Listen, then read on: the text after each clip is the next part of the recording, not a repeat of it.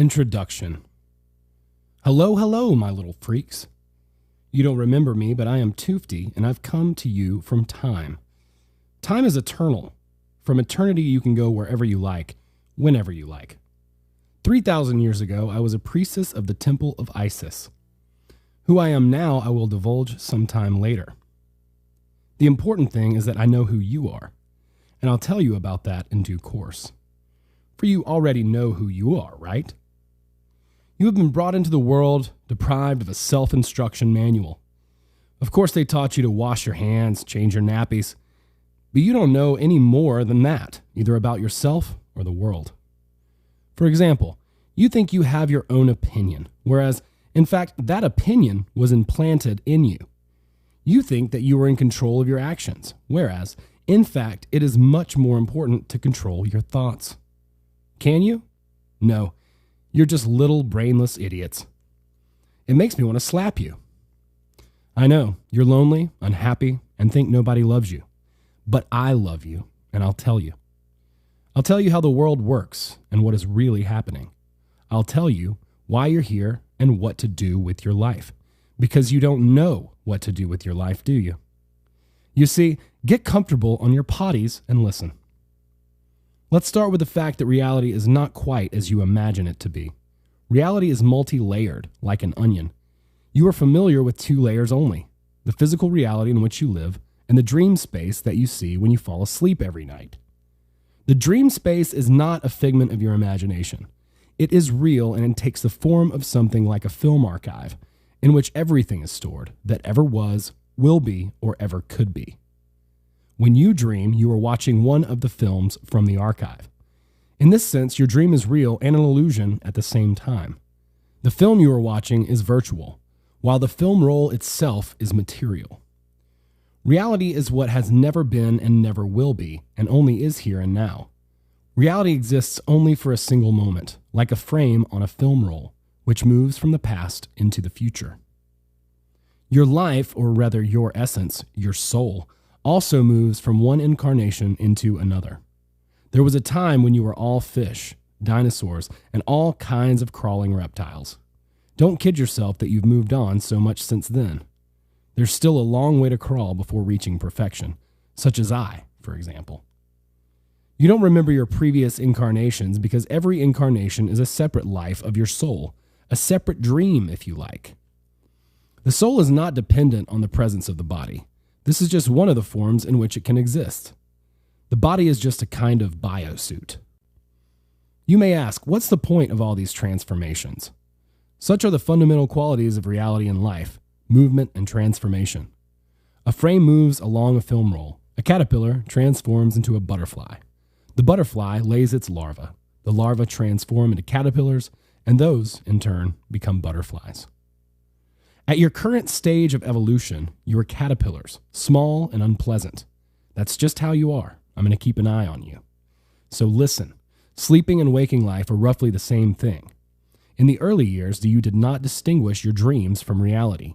You don't remember it now, but back then, you did not think there was a boundary or any difference between this world and that.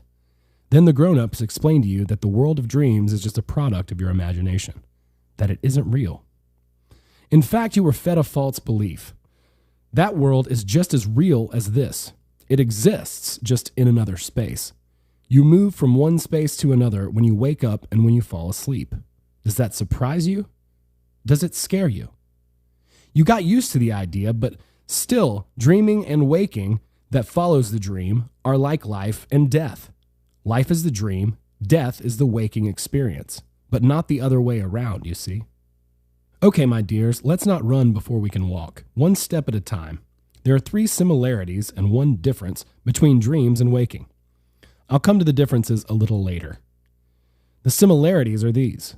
First, both in waking and dreaming you are asleep, and because of this, you are helpless in both.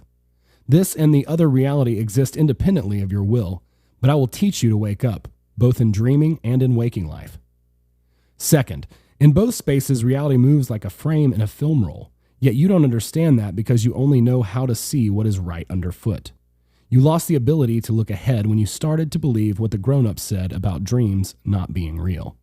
Third, Here and there, the moving frame can be controlled. The reason you don't control the movement is that your attention is stuck in the current frame. You'll find out what this means in a bit, although finding out doesn't necessarily mean understanding it. When you do understand it, however, you will be able to shift reality. 2 screens.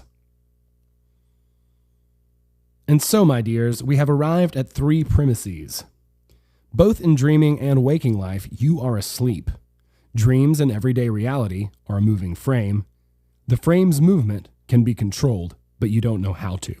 You don't control the movement in your silly dreams and your sorry little life, firstly, because you are asleep, and secondly, because you don't even realize it's possible. Let's begin with something simple. What is sleep? Remember I said that you were brought into the world? You weren't given a self-instruction manual? Okay, so you have 2 screens, an inner and an outer screen. You also have the faculty of attention. This is always directed either toward the inside or the outside, very rarely in between. So you are constantly asleep. When you are lost in thought, your attention is totally immersed in the inner screen. When this is the case, you may not notice what is happening around you and be acting on autopilot. Conversely, when your attention is occupied by something external, you forget yourself and again act reflexively. This is what sleep is, a reflexive state, in which your attention is immersed either in the outer or the inner screen. In this kind of state, you are helpless, unable to control either yourself or what is happening to you. In this case, sleeping and dreaming are not the same. Sleep is an antibiotic state. A dream is something you see, either in the dream space or in the waking space. Dreams and everyday reality are essentially the same. Reality is your waking dream. Reality is a dream, and a dream is also reality. Why? You will understand very soon. Now for the instructions. To wake up in a dream or waking reality, you must pull your attention away from the inner and outer screen and shift it to your awareness center. You are quite capable of doing this. It's easy. Tap your fingers around the area of your nose. Where were you just now? Were you flying in your dreams, or were you admiring me wide-eyed, fabulous as I am? What was your attention immersed in? Which screen? Where is it now? Find a midpoint between the 2 screens. From this point, you will be able to observe your thoughts and what is going on around you. You will be able to see the reality that surrounds you and yourself within this reality. Nothing is stopping you from watching both screens at the same time. You can do this. It's just that nobody has ever told you it was possible, and it has never occurred to you that it might be a good idea. Grown-ups have told you to look here, listen to me, and do as I tell you. You were taught to focus your attention on the outer screen. When something does not work out, you fall into despair and sit alone with your unhappy thoughts about how small, helpless, and unfortunate you are. You have chained yourselves to the inner screen as the only available refuge. Gradually, your attention got used to sticking to one screen or the other without resting in the middle. Eventually, you stopped controlling your attention entirely, so it does not obey you. It floats about of its own accord, and you are constantly falling into a non-conscious state. In this state, you are capable of taking effective action. You may be deceived, hurt, frightened, robbed, even beaten, and still you cannot respond adequately. You are constantly struggling with emotional complexes. You depend on external circumstances and chase after good luck. You know who chases after good luck? Losers. That's what you are, losers. Because the level of your effectiveness in a non-conscious state is no more than 5 to 10%. It's okay. Don't cry, my little ones. Everything can be put right, and I'll tell you how. A stroll through a dream. In the last lesson, my dears, you learned that sleep is a condition in which your attention is immersed in a screen. You can sleep or not sleep in a dream as in waking reality. To wake up, you must bring your attention to the awareness center. Your awareness center is an observation point from which you can see where your attention is directed in any one moment and what it is focusing on. At the same time, you see what you are doing and what is going on around you. Now wake up and ask yourself, where am I? What am I doing? Where is my attention? Right now, you have just woken up and found yourself at the awareness point. Here I am, and this is the reality that surrounds me. I am aware. I can see myself, and I can see reality. This is an unfamiliar state for you, my precious ones. You only get occasional glimpses of it. The rest of the time, you are transfixed by either the inner or the outer screen. Now, try and hold the state of awareness for at least a half an hour and see what happens. You'll find it will be interesting. It is best to do this in the morning after you have slept well and are feeling bright and happy. It is not worth trying it when you are in a bad mood. It won't work. So get into the observation point telling yourself, I see myself and I see reality. Set yourself the intention. Today, I'm going to stroll through a waking dream. Then go for a walk, wherever you like, to work or to university, in this state of clarity. For the best effect, go to a place where nobody knows you, on a walk to a shopping center or to an entertainment center. This will be a free walk through a dream. When you are immersed in either one of the screens, you are not yourself. You aren't in control either of yourself or the situation. The opposite is true, in fact. Any situation can turn into a dream and control you. And what happens when you become self-aware? You free yourself, and from this moment on, your dreaming, whether asleep or in waking, doesn't matter which, becomes conscious. You are in control of yourself, and most importantly, you acquire the capacity to control the situation around you. But more on that later. For now, try just going for a walk and observing what you see.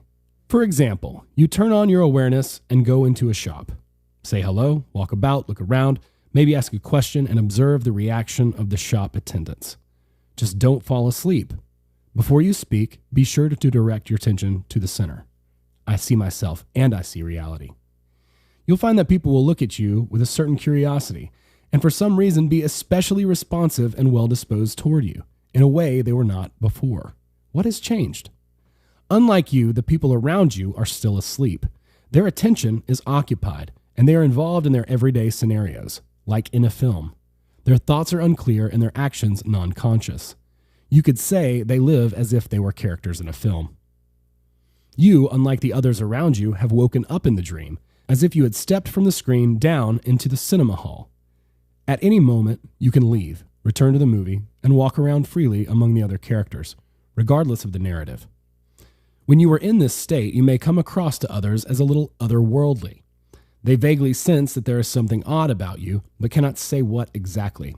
Don't worry, they're not aware that they are treating you with a certain friendliness and curiosity, and you don't let on that you know something they don't. Do you know where their friendliness towards you comes from, especially in those who you don't know? To them, you are like a firefly in a land of shadows. When you are in a state of conscious awareness, your energy flows differently. It can't be seen physically, but it can be felt subconsciously. Just by walking through a waking dream, at the very least, you will attract the attention and goodwill of those around you. You can make new friends and spend the time in pleasant conversation. But that is just the start. Be smart. Learn to drive reality. If you don't drive yourselves mad first. Hey, okay, don't worry, my little ones. First entry into reality. Well, my dears, if you have already walked through a waking dream, you should now be clear that the comparison of reality to a motion picture is no simple allegory. You really were there as a living character, while the other participants continued to move around as if they were sleeping and following some kind of external script. The comparison may not seem wholly fitting. After all, we all understand that people sleep in bed at night and during the day operate more or less consciously. However, you saw for yourself how negligible this proportion of more or less is when you noticed your own attention constantly falling into either the internal or the external screen. You undoubtedly saw this and now know how it happens. From now on, whenever you go for a walk in the dream, you will catch yourself continually falling back into the screen and drifting off to sleep again. Something distracted you, caught your attention, or you started thinking about something and that's it. You cease to exist as an aware human being. You can't even call your soul your own. So who owns it? Who are you taking orders from? You are being directed by an external script woven into a motion picture, in which you are now one of the characters. I shall gradually explain what all this means, all in good time. For now, you must be clear about one simple thing. Both in sleeping and in waking, you are in a film being carried along in the flow of the script. You can't call your soul your own because your attention is not your own. The moment you wake up and take control of your attention, the script will lose its hold on you. Of course, you have to go to work and attend classes as usual and fulfill your day-to-day obligations, but not as strictly as when you are directed by the script. Unlike the other characters around you who are sleeping, you see yourself, you see reality, and you can consciously control your will, which you haven't been doing before now. This is your first step into a new level of self-mastery and mastering of your own reality. You have woken up from ordinary sleep many times, but you have not yet tried reaching a higher level, right? In an ordinary dream, you are helpless, even if you are aware that you are dreaming. You are inside a film and completely gripped by the story because your attention is immersed in the screen. But unlike the other characters, you are capable of dragging your attention up another level, i.e., waking up in the dream and even going 2 levels higher and waking up in reality. The characters in a dream can't do this. How are they different to waking people? They have no self-awareness, they have no sense of personal identity, they have no personal will. They are not free to act as they see fit. They are subject to the script. They have no soul. They are simply templates. Mannequins. When you learn to wake up in the dream, try the following experiment. Ask a dream mannequin this question: who are you? They will try and avoid the question, or will tell you what the role in the script is, but they won't say, I am myself. They don't have their own self. In the same way, you could ask the mannequin, do you know that I am sleeping now and am seeing you in a dream? This question will throw them too, because they have never fallen asleep and never woken up. The dream mannequin lives in a film just like a fictional character, once shot on a film roll. The only difference is that a normal film is shot by normal people, whereas the film rolls of dreams are stored in the eternity archive. They have always been there and always will be for as long as this universe exists. Living people have a soul, will, and self-perception. They can say, I am myself, although that is all they can say about themselves.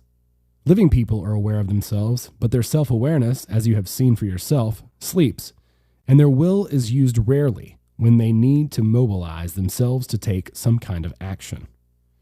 And what's more, the will is used only within the context of the current frame, but we'll talk about this a little later. I have already done you a great honor spending so much time with you, my little fit-for-nothings. Make the most of this moment. Admire me, praise me, flatter me. I am Tufti, your high priestess. Tracking your attention.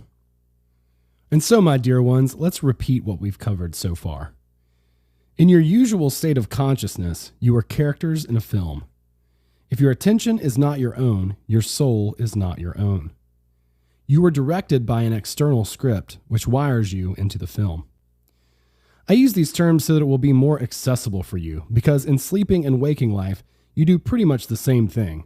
You watch the film and take part in it as a character with a set role, without the right to spontaneous behavior. If you still doubt that your actions are bound rather than autonomous, look at your attention. Where was it just now? To whom did it belong? Not to you, do you see? Then to whom and for what? To the very same script. You, or rather yourself, is your attention. If you do not control yourself, the script directs you. Whether when you are sleeping or in waking life, it's the same either way. A dream is the same as reality, and reality is the same as a dream. Let's say that life is a waking dream, and an ordinary dream is a sleeping dream. A dream can be conscious or non-conscious. In the unconscious dream, you are as stupid and helpless as little bunnies. But take control of your attention, and you will come alive in the film, acquiring the ability to act willfully as you see fit. You become a responsible, sane character who can freely roam around in the dream. You have already tried it in waking life. With time, you will learn to do the same in your sleep. However, it is much more important to have this ability in waking life because even though the film of sleep has a real film roll in the eternity archive, it is still virtual. Life, on the other hand, is real. In life, you either helplessly kick your legs about in someone else's script, or you implement your own. The only thing stopping you from doing this is your habit of falling into the inner and outer screen. Your attention won't stay long in the center of awareness. This is quite normal for you. But what you can do, ugly fit-for-nothings that you are, is to develop the new habit of returning your attention to the center. Setting out for a stroll through the dream, tell yourself that you won't forget, that you must wake up. Literally set yourself this goal. Otherwise, it will completely slip your mind that you were meant to be focusing on something. If you are lazy and forgetful, you won't learn anything. While on your walk, you will need to catch yourself as you constantly fall and drift off. Don't worry. Don't give up. Just bring your attention back over and over again. Arrange to track your attention with your attention itself. That is, yourself. There's no need to try and hold your attention at the center all the time without taking a break. The meaning and value of this exercise lie in something else, your ability to respond to what is happening. Usually, any event, even the most inconsequential, draws you into the outer film or into the inner concerns. Whatever the situation, it lulls you into sleep. Now you need to develop the reverse habit, not to fall asleep, but to wake up. Any event, even the slightest whiff of your environment, should put you on your guard. Take it as a signal to awaken. Likewise, any action you take should remind you that you need to check your focus of attention. You have 2 triggers for this. Outer. As soon as something happens, you wake up. And inner. Before you do something, you wake up. Examples of external triggers. You meet with someone asks you for something happened close to you, it doesn't matter what, some kind of sound, any kind of movement, anything that previously attracted and engaged you. As soon as something happens, focus your attention on it, but don't lose control of your attention. Keep it at the center. Examples of internal triggers. You're getting ready to go somewhere, to do something, to talk to someone. Before you take any action at all, bring your attention to the center. Specifically before, because afterwards it will be too late. You will simply discover that you fell asleep, then woke up to remember that you were sleeping. All this can only be learned through frequent repetition, like in the martial arts. There is no other way. On the other hand, when you learn to control the focus of your attention, you will be able to control your piffling life, and then perhaps your life will stop being so piffling. For now, I give you a warning. You have woken up in a dream, acquired strength and awareness, while those around you continue to sleep. Do not think this advantage makes you superior. Don't treat others with arrogance or condescension. This prerogative belongs solely to me because I am Tufti, your priestess, and you are my subjects who must listen to me and admire me unstintingly. Do you? Look at me. Composing reality. So, my dear pretties, you now have a greater understanding and have learned something. See, I praise you too. In our last lesson, we studied how to track attention. Set yourself the goal of remembering to track your attention. As soon as something happens, you wake up. Before doing anything, you wake up. If you do this, you will develop the habit of controlling your attention and eventually your life. But this does not give you the right to look down on those who are asleep. Observe them quietly without giving away that you know something they don't. Pretend that you are also asleep. This goes for all walks, both in waking and in sleeping.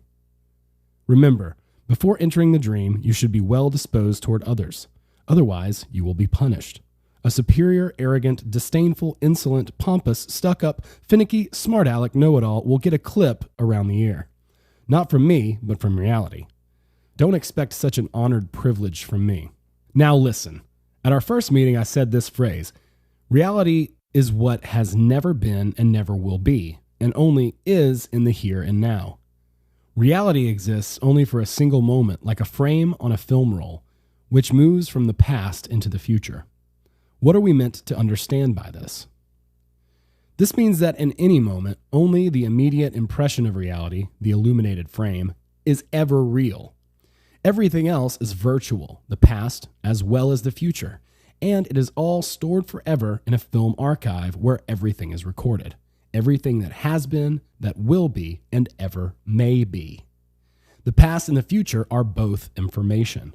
Information is intangible. You can't touch it, but the media that carries the information is material and can be opened. This is how clairvoyants look into the past and tell the future. The film archive truly exists, although it is intangible like the ether. Ether substance hangs in the dream space, Both in sleeping and in waking reality, the dream space is whole. In your sleep, what you see is what could be, either past or future. But whether it happened or will happen is not a foregone conclusion, as the variants are infinite in number. What might happen in a dream could also take place in waking reality and vice versa. In this sense, the dream space is a single film archive. You can watch it and you can exist within it, both in a dream and in waking, but you only actually exist in each frame once. Each subsequent frame is a new realization, an upgrade of everything living and non-living, right down to the level of the atom. Only the souls of living beings remain unchanged. They are capable of watching the films of dreams and moving along the film roll of reality, together with the frame. So yourself is the same as it was in the past, as when it flew about in your dream when you were asleep, and as it will be in the future. Our world exists in animate as well as inanimate form. Life is embedded like inclusions in a material reality. Reality is an inanimate substance. Life is animate, and life can influence the course of reality. Life can compose reality. The last point, my little mites, is the most important thing you need to understand. To compose reality means to choose the film roll and determine the direction in which the frame is moving. You have this opportunity, but you don't use it, just as you fail to use your capacity for directing the focus of your attention. You have to compose reality ahead of time instead of fighting the current circumstances of your life. But what do? You try and change your reality within the current frame. Do you understand what you are doing? Again, what is the actuality of life? Is it that which has never been and never will be, and is here and now? The actuality of life only exists to the extent that it has already occurred. You cannot change what has already happened. But that is what you are trying to do, because everything that surrounds you is that which has already happened. The present differs very little from the past. The past is long gone, and the present exists only for a brief moment, so you can't change that either. While you are in the present moment, you are in effect continually in the past because your attention is enmeshed in the current frame. The illusion grabs hold of you and keeps you from entering the future, which is why the future isn't up to you. You might think that you are conscious of what you are doing, that you are taking decisive action, solving problems, and achieving your goals. But all this is happening in the current frame in a non-conscious state. And so the script carries you along a film roll that you did not choose. All you are doing, really, is helplessly twitching your paws. That's who you are, my sweets, my pumpkins. It's exhausting being with you. The intention plate. As always, my precious ones, we will recap what we did last time. The actuality of life is that which has already occurred. You cannot change what has already happened, and nonetheless, you try and change your given reality in the current frame, which is why the future does not depend on you. What do you need to do? Setting reality ahead of time instead of fighting the actuality of your current life. Much of this will sound quirky to you as for the first time you came across a reality that is unfamiliar and strange. It's still all the same, your reality, to which you are accustomed, but somehow different. Baffling, right? Listen to what I'm saying, and don't bother me with questions. Why the film roll archive exists, and who shot the films to capture them for eternity, isn't given to snotty pookies like yourselves to understand.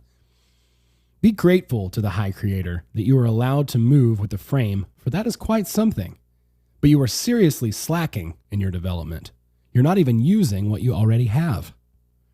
Let me remind you what it means to move with the frame.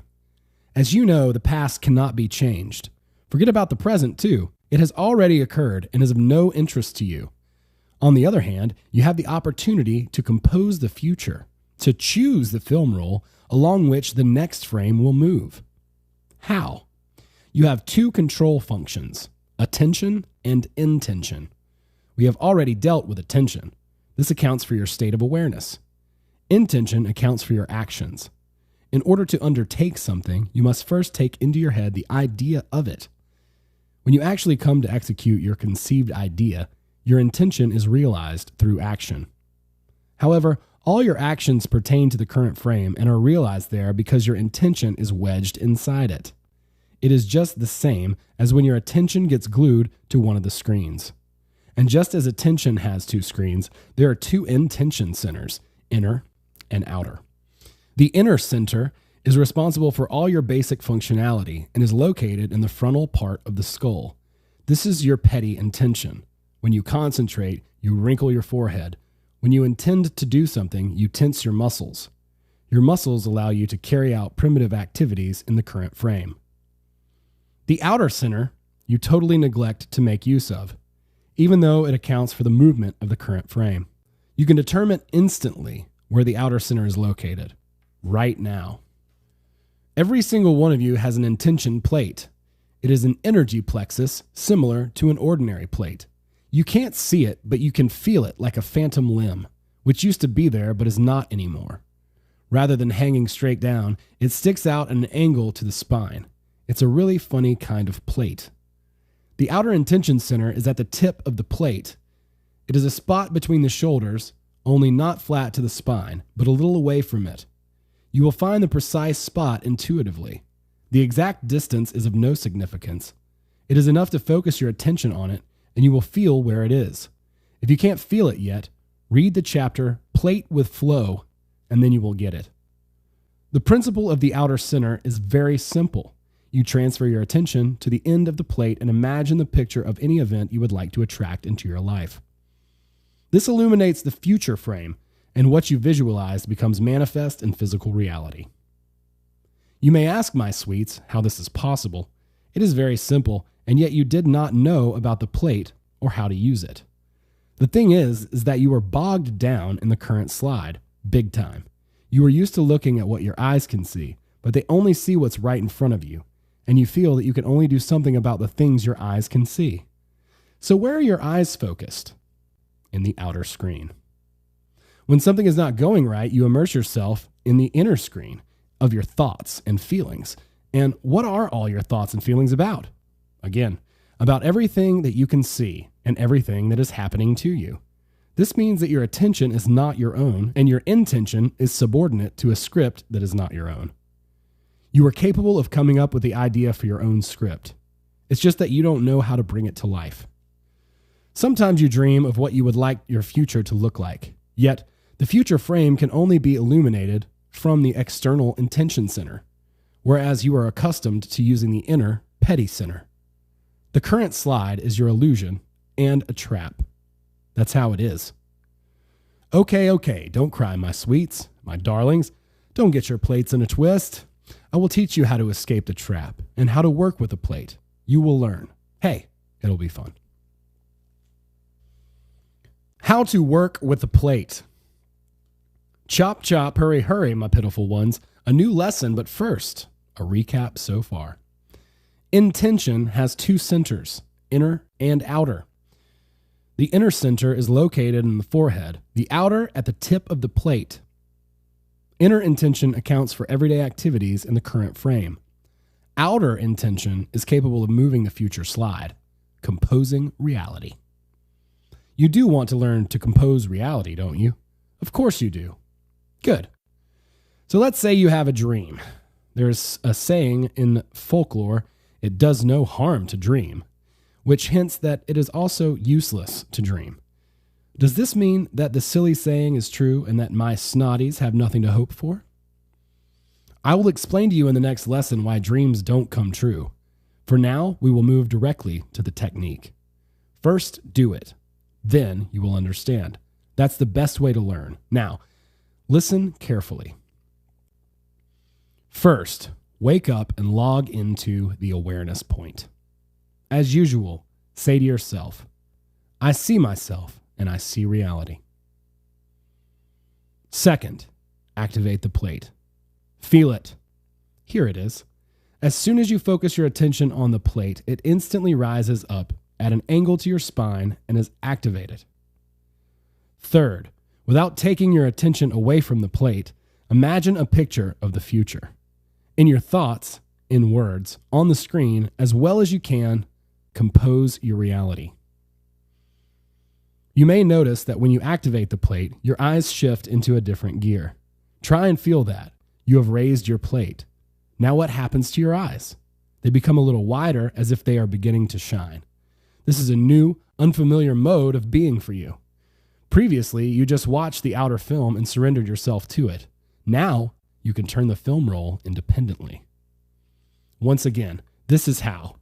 You've woken up, focused your attention on the plate, and then, keeping your senses attuned to the plate, you imagine what you desire as if it were depicted on the screen. That is how you illuminate the future frame and how to make it manifest in physical reality. Later, you'll learn how to do this instantaneously in a single movement. The plate works like a film projector. You can turn your little I wants and if onlys on the inner screen as much as you like, but it won't be very effective. Practically a misfire. The projector runs at full capacity in the moment that your thoughts, words, and images originate from the outer intention center. So if you want to do more than just wallow in your own thoughts, if you want to influence how your reality is shaped, turn on the plate. It is not essential to keep your attention totally focused on the tip of the plate.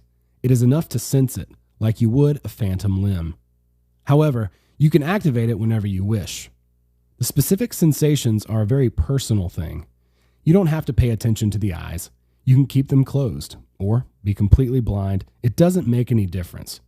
What is important is that the thoughts, words, and images are in tandem with the plate.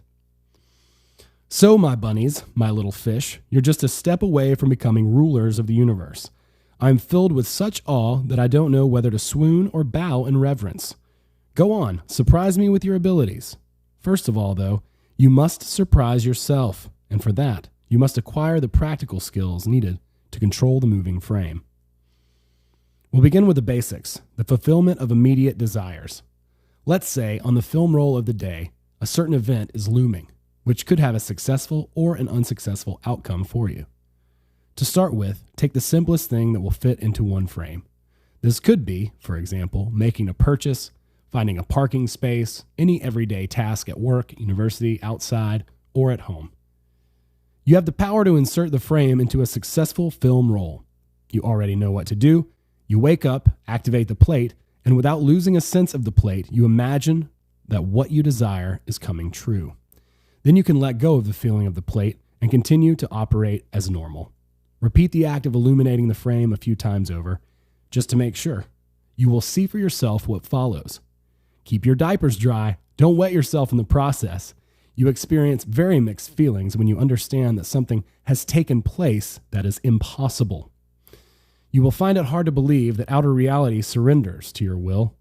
Usually the opposite happens, and you are subject to external reality. The statistics for your successful experiments depend, wait for it, on your sense of the reality of what is happening. Your criterion for reality is routine and habit. Anything is real if it has happened several times. Something that has never happened cannot be real, right? In other words, for you, things are only possible if they fit into the mold of your worldview. If you don't know that it is possible to ride a bike with two wheels, you wouldn't be riding one. It's exactly the same with the movement of the frame. You won't be able to control it while you believe it to be unrealistic. So what can you do to make it real? You will find out very soon, my darlings. Again and again, over and over, my sweeties. Repetition. Your pain, my gain. Let's recap what you need to do. Wake up, activate the plate, hold the feeling, compose reality. Whether it works or not depends on whether you accept or negate what is happening. It is only possible if it fits into the mold of your worldview. You are relatively primitive beings. Nothing can happen to you that does not fit with how you perceive the world and yourself within it.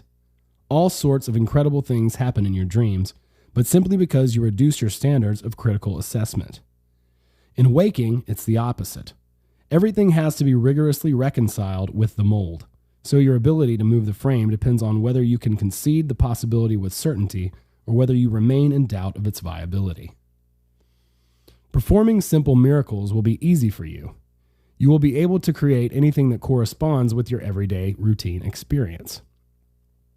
Your experience is what consolidates the mold.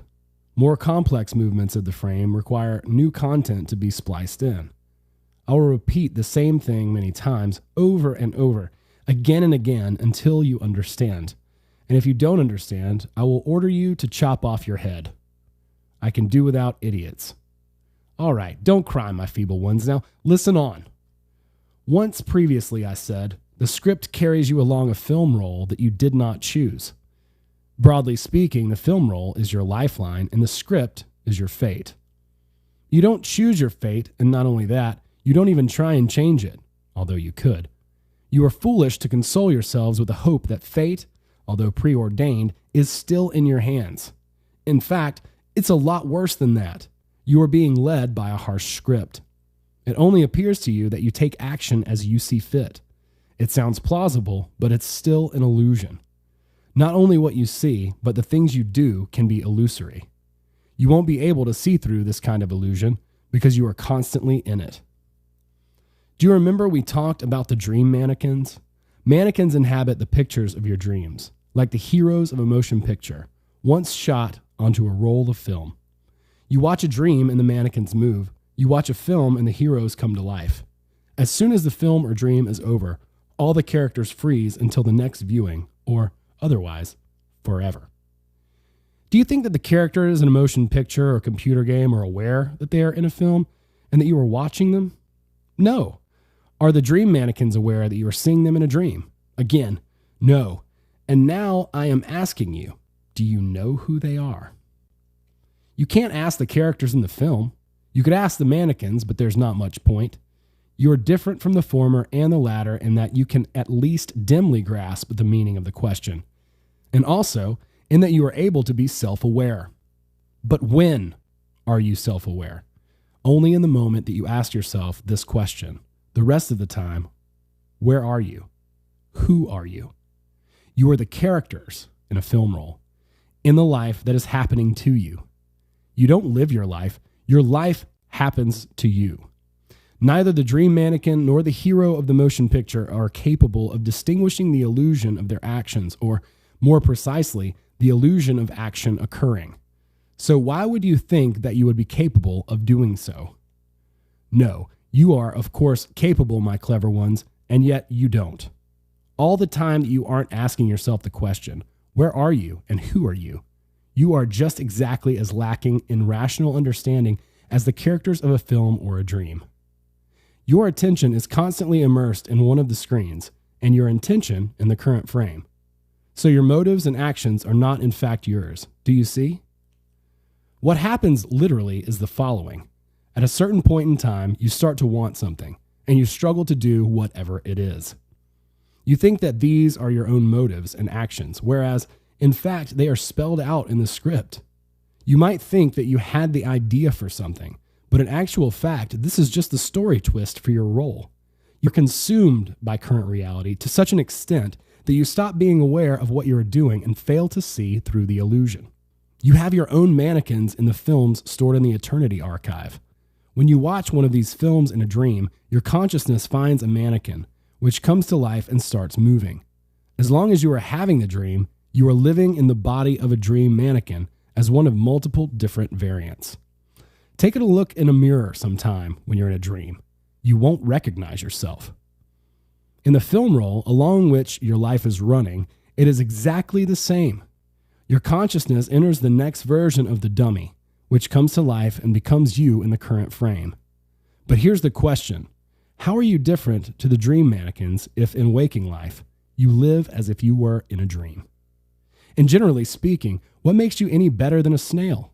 Repulsive, slimy snails which respond equally as primitively to all external stimuli. They tuck away their horns and hide in a little house. Your fate is as predetermined as you are predictable. Even the little that you have learned so far, my dears, is incomprehensible to you because it does not fit the mold of your worldview. And as long as it remains inaccessible to you, you will be free in dreams and bound in your fate. But when, finally, you see the light and ditch the illusion, you will be able to stroll through reality, like a living being inside a film. And you will be able to pick a new reality, like choosing a reel from the archive. And now an interlude. I am exiting my film and setting off for a book. I'll see you there. Bye for now, snails. How to escape a trap. Pleasure before business, my little buffoons. Who said the opposite? Your pain is my gain, or even my amusement. So, there is the illusion of image, and there is illusion of action. Motion is not what you do, but rather what is happening. You are not living your life. Life is happening to you. You are directed by a strict script, and for this reason, you are free to daydream, but bound in your choice of fate. What other insulting things can I say to you? I'll remind you of the main point of the previous lesson. You might think that you are your own master and that you act consciously. In actual fact, you are only aware of yourself in the moment that you ask yourself this question. The remainder of the time, your awareness sleeps and surrenders to the outer script. The ability to show self-awareness for a single moment won't free you from the script. You are characters inside a film, and this is simultaneously an illusion and a trap. Regardless of how much you might think of yourself, that is where you are, and the trap has its hold on you. What is stopping you from escaping? Mainly 3 things. 1, ignorance of the fact that you are a character. 2, a reflexive psyche, or snail horns. And 3, the mold, limited by notions of the possible and the impossible. Look livelier, happier, amphibians. Everything can be put right. You already have the first thing you need to escape. This is very important, because anyone who is ignorant of the illusion remains in it forever. Nobody has told you about the illusion of action, and you never had an inkling because such a thing, in your opinion, is impossible. Now you know, but this is not enough. Let's say you're a snail and you have learned about the illusion. Will you then stop being a snail? If you cry, "Oh, what a misfortune! I don't want to be a snail," will anything change? No. You cannot just come to life in a motion picture and start doing whatever you want without following the script. Here a slightly different approach is needed. There are still 2 hurdles that must be overcome: habits and views. In actual fact, you don't possess these things, they possess you. But that's okay, we'll drag you out of the coma yet. You are made snails by the habit of waiting and hoping for something to happen rather than composing your own reality. Will it come off or not? Will it work out or not? This is a passive position. From this position, all you are capable of doing is giving reality a prod and pulling back your horns at the slightest little thing. In order to stop being wet and snotty and become beautiful and happy, you need to shift into active gear. Not wait and hope, but compose your reality. Your mold is an obstacle, as it tells you that it is impossible to compose your own reality. This is your little house, but I'll drag you out of it, nasty and slippery though you are. New habits and views are developed just exactly as the old ones took root, through multiple repetitions. Only from now on, instead of staring at reality and following it, you will actively control the movement of the frame. Can you guess which frame? Not the one in which you find yourself in the present moment, but the one that is coming up. As you already know, you can't change the reality of the current frame because it has already come into being. You can only specify the nature of the reality that is yet to come. So your attention should be focused several frames ahead. Just like when you tracked your attention, now you will need to track the forthcoming frame. For this, there are 3 triggers. Expectation. Something is going to happen. You are waiting, hoping for something. Intention. You intend to set off somewhere or do something. Problem. Something happened that needs resolving. Whenever you expect something, don't wait or hope. Compose reality. Whenever you intend to do something, don't rush to get on with it. First, compose reality. Whenever a problem arises, again, don't wait, don't hope, don't fuss. Compose your reality. Frame illumination method. 1. Catch yourself at one of the triggers. 2. Wake up. I can see myself and I can see reality. 3. Activate the plate. Hold the feeling. Compose reality. 4. Drop the feeling off the plate. If the event is very important to you, repeat the illumination several times. Try to remember and constantly think about the forthcoming frame. It won't work for you every time. At first, you will keep forgetting. Old habits aren't that easy to unstick. You have to see it out and replace it with a new one. Don't be lazy, be smart, get on with it, or else I'll see you out. You're good for nothing. Nobody loves you, except for me. Reprogramming. Don't get all steamed up. Don't get steamed up, my dears. Mug up. Let's repeat what we've covered so far. The snail horns and house keep you trapped in the current frame. To free yourself from the trap, you must shift into active gear. Don't wait and hope, compose reality. Requirements. Constantly practice managing the upcoming frame. Method. Expectation, intention, problem, immediate activation, and frame illumination. Compose events in which the outcome is unknown, but also compose things that are likely to come true. For example, you are going somewhere and intend to go through a door. You know that this event will happen anyway. Nevertheless, illuminate this frame.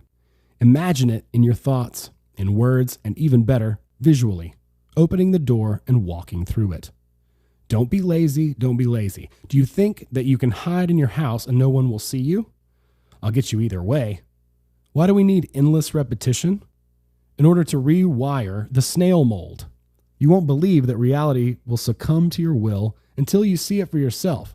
Moreover, repeatedly. Controlling frame movement in small-scale events is the most effective training method, as a result of which you will learn to wake up and control your attention, develop your plate, visualization skills, and intention, switch into active gear, and eventually acquire the ability to free yourself from the dominant script and compose your own reality. What happens when you activate yourself? You become the only character in your entire environment who is not subject to the external script. And failing that, as soon as you lose yourself and become immersed in the motion picture, you instantly identify with it, becoming its integral part. Moreover, a dependent, imitative part. A mannequin. But once again, you drag your attention away from the current frame and illuminate the upcoming frame. In this moment, you come alive in the motion picture and start moving freely at your own discretion.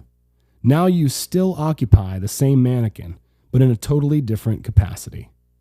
Imagine a mannequin in a shop stepping down from the display window and going about its business. This is roughly what happens to you. You are still in the motion picture as before, but at the same time you are taken out of the sequencing, as if your individual frame could move freely along the film roll.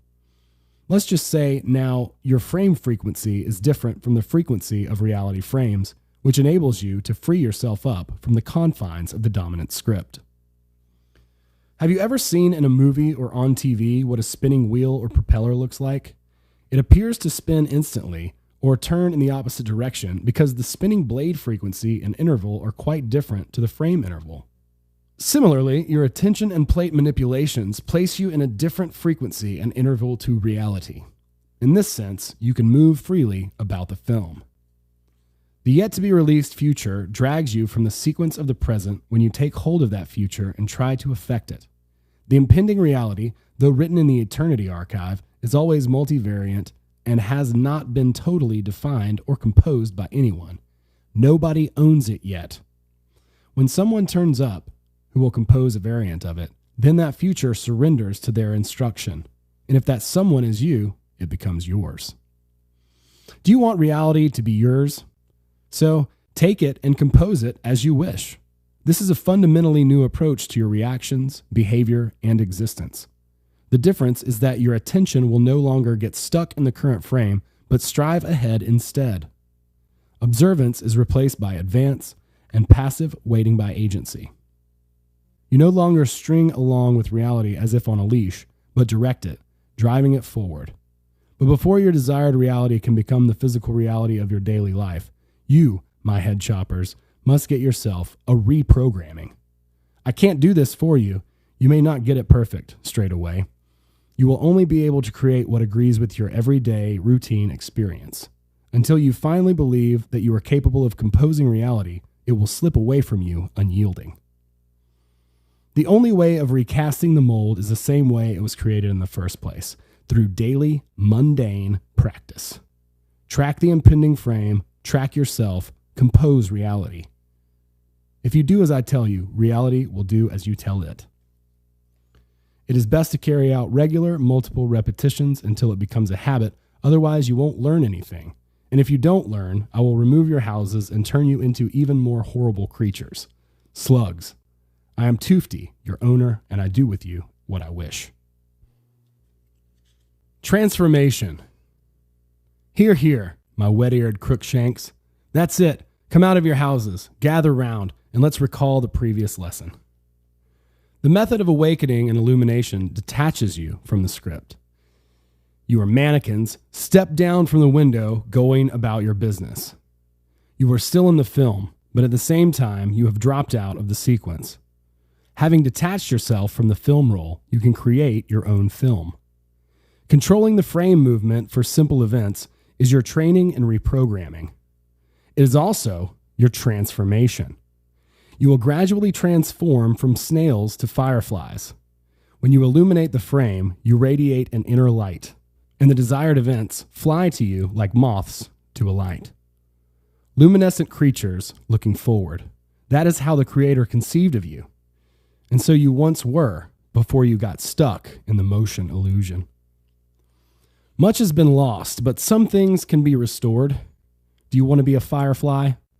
Then lively, track the impending frame. Track yourself, compose your reality. Those around you, those who are still snails, will extend their horns toward you and move closer out of curiosity. You won't always make it work at first. You may understand that you are capable of composing reality, but in the depths of your consciousness, you will still have doubts.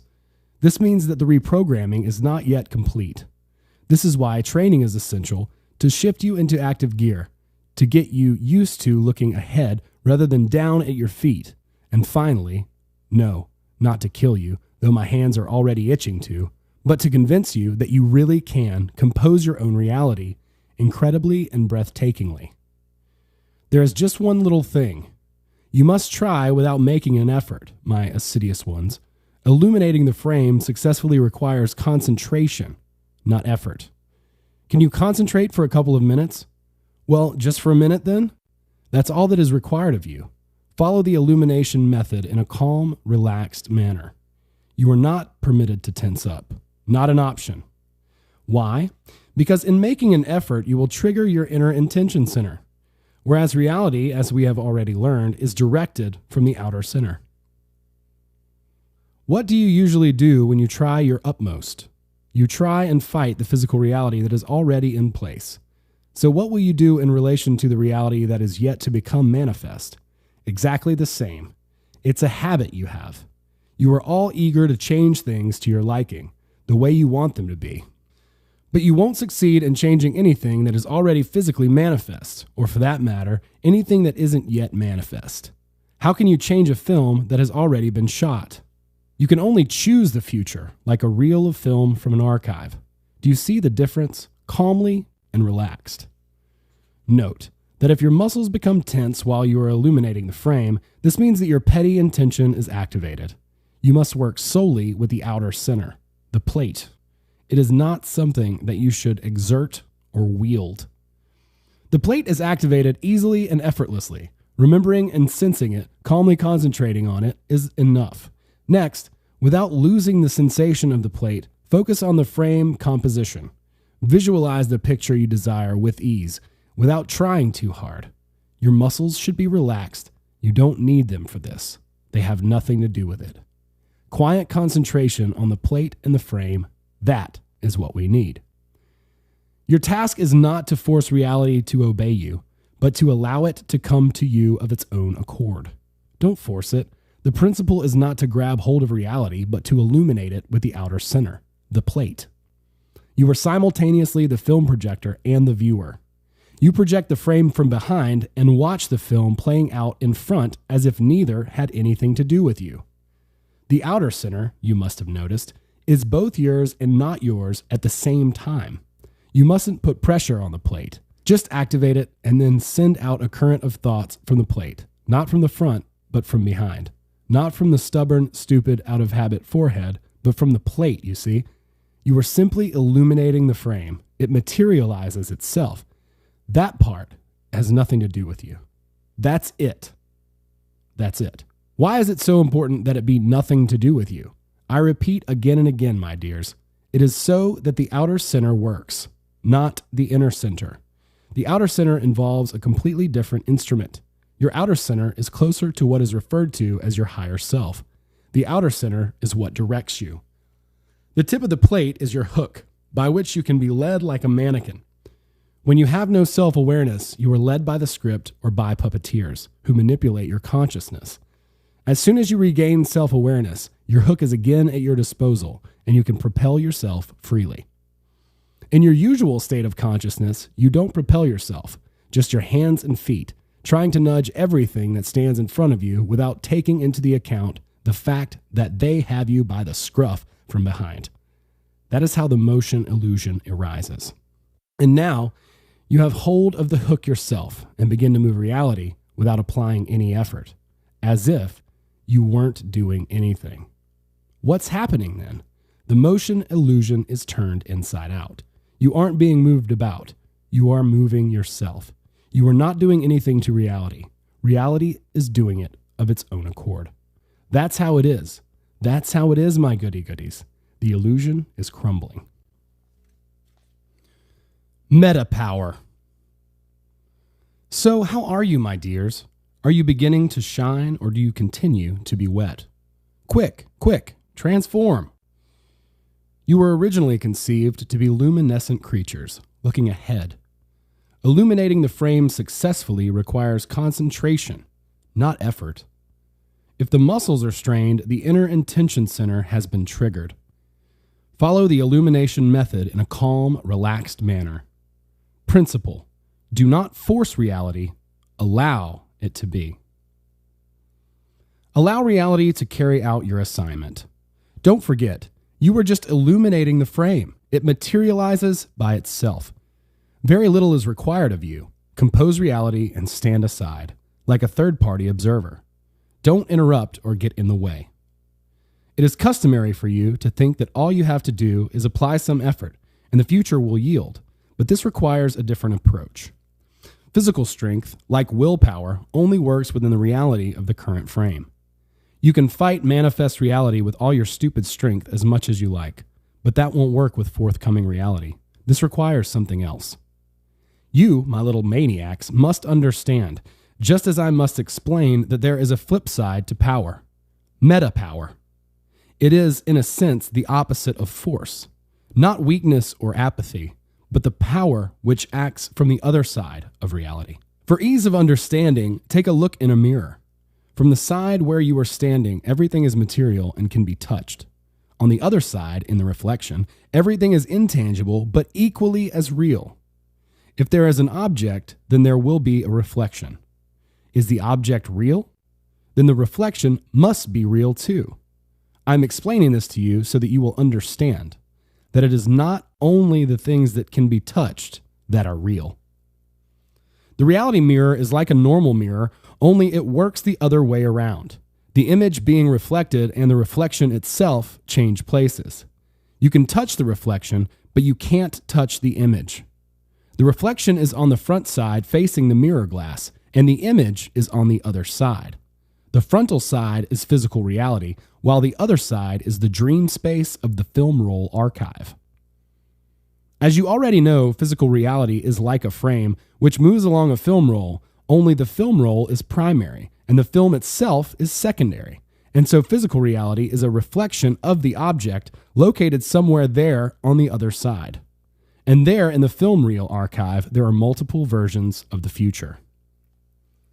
Judge for yourself. If the future is located on the other side of the reality mirror, can one somehow influence it with usual force, which only works here on the front side of the mirror? Not an option. You could bust a gut with effort, but it still wouldn't work. Can you?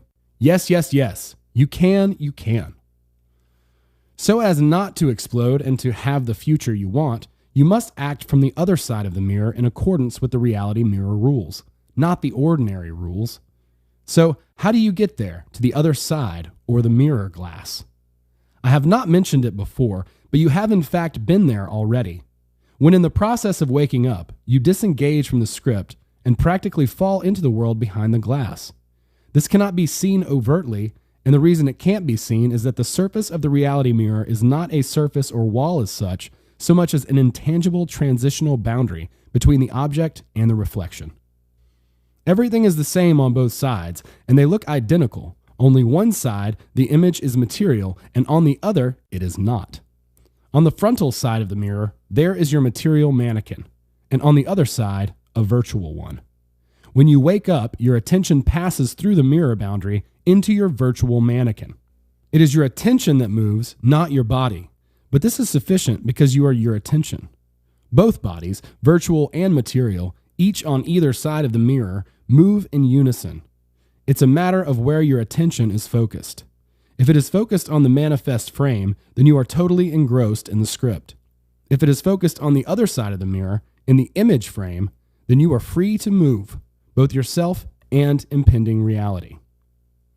When I say to propel yourself, I mean it in the sense that you are self-aware and arbitrarily in control of your own motives and actions. Inside the frame, you move in the usual way, with your hands and feet using physical force. However, you move reality in a completely different way, with attention, intention, and meta power. You will gradually come to understand what meta power is when you start to sense it. I would not be able to explain to you what physical force is if you had never tried using it. The same goes for meta power. You have to feel it and develop it. Your plate is your meta power tool. The frame illumination method is an exercise for developing meta power at the same time as being a way of composing the reality you desire. Next, I will describe in more detail the rules and principles of the world beyond the mirror glass. You will suss it all out, eventually fathom it all, but for now, don't forget to carry out the method more often. Do you want to learn to compose your own reality? Perhaps you don't want to. How could you not want to? What's this, a slave uprising? If that's the case, there will be sacrifices and offerings made, and very happy ones. Look at me. I am Tufti, your priestess. You will tolerate my despotism just as I tolerate the fact that I have to spend my time with snails, frogs, and other amphibians. Ooh la la. Imitating action. So, my songsters and dancers, let's carry on learning whose tune you are dancing to. Not only that which can be touched is real. Reality is a reverse mirror. Here the reflection, there the image. Physical reality is on the frontal side, whereas the film roll archive is on the reverse side. Physical force works in physical reality. Meta power works inside the mirror glass. On awakening, attention shifts to its virtual mannequin in the world inside the mirror. You must be a little confused by the notion of falling into some world beyond the mirror glass without even noticing it, and perhaps not just a little confused, but quite a lot. Don't worry, my trembling ones. You actually fall into the mirror world every night when you go to sleep. When you awaken in waking life, your attention stands at the awareness center. You, or more specifically, your self, appears in the body of a virtual mannequin on the other side of reality. In the moment that you become immersed in a dream, the same thing happens. The difference is that in waking, you have the reality on both sides of the mirror, the material and the virtual side. In a dream, reality and the mirror world are not concordant. The material world remains in place, whereas your attention flies far away into other worlds. Plus, the difference is that in a dream, you sink ever more deeply into the script, whereas you awaken in waking life. I see myself and I see reality. You free yourself from it. Remember we talked about the fact that when you are not self-aware, the script pulls you along by the tip of your plate? So who or what pulls about your physical mannequin on this side when your hook is at your disposal and you are simultaneously in a virtual mannequin in the mirror world? You pull yourself about. You acquire the ability to move things freely, both yourself and impending reality, precisely because you are in the mirror world, beyond the glass, on the same side as the image. Only the image can propel the reflection, and not the other way around. You see? Strictly speaking, the physical mannequin and material reality are not so much a reflection as a materialization of the image. One way or another, you can manage manifest reality, already occurred, from within the realization frame, from in front of the mirror. However, the impending reality is still just an image. The image can only be propelled from within the frame of the image, from the other side where the image is located. This requires shifting into the mirror world. Now the whole scenario should be clear to you. Here, in this manifest frame, we have to manage. There, we can direct. And now we come right to the notion of metapower. I feed my hope of even the faintest glimmer of understanding from you, my feeble-minded ones. Okay, don't complain, don't cry, my little whip smarts. What is the main difference between reality and the mirror world? Here, everything is material. There, it's all virtual. As far as force is concerned, you won't be able to apply it to an immaterial object or space, which is why here, what works is force, and there, what works is metapower. From this side of the mirror, action. From the other side of the mirror glass, the motion illusion. So what does this mean? The whole point of imitation is that you don't have the right to disrupt the established order of things. The order of things is such that you have to participate in the action and obey the script. Not a single character is permitted to jump out of the film strip or do whatever they please in the film. The script is not the result of any individual's subjective will. It is objective reality, which is something you're stuck with. Objective reality is such that you are doomed to exist within it, like characters in a film strip. You may not agree, you may complain, but there's nothing you can do about it. You may even try to defy it, but nothing will come of it. Whatever is shot on the film strip is what will occur. It is impossible to avoid the action, but you can imitate it. You can deceive reality. Imagine that you have entered the awareness point and found yourself on the other side of the mirror glass. Everything around you looks just the same as it did before. You don't feel as if you are observing events from somewhere beyond the glass. And yet, there you are. But now that you are there, you acquire the ability to compose reality and choose the film role, not change the one you are in, not refuse to participate in the action, but choose a different one, the one you want. Do you understand? As before, you will still continue to play the role prescribed for you in the script and to perform your daily functions. But unlike the other characters, while you remain in a state of awareness, you will get something more, the ability to replace the current film role. At the same time, you retain a certain perspective as if none of it were anything to do with you.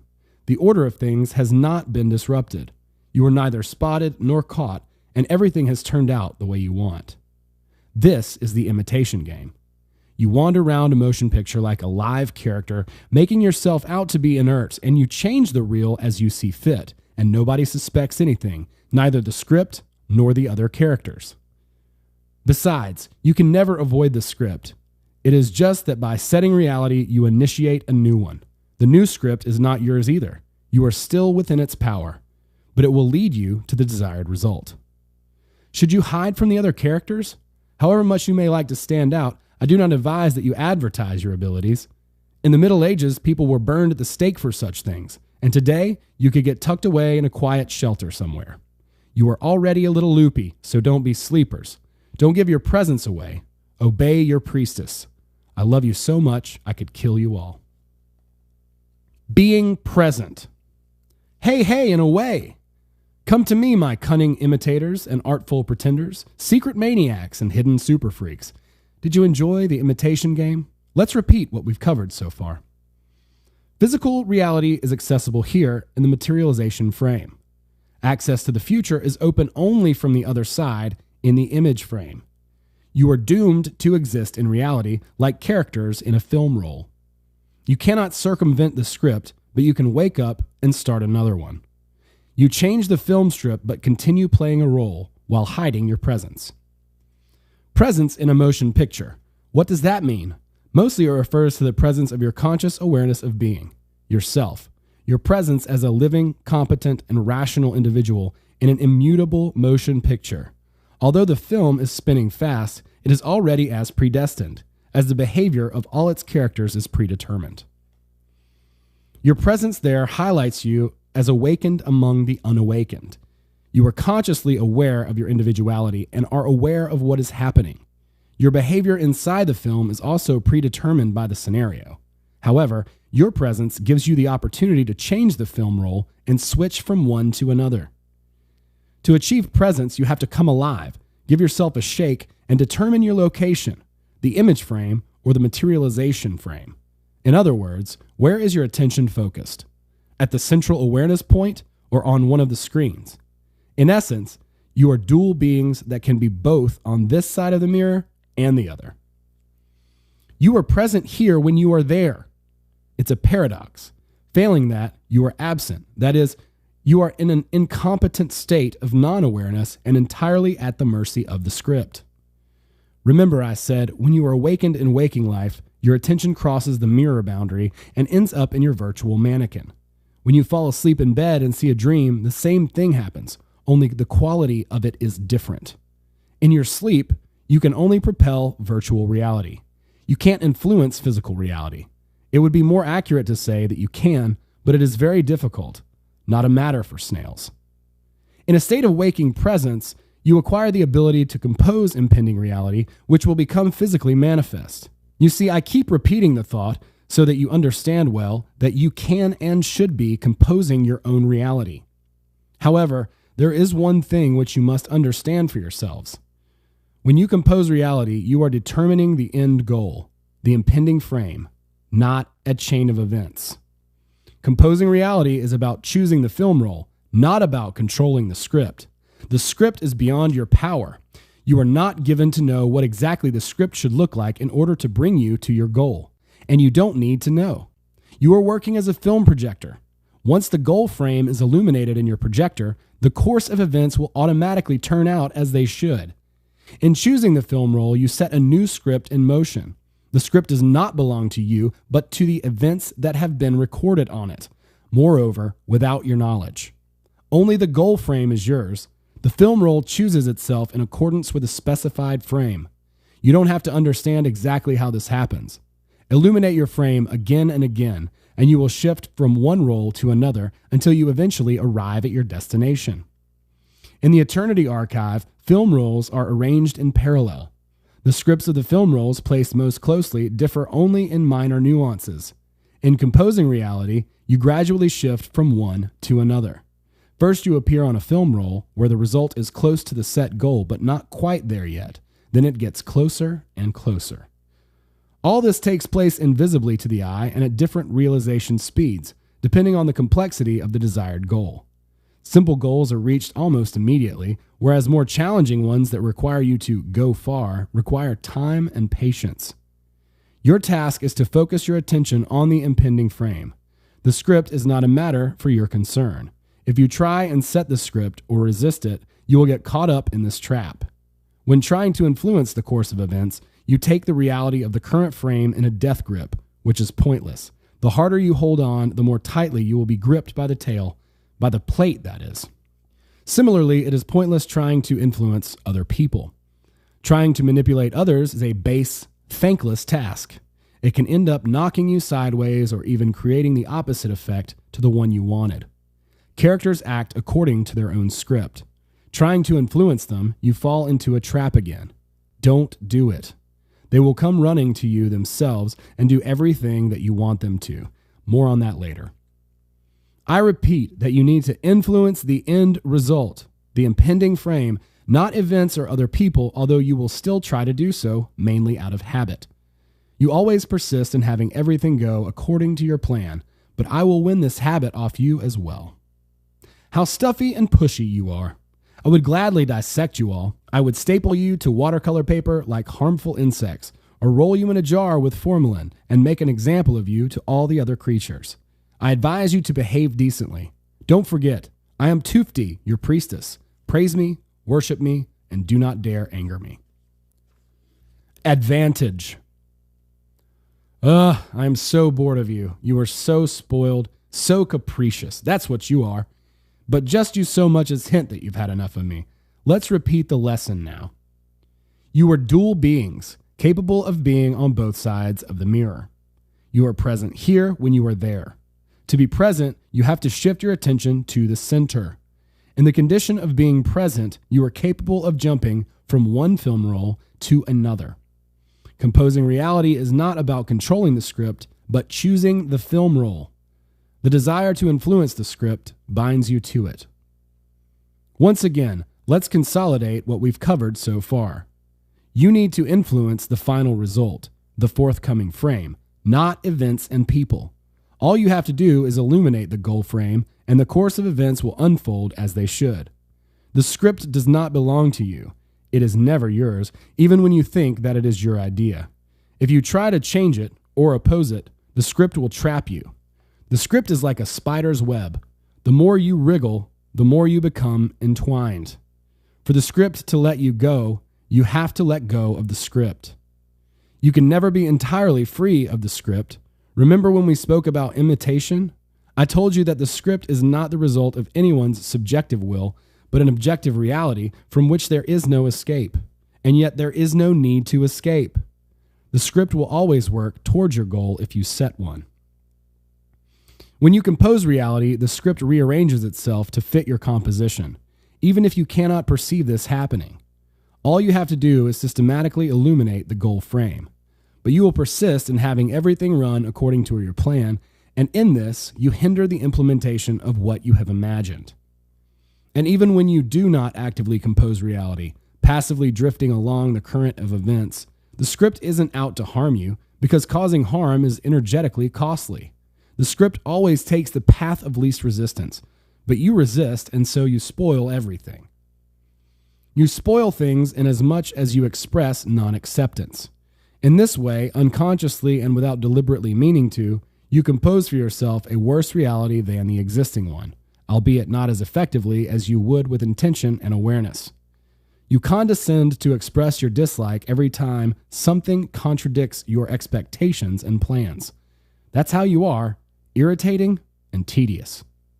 So, to avoid distorting reality instead of turning it into a wonderful world that is pleasant in all respects, you will need to make a habit of one simple principle. Find the advantage in everything.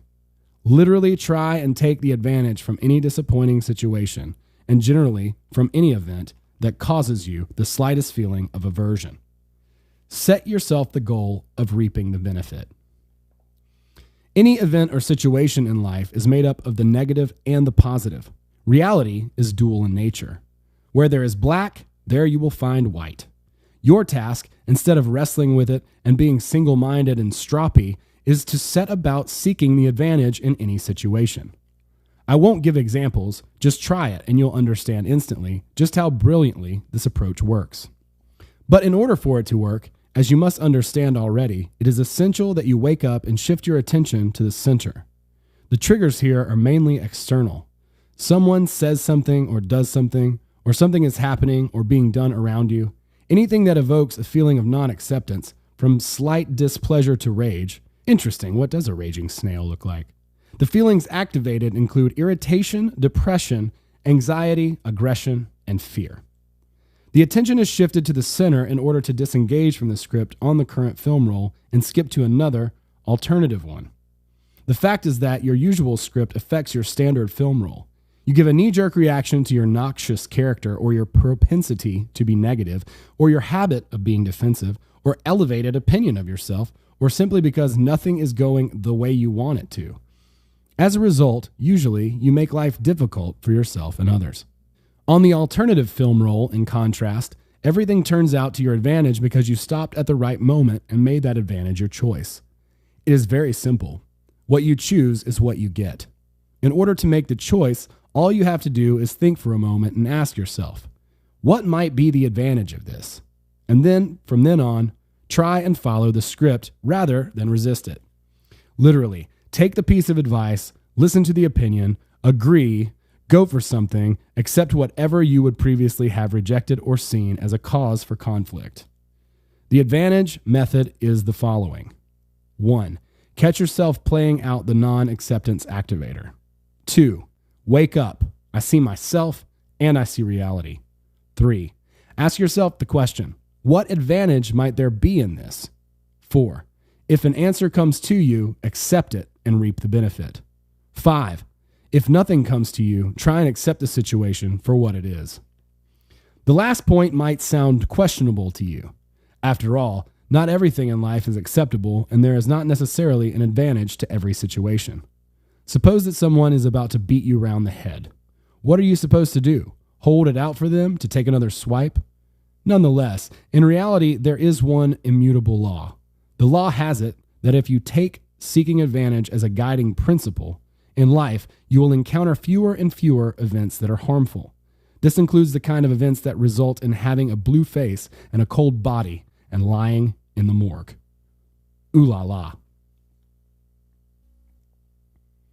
Allowing. So, my dears, my beauties, in our last lesson we learned that stupid snails always insist on their own script for the development of certain events, and that when something goes awry, they become resentful and even angry. But not in your case, right, my angels? The script will let you go when you let go of the script. Once a goal has been set, the script will arrange itself so that it is achieved. By insisting on your own plan, you get in the way of the design. By expressing non-acceptance, you compose a reality that is even worse. By choosing to seek advantage, you reap the benefit. Let's repeat the paradoxical example. Set the goal frame, not the script. It is paradoxical because it does not tally with your accustomed beliefs, that you can and should battle with your current reality, and that composing forthcoming reality is wrong and even impossible. In fact, it's the other way around. You can't know how the goal will be reached, and you don't need to know, particularly in the early stages of things, because if the probable answers to asking how plunge you into feelings of horror or despair, this will impose a psychological block on your ability to compose your target reality. You can't know exactly which script will lead to the accomplishment of precisely this goal in the context of your individual life. How could you know when you are a character in a film being led by a script? Your task is to know the result, what you want to achieve, and use your plate to compose the corresponding picture of reality in thoughts, words, and images. Then the script itself will lead you there and reveal the how. You don't even have to be clever. You can continue being dunce snails so long as you are driven, and competent, aware snails. Because once you have set the goal, the script could just shock you. You might think that everything is disastrous, whereas, in fact, old stuff you no longer need is being cleared out of your reality so that the free space can be filled with beautiful new things. It is quite possible that events in the script will unfold as if everything is falling apart at the seams, and then awareness will serve you very well so that you can apply the principle of advantage. Acting in accordance with this principle, you do not only avoid getting in the way of the script, you move toward the goal more quickly because in the moment of seeking the advantage, you detach yourself from your habitual, harmful script and jump to an advantageous film roll, even without the plate. If you carry out the advantage method using the plate as well, you will move even better and even faster. And beyond that, you'll no longer be snails, but fireflies, the living heroes of a motion picture. Tracking advantage is one of the means of awakening. No event should hook you, but it should make you alert and serve as a call to wake up.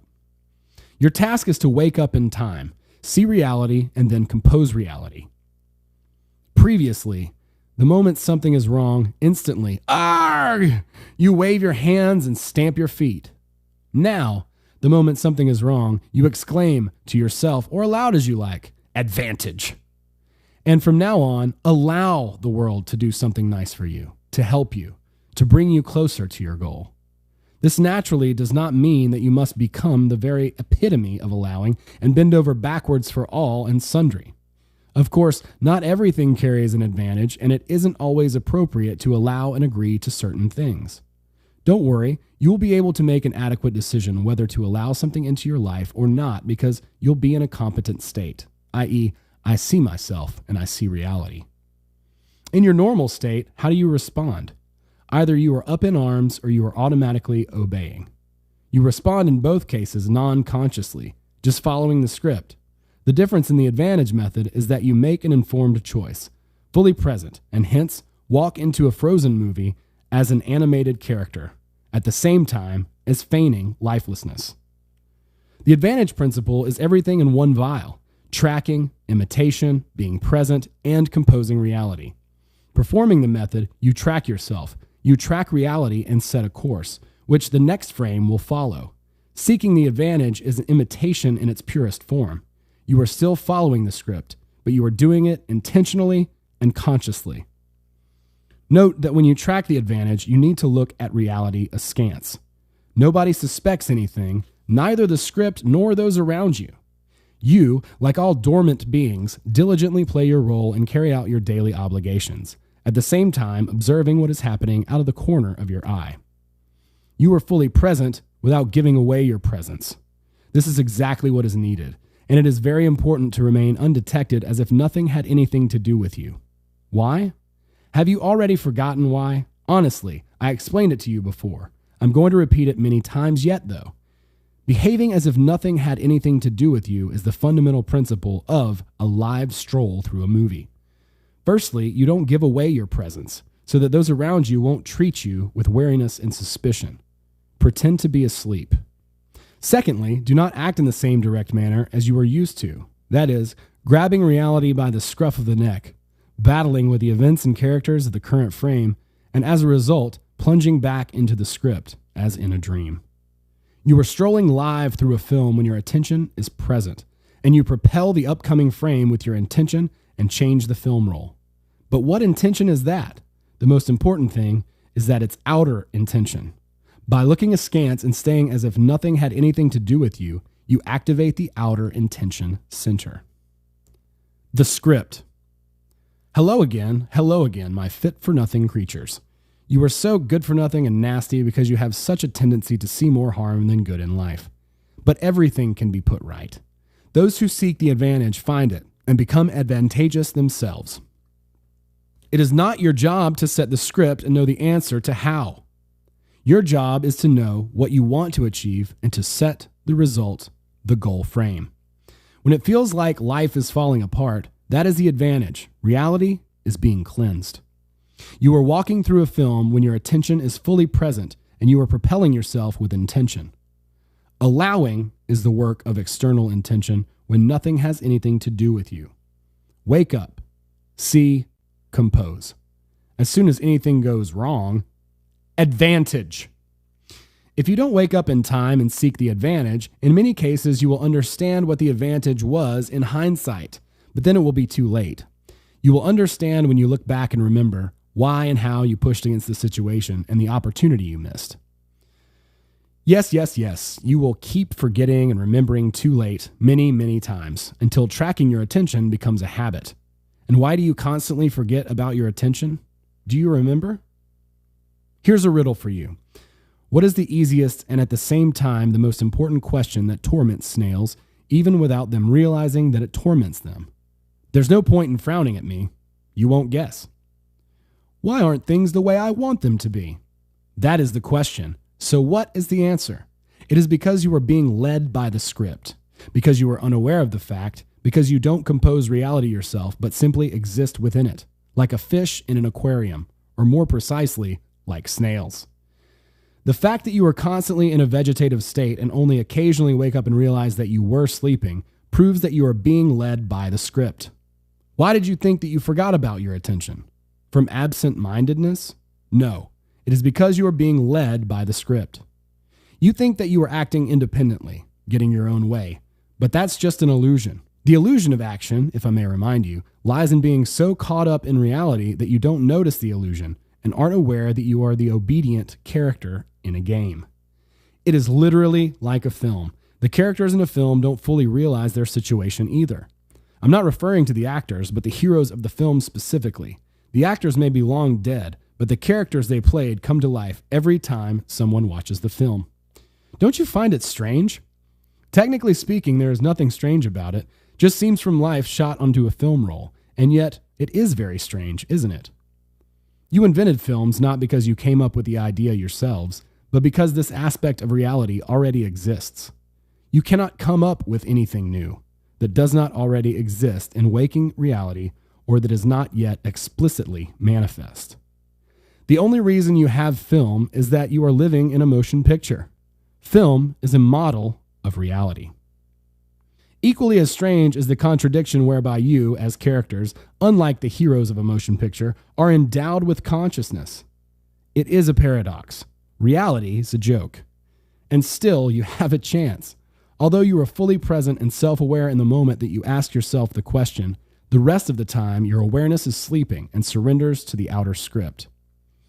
What is also incredible is that you aren't shocked by the idea that you are merely sleeping characters in a script, although you should. The reason it doesn't shock you is that you aren't capable of seeing through the illusion of action. It is very powerful. You simply don't take it seriously when I say you are being led by the script. You think it's a joke or some kind of esoteric fantasy. But it's true. And even when you take me at my word, you aren't fully aware of it, just like the characters in a film aren't aware that they are characters in a film. But perhaps, one day, after you have experimented with reality, the moment will come to you when you will be acutely aware of it. And then you really will be shocked. But for now, you only vaguely suspect the existence of the script, the phenomenon of fate. Yet fate is just a general direction. You can choose your fate, like a road, but you are twerps that you choose fate in a worsening direction because you see harm rather than advantage in life. And also because you do not really choose. Instead, you go out of your way to control everything, thereby creating even more harm. The script is much more strict and precise than your perception of fate. It is a program that dictates your behavior and all your actions on the current film roll. It is not possible to control the script. All you can do is choose a different one by composing a concordant reality. It is tempting to try and control the script, given your habit of doing so and the illusion that such a thing is even possible for you. When you try to exert direct influence on people and events, you are making a mistake that leads to a whole series of negative actions and adverse effects. Then the script begins to move in such a way that the clouds on the horizon of your reality can only get heavier. And then you will find yourself like a rat in a maze, looking for a way out, which is grueling and unproductive. You must understand that it is not possible to directly influence either the local script or the general course of events. You can only grasp the edge of the canvas of reality and make use of some of its components. Seeking the advantage is one of those components, and if you don't get this, I'll annihilate you all. Dimwits I can do without. I have a button called delete. It countermands everything, or erases it. I don't remember which exactly. I should check. The creator's spark. Repetition, repetition, my dears, my beauties. Repetition is to your advantage, although it is torment for me. Or not. As I said, repetition is your pain and my gain, my little maniacs. You aren't yet seeing or composing reality. You live within it like a fish in an aquarium.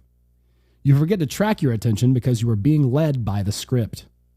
You are only able to invent cinema because you are already living in a film. The cinema is one aspect of reality, literally a model of it. The script is the program for your behavior on this particular film roll. You can't control the script, you can only compose the goal frame. Now we return once again to that age-old question, why is everything not quite as I want it to be? You already know the answer to this question. It lies in the fact that you don't fully realize this situation you find yourself in. At least you didn't until now. Is it possible to make things in life the way you would like them to be? The answer is affirmative. The only problem is that you aren't going about it in the right way. Imagine that you have woken up inside a film. What can you possibly change? The film develops irrespective of your actions. There's no point in trying to influence people and events because everything is predetermined. Yet this is precisely what you do your best to achieve. The break occurs in the moment that a tiny spark of awareness tells you that nothing is going as you want it to, and yet at that, the spark fades. By virtue of being incompetent characters on the one hand and having the capacity for self-awareness on the other, you are ruled by the powerful temptation to control the course of events and other people directly, exerting influence upon them and manipulating them within the current frame. You soon realize that this isn't actually impossible and begin to be tormented by the question of how. And yet, you can't possibly know how because you haven't read the script. So if the script is a mystery and you can't control it or the people within it, what can you do exactly? First, propel the forthcoming frame. Second, propel yourself. Third, propel yourself from within. This is the sum total of the tools at your disposal. The first one you already know. Compose the goal slide. You must be wondering why I repeat this point so often.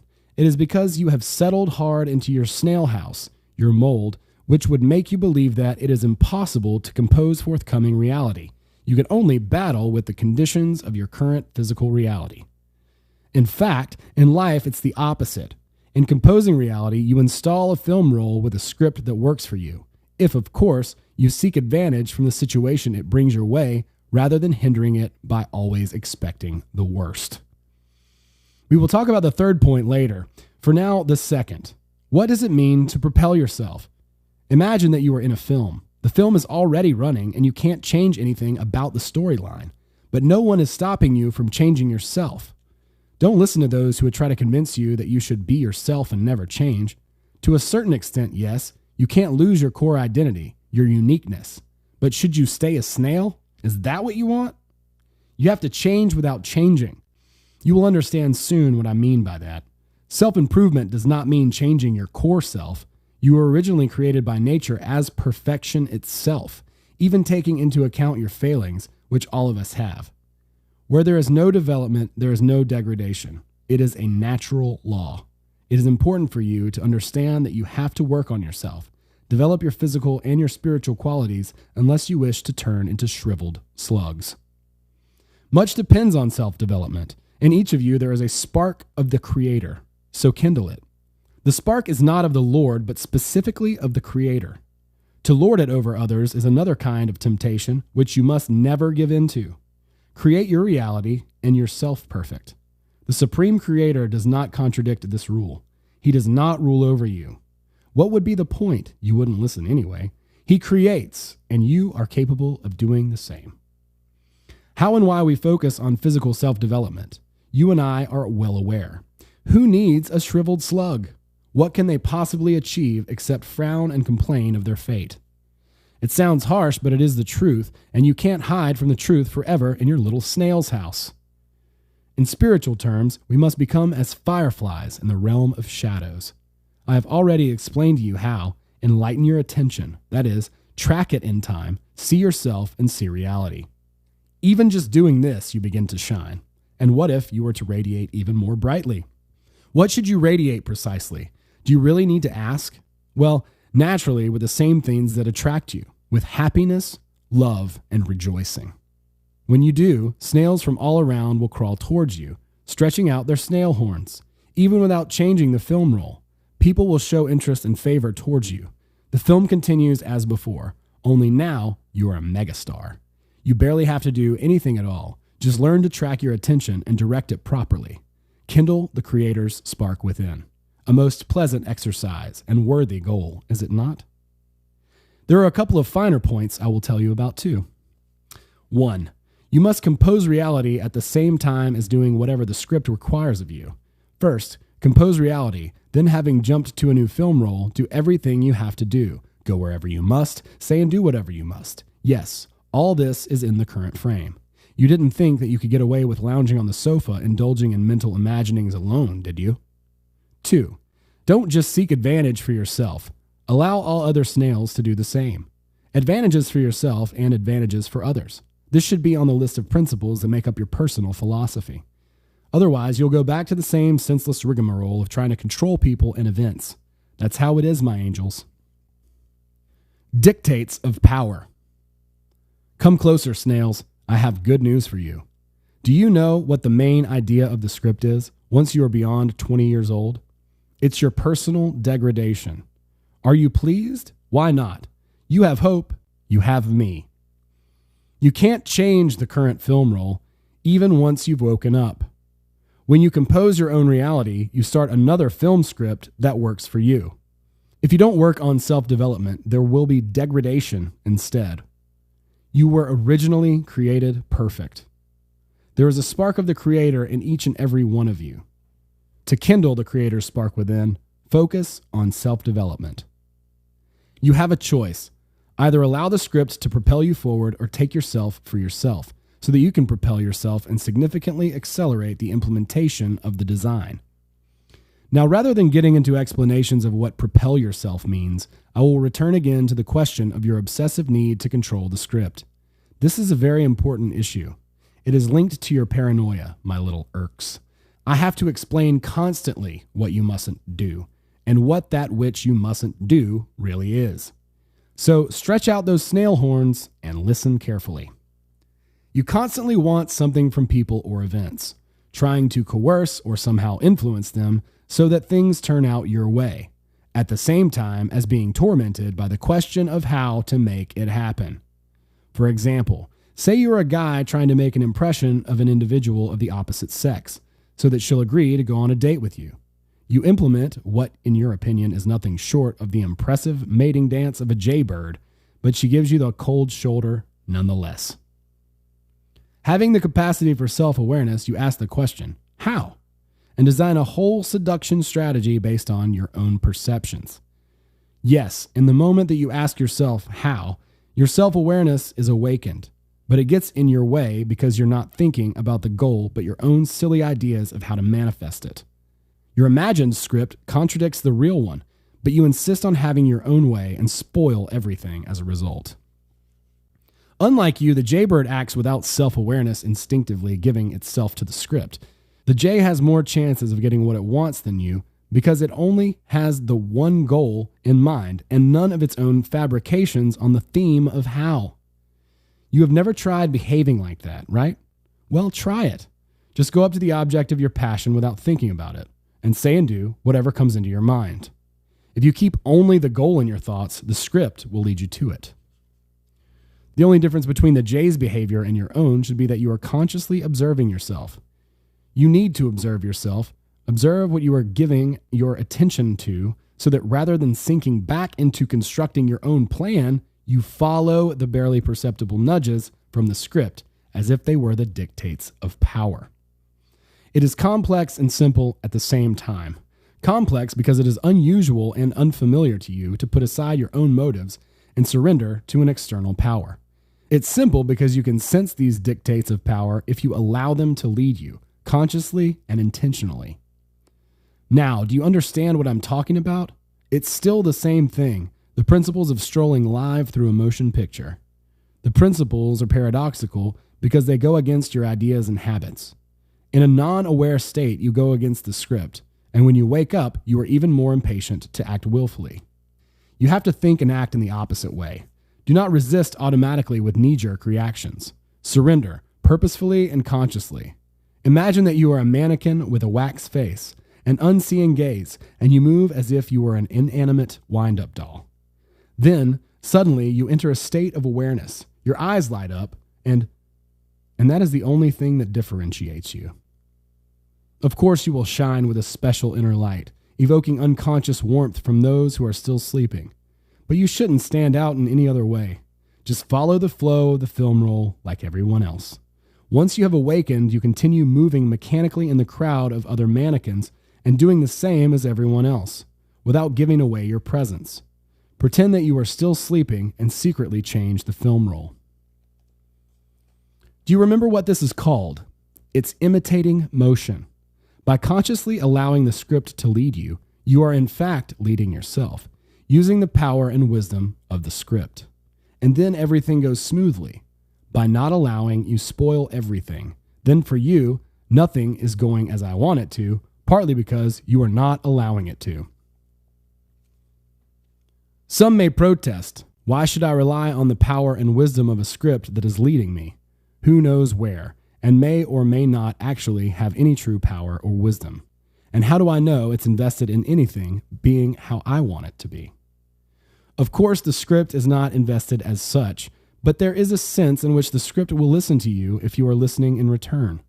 Why it will listen to you and why you should rely on it, we will come to later. For now, let's start by answering a simple question. Is it possible to resist the script in principle, and is it worth doing so? For example, let's say the object of your passion has agreed to go on a date with you. What do you usually do when you're preparing for a date? You construct your own plan and expectations. You want events to go according to your plan, and you want the object of your passions to behave in the way you'd like her to. In reality, everything turns out differently, which evokes your discontent as well as negative reactions and consequences. Think for yourselves. Why should events unfold as you imagined them to? And why should people behave as if you expect them to? It's not unlike watching a film or television series and expecting the plot to develop in accordance with your own script, and the characters in the film to act according to your own expectations. Would that happen? No. Absolutely everything is the same way in the film which you consider to be your life. Following. Hey, and away. You have already learned a lot, my dears, but far from enough to walk freely through a motion picture. We will go over it all again and again. The question how takes you away from your goal and your goal frame composition. Wanting everything to go my way spoils everything and takes you away from the goal. Resisting the script brings you nothing but trouble. If all your thoughts are focused on the goal, the script will lead you to it. Do not resist. Observe yourself and follow the flow of the film roll. Learn to feel the decrees of power and to follow the decrees of power. If controlling the events and people in the current film roll is impossible, what should you do? Let go of both and allow the film roll just to turn as it is already turning and allow people to live their lives just as they are already living them. Why would you worry about the current film roll if you are free to change it? And when did you decide that you have the right to influence other people? Let them all go, and they will let you go. And what's more, run to you and do what you want them to do. But more on that later. I remind you, your mind should be focused on the end result, the goal slide, not the course of events or the behavior of other people. You can't resist the script. That's impossible, even when you're being fully present. All the changes that take place in your reality that is in accordance with your will are the result of you switching to a different film roll. You can't do anything about the script in the current film roll. Some may protest that they have woken up and decide to escape the script, consciously and intentionally. Let's say you decide to do something earth-shattering. For example, to beat someone's horns for no good reason. Maybe I'll get the same in return, but still, I have broken from the script while being fully present.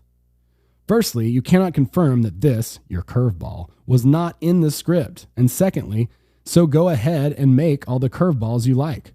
What's the point in that? We're talking about solving your problems and achieving your most sought-after goals, and about why your dreams aren't coming true. Playing curveball with reality can never lead to anything good. Reality is not to be trifled with. Reality must be handled competently. That's what this is all about.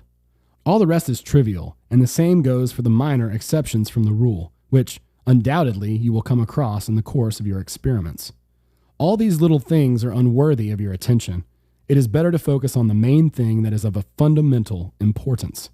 So let's move on to the specifics. Once you have woken up, the meaning and principle of strolling through a motion picture are not to start creating your own tyranny, but to consciously obey. Composing reality and switching the film roll, herein lies your free will. In everything else, the essential thing is to wake up, observe, and follow. Wake up in order to do three things consciously. 1. Reject the script's control. 2. Start to follow the script. 3. Compose your goal frame. Observe in order to 1.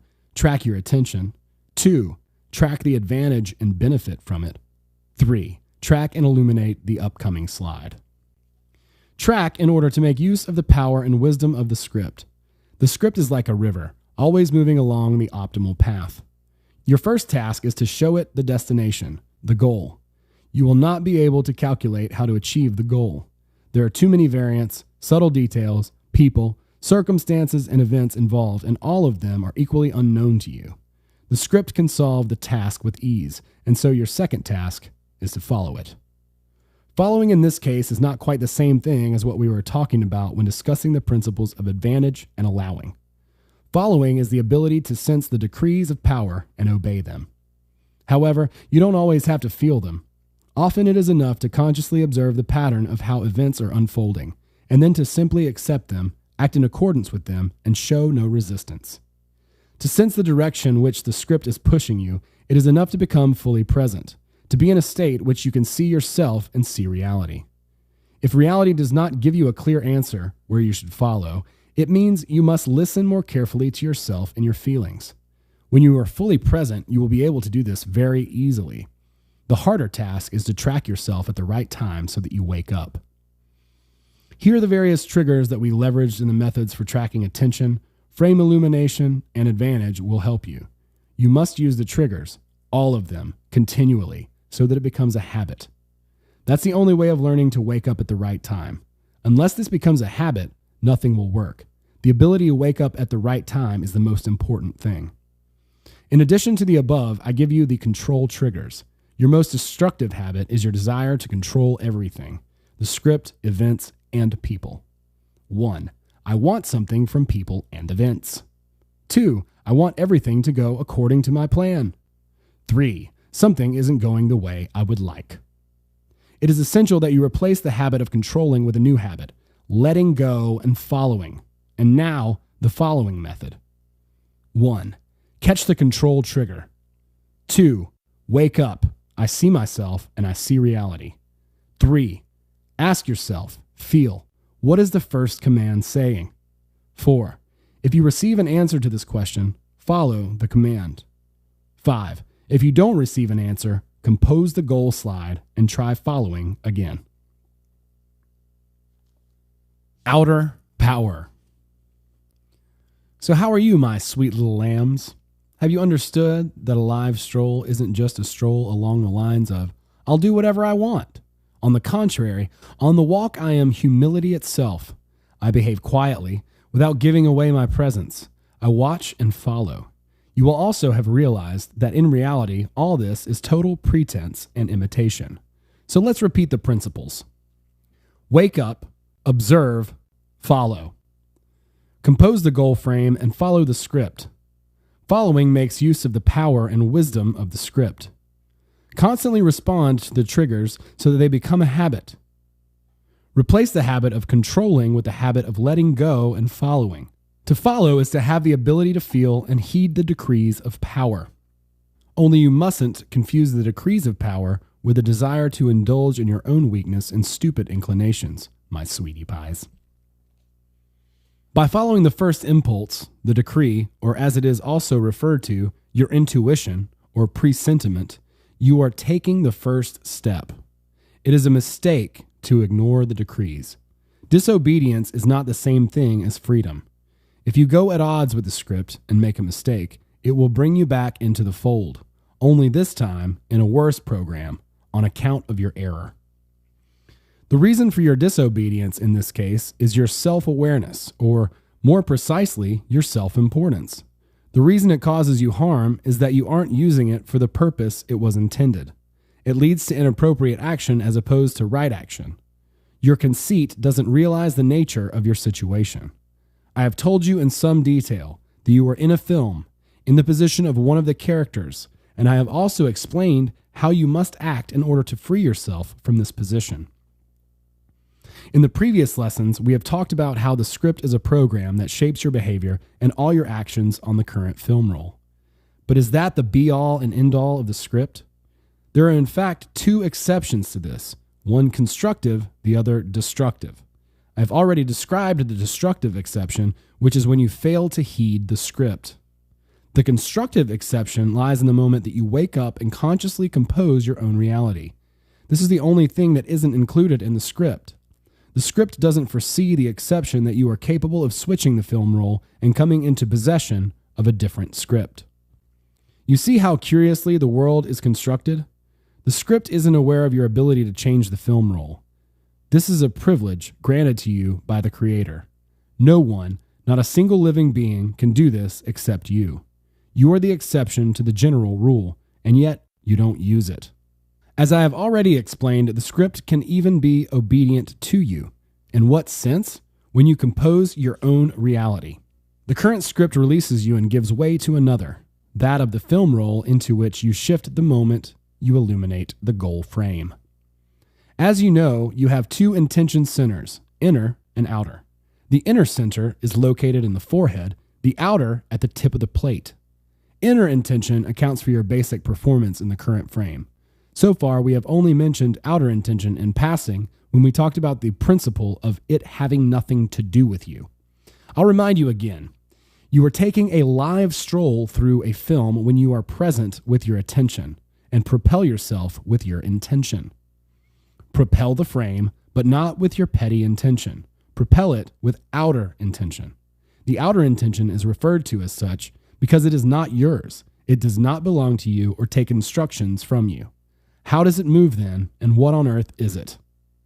You might suppose that the script is the outer intention, but it isn't. There is something else beyond the script. The outer intention is a kind of power, a driver that powers reality. Its active component turns the film roll in the way it is destined to turn. Who predetermines the storyline and for what purpose? This is a weighty, complex question, and not the one we shall attempt to answer here. It is more important to us to understand what we can do with the phenomenon of predetermination. You can't influence or directly impact power, but you can use it indirectly. You have an access point to this power, which is your outer center, the plate. When you are asleep, power takes you by the plate and leads you through the script like a puppet. But when you are awake, fully present, and take the plate into your own hands, meta power, power's reactive component, is activated. This is what enables you to launch a different film roll, one that corresponds to the frame you are composing. We have already looked at the method for working with the plate, but we'll repeat it here once more, just for good measure. Wake up and enter the awareness point, being present. Activate the plate, focus your attention on it, feel it. Without removing your attention from the plate, compose your goal frame. As soon as you become fully present, your attention came into your possession. As soon as you have activated the plate, the puppet strings also ended up in your hands. Now, without letting go of the strings, direct your attention to the inner screen and draw the picture of your future. Compose your goal frame. Your attention is simultaneously focused on the internal screen and the plate. Attention feels the plate and draws, visually and or in words, thoughts, on the screen. It draws not from the inner center, but from the outer center, which is at the same time both yours and not yours. You are applying not a visible, tangible power, but a virtual, intangible meta power, which acts somewhere behind you and beyond you. It has nothing to do with you. You aren't doing anything directly. You are simply facilitating indirectly and observing what is happening. Do not force, allow, so that it can move of its own accord. Note and remember the feeling that arises behind you and beyond you. This is your contact with power. If you can learn to own this feeling, power will be with you.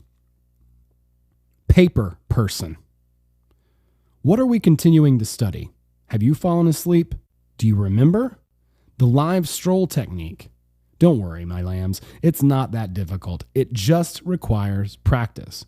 Regular, systematic practice. If you have not tried it yet and have only read about it or listened or stared at me wide-eyed, try it. You'll do it easily.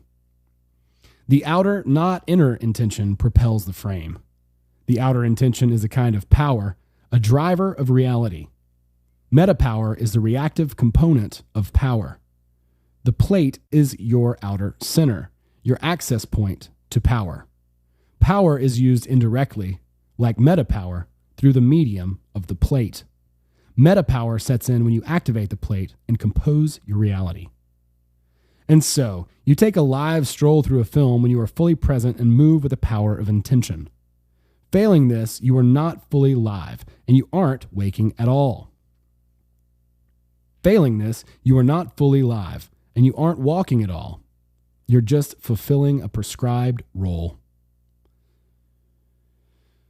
Failing this, you are not fully alive, and you aren't walking at all. You're just fulfilling a prescribed role. How else can I offend you? When your awareness is absent, you are not fully yourself. You aren't there at all. You are just a fictional character, like an illustration in a book.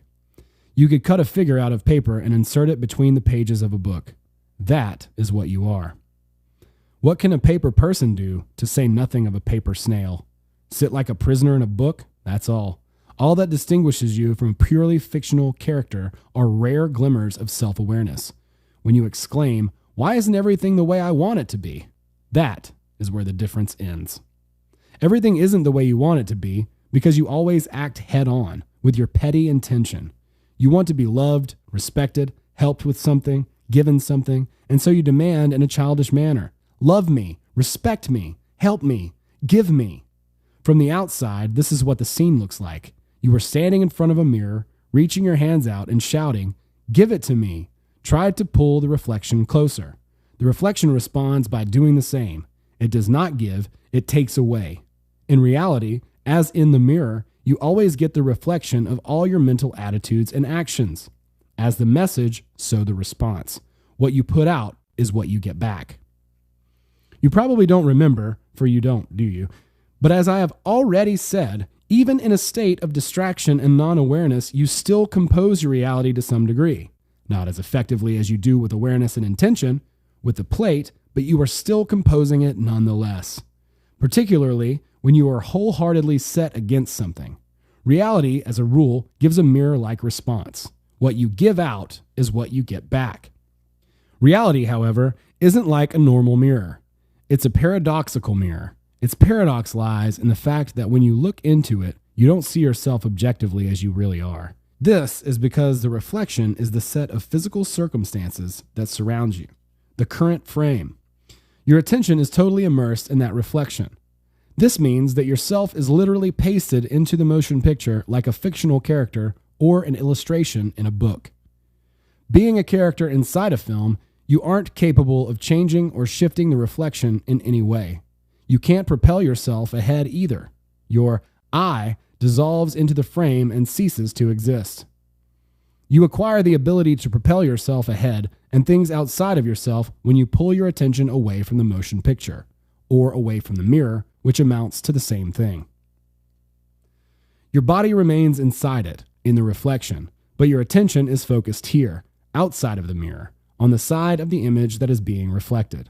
And then you see yourself standing in front of a mirror, and you see reality as a reflection of all your thoughts and actions. Only when you see yourself here, standing facing the mirror, you are able to propel yourself forward in such a way that everything is how I want it to be in the reflection. As you probably wouldn't have guessed, for you haven't, have you? We are talking once again about your presence. You are your attention. You are either a living individual and you exist, or you are a paper person and you don't exist. You are only present in the film when your attention is focused on the auditorium, where you can see both yourself and reality. In essence, wherever the screen is, you'll find the mirror too. The difference between a normal screen or mirror and the reality screen or mirror is that, in reality, the image and its reflection are superimposed. You observe one image around you, not an image separated by a surface into two. But that doesn't change the essence of the thing. Your everyday reality is created by your thoughts and actions. If, when standing in front of the mirror or screen, you propel yourself consciously, then the reflection will look the same. When you do this, you are practically shooting your own film, your own reality. The first thing you must do in order to shoot your own film is to wake up and become fully present. Imagine that you have come to life inside a film. You aren't watching the film as you usually do. You are living in it. Feel it. Open your eyes and look at everything that surrounds you afresh. Refresh your view. You'll notice that the colors are richer. And now imagine how you would feel to be not a character in a film, but an objective outsider. But you have entered the film as an insider. No one knows except you. In body, you are inside the film, but in your awareness, you are outside of it. Feel your individuality, your presence. Second, before you start desiring, expecting, and asking something of other people in reality, you must imagine that you are standing in front of a mirror and asking yourself the question, what must I do for the reflection to meet me halfway? Obviously, you have to make the first move. Instead of your usual manner of claiming the larger portion of the cake for yourself and harping on give, give, give, you wake up and realize that the reality mirror is simply repeating your movements. And if you want to receive something, you must first give something similar. It doesn't actually matter what it is. Simply replace your give me with the opposite, here, take. Then, as if by magic, in the reflection, you will receive the very thing you wanted. What you give out is what you get back. Composing the image. As always, my dears, we dutifully repeat what we've covered so far. Reality, like a mirror, reflects all your thoughts and actions. Your thoughts and actions are usually love me, help me, give me. In the reflection, you get literally the same thing. Give, give, give. Acting with petty intent, you do not see yourself objectively. To see yourself objectively, become fully present. Refresh your view. Feel your individuality within the motion picture. Categorically replace all your give me's with here, take. From what has been said, it follows that all your actions must be squared with the mirror-like quality of reality. Before you demand something from others, make sure you are fully present and ask yourself, what do I need to do for the reflection to meet me halfway? Obviously, the answer is, take the first step. What would the first step be in your case? Silly snails only consider their actions when they are standing in front of a normal mirror looking at their own reflection. But you, my golden ones, are now so clever, so cunning, that you are sure to understand. Your thoughts and actions should take the mirror into account, even if it is one that you cannot see. For example, let's say you need love and kindness. Imagine yourself standing in front of a mirror. Move in such a way that you see these things in the reflection. How should you move? Don't seek love, radiate love. Don't look for kindness, radiate charm, and be kind. Try the principle out for yourself. Whom do you find more attractive? The person who loves you or the person who is needy of your love? The person who gives to you selflessly or the one who begs you for something? The person who is genuinely interested in you or the one who seeks your attention? Use the following table to compose the image you want. You want fun time with friends. Compose the image by listening carefully. The reflection gives people socialize with you. If you want to be interesting, show interest and people will be interested in you. If you want to receive help and support, help others and people will help you. If you want people to understand you, try understanding others and then people will understand you. If you want people to be compassionate toward you, show compassion to other people and it will be reciprocated. Approval will be reciprocated by showing approval. If you want to gain respect, give respect, and you will be respected. If you want to receive gratitude, try showing gratitude, and you'll be appreciated. If you want to be liked by others, be kind, and people will like you. If you want to be admired by others, show people admiration, and people will admire you in turn. If you want to be loved, be loving, and you will be loved by the reflection. Simply line up all your thoughts and actions with a plus sign beside each one. All your give me's have a minus sign after them and either don't work or create the opposite effect. Similarly, all your negative thoughts and actions come back to you like a boomerang. If you don't want to encounter aggressive types, then don't show aggression. If you don't want to be criticized, then don't criticize other people. If you don't want to be judged, then don't judge anybody else. If you don't want to suffer damage, then don't harm anyone. If you don't want to be afraid, then don't make threats. If you don't want to have an unpleasant personality, then don't cause trouble. You don't want a hailstorm of boomerangs to drop on your head from nowhere, so don't throw them into the mirror. The mirror does not always return everything as an exact copy. The cause-effect relationships of all kinds of misfortune can't always clearly be traced. The only thing that is inevitable is that the boomerang will return sooner or later in one form or another. Have you hurt someone? Dig yourself out in all kinds of different ways. Have you done something nice for someone? You will be rewarded. And now the specific image method. As soon as you find yourself wanting something from someone, wake up and stand in front of the mirror. What do you need to do for the reflection to meet you halfway? Give to others the very thing that you would like to receive. If you catch yourself thinking, I want other people to give me something, be fully present. Wanting is futile. You have to give. Ask yourself, what can I give that is the same? If you find something similar, give it now and give it up front. If you don't find something similar, then just give anyway. It is not always possible or appropriate to give to another the very thing you would like to receive, or even something close to it. You can give anything you see that a person needs or that will make them feel good, from a compliment to a gift. It is not difficult to work out what a person needs. All it takes is to show genuine interest. From then on, it's easy. Just make sure everything has a plus sign beside it. There is a general principle for image composition. Rather than complaining to the world, love it. In reality, all you need is love. You know this. It's just that you don't always take these words in the right context. You want people to love you.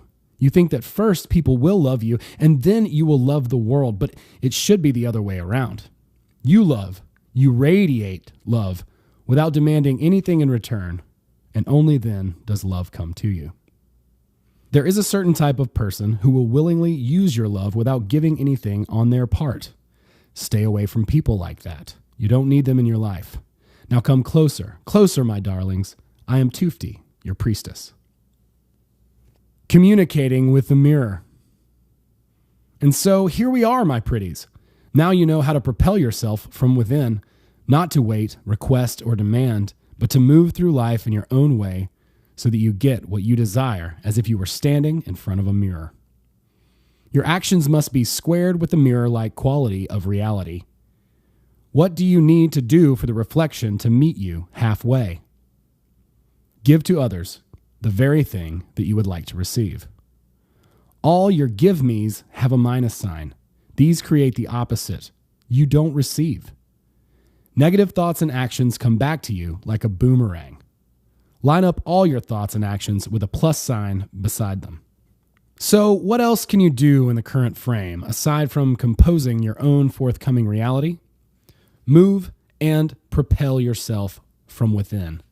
If you focus on self-development, and on top of that, you know the image composition technique, you will have no equal among snails. Pitiful efforts to change the current frame, i.e. to directly influence the current course of events, will either lead to nothing or have the opposite effect. Trying to influence other people is also pointless. They are characters who are being led by a script, just like you. Judge for yourself. Would you really allow yourself to be influenced? There's no persuading you. If you don't want to go in a certain direction, no one will be able to influence you otherwise. Is that not true, my resolutes? You can change the course of events in a movie by changing the film roll, but never from within the film itself. The only way of influencing people indirectly, we aren't considering methods of compulsion here, obviously, is to enter into a relationship with them in accordance with the mirror principle. This is the only way of making people do willingly the thing that you would like them to do. Why should people want to do the things or give the things you would like them to? The nature of reality is such that it's not just a film. It's a mirror as well. Composing the image has a similar effect to composing reality. Only the mechanism in this case is different, more mirror-like. You can't shape the behavior of others like you do in reality. If, when composing the goal frame, you try and forcibly make a certain individual dance to your tune, it probably won't work. Or it will produce the opposite effect because you're breaking the rules twofold. You're intruding on someone else's script. Only your personal reality is yours to play with, so you should be the central figure in the goal frame, figured as you imagine yourself to be in your dreams. You are the star on the stage. You are in the director's chair. You are sailing your own yacht. All other figures in the frame should be in the background as part of the set design. Remember this, you can create your own reality. You can't create other people's reality. All you can do is have a mirror-like relationship with them. If you want something specific from a certain person, go and see them and communicate with them within the current film, taking account of the fact that the film is mirror-like in nature. On no account, for example, should you try and manipulate a certain person into walking down the aisle with you, but you can imagine in your goal frame walking down the aisle with an abstract, imaginary individual, your ideal partner, or living happily in your future home with your future family. Then, your film strip will be replaced by another in which you meet the person with whom such a set design can be manifest into physical reality. If you have a specific individual in mind, don't bother working hard to shoot a film with her, as it won't work. Go and talk to her, as if with a mirror, composing your image. The most important thing, I'll say it again and again, my forgetful ones, over and over, is to remember where you are. You are in a film, surrounded by fictional characters being directed by the script. On the one hand, you can switch the film roll. On the other hand, it has a mirror reality, which is deceptive in the sense that it does not have a visible surface separating the image from the reflection. You have the opportunity to wake up in the movie, look around, and start strolling live as conscious individuals, influencing reality at your own discretion. If you don't, you will be just the same as all the other characters, my pitiful ones, being directed by the script, acting as if you were in a fog, as if you were in a dream, and then you can have very little influence on anything at all. One more thing you need to know and remember is that unlike the characters in dreams, who are completely subordinate to the script, and unlike animals, which are ruled by instinct, and again, the script, you are endowed with a capacity for self-awareness. It may rarely be awakened, in occasional glimpses only, but you have the capacity nonetheless. And so, you are led not only by an external engine, the script, but also by an internal driving force. What force is this exactly? It is very simple. It is the need for a feeling of self-worth and the pursuit of self-realization. Imagine that you've just been born into the world. What will you do? First and foremost, prove to yourself and everyone else that you're not a waste of space and that you weren't born in vain. This is basically what you have been doing all your life. The form and method this takes are different for everyone, but the root of the behavior is the same. From here, there emerges another very effective mirror principle. If you want to win someone's favor or receive something from them, set yourself the goal of emphasizing their importance and help them in the process of their own self-realization. Obviously, you will have to forget about your own importance for a while and focus on the importance of others. It is a paradox because here, it's all the same mirror. You benefit when you think about the benefit of others rather than your own benefit. If you do not want to make enemies, beware of the danger of bruising someone else's feeling of self-worth. As I said before, helping others gain the advantage should be part of your personal life philosophy. If you do this, you will have no difficulty with your own self-realization. Moreover, your own realization will be successful only when it benefits others. Conversely, if what you do is of no benefit to others, it won't really help you either. Manipulation. That's how it is, my beauties. Once again, it all has very little to do with you. We don't try to influence people and events directly, hands behind your back, and move forward from within. You can manipulate reality. You can't manipulate people. With others, all you can do is to communicate, bearing the mirror principles in mind. When you compose your picture of reality, see abstract people and set designs. Be very careful of bruising anyone else's feeling of self-worth. Strive to emphasize the importance of others and help them achieve self-realization. Your own realization is only successful if it benefits others. Don't forget to be present and remember the mirror. Just remember that both the positive and the negative will come back to you like a boomerang. When you are being fully present, to those who are still asleep, you appear as fireflies, all cute and inviting. And if, at the same time, you communicate with them, as if with a mirror, you will be an all-around favorite. You have already learned many of reality's secrets, but it's too soon for you to switch off just yet. There may be other advanced snails who will try to manipulate your consciousness, especially those who are endowed with power and access to the mass media by the script. Therefore, keep your horns pricked up, do not let yourself be controlled, and do not fall asleep. It is possible to manipulate a character's consciousness from within the current frame. As you are already aware, you are led both by the external script and an inner driving force, although by the latter to a far lesser degree. This driving force mainly determines the direction in which you move, but it is still the script that sets you in motion. However, there are very greedy snails who may try to alter the direction your life course is taking to suit their own interests, either because of their intentions or because of the script. This is manipulation, the attempt to control someone else's path within the film.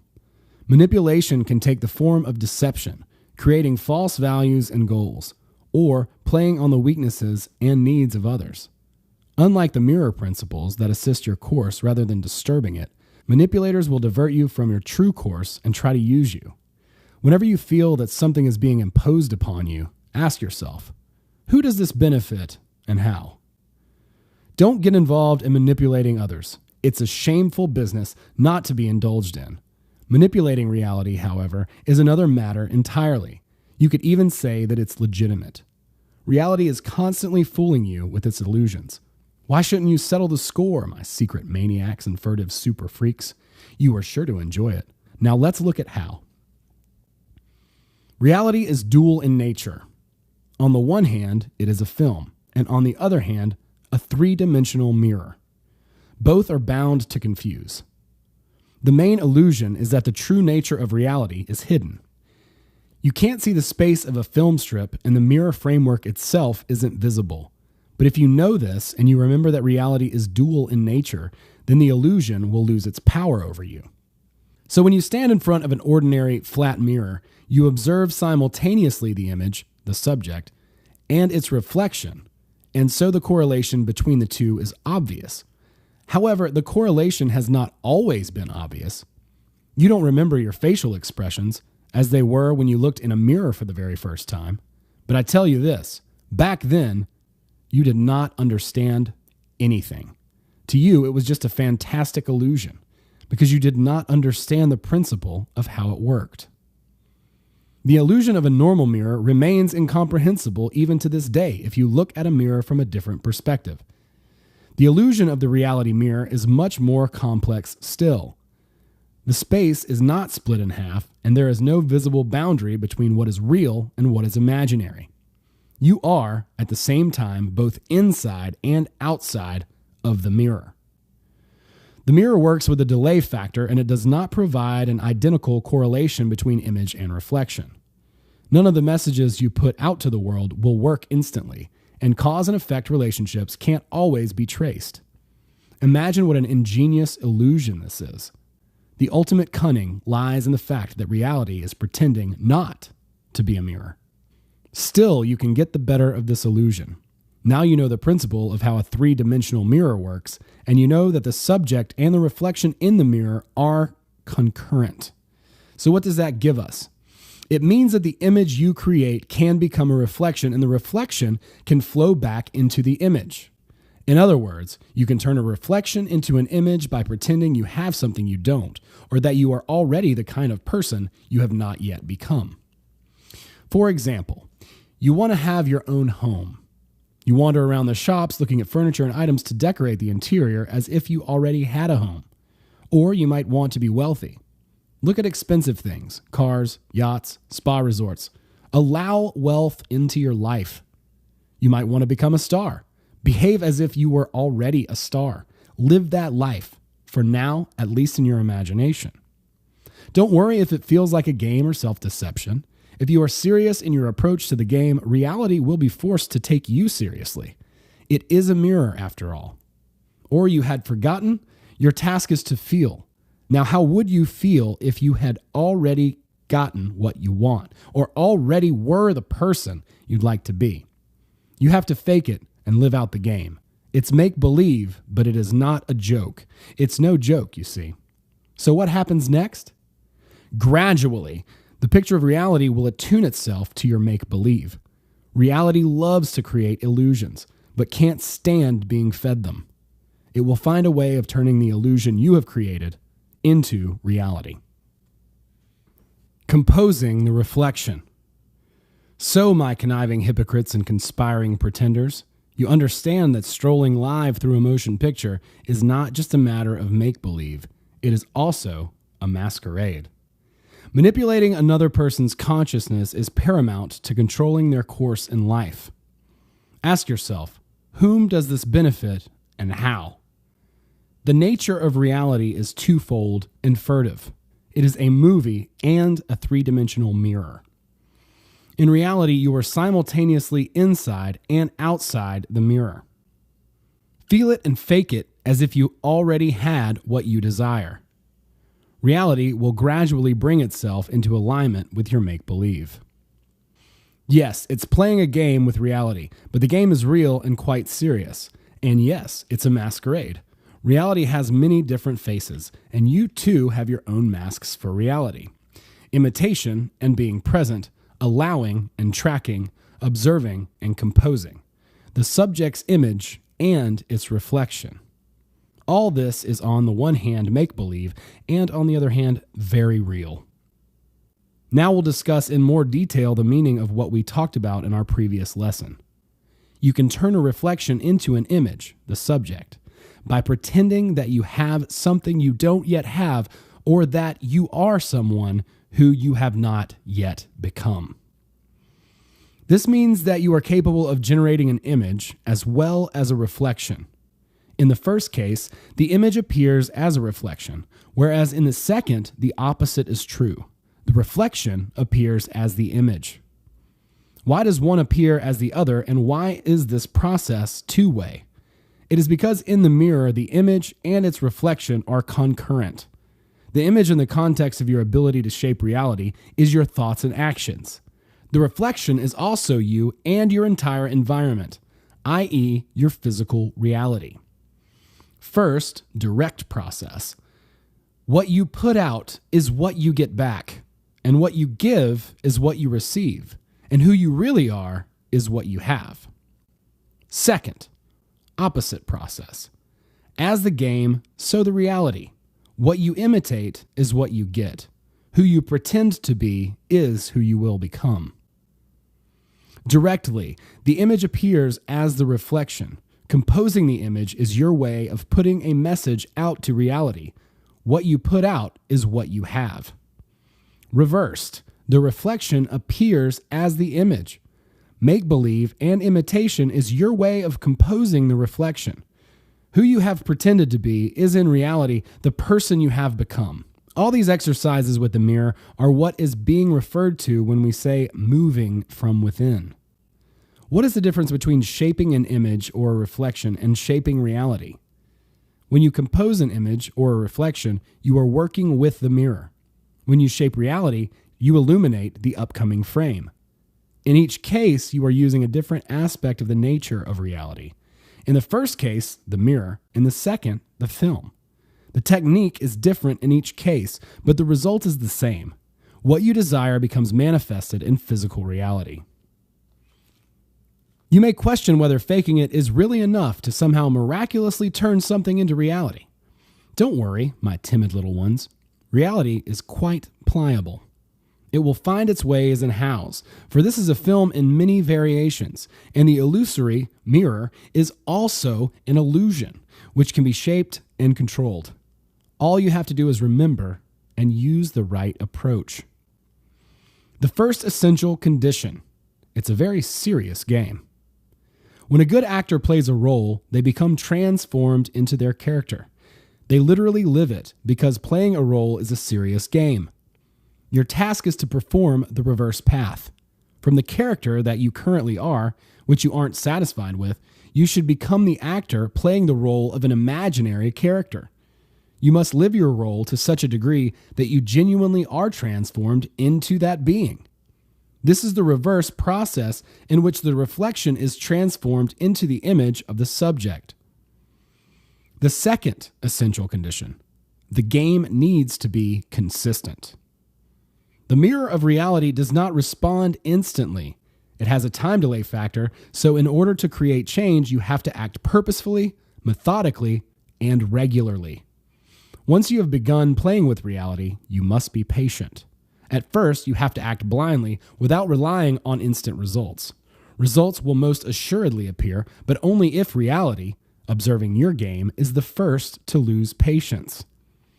Composing a reflection means creating your own illusion for reality. If there is something you want, pretend that you already have it. If there is someone you want to become, behave as if you were already that person. Be in the role, take it seriously, and live it like a professional actor. Live it in your thoughts, in virtual space, and where possible, in your actions, in reality, until you totally believe in the illusion that you have created. As soon as you believe it, reality will believe it too. Then a miracle will happen. And now the reflection method, again and again, over and over, my boring ones. 1. Catch yourself thinking, I want something, or I want to be a certain type of person. 2. Become fully present. Wanting is futile. You have to start composing. 3. Fake it and behave as if you had already achieved what you desire. It doesn't matter how exactly you fake it. That's for you to decide. But be inventive. That's something you don't need my advice on. The more creative you are, the more effective you will be. The technique of image composition is mostly used in relation to people. The technique of composing the reflection mostly in relation to reality. It is better not to pretend with other people, but to be sincere and to be yourself.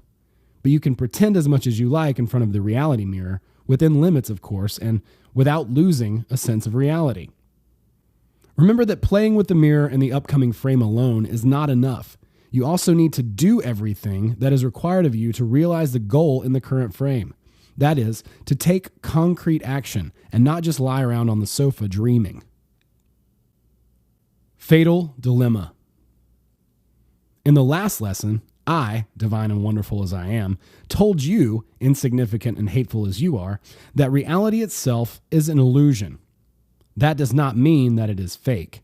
To itself, reality is real. It is only to you that reality is illusory and uncontrollable because you aren't aware of the properties of reality or how to use them.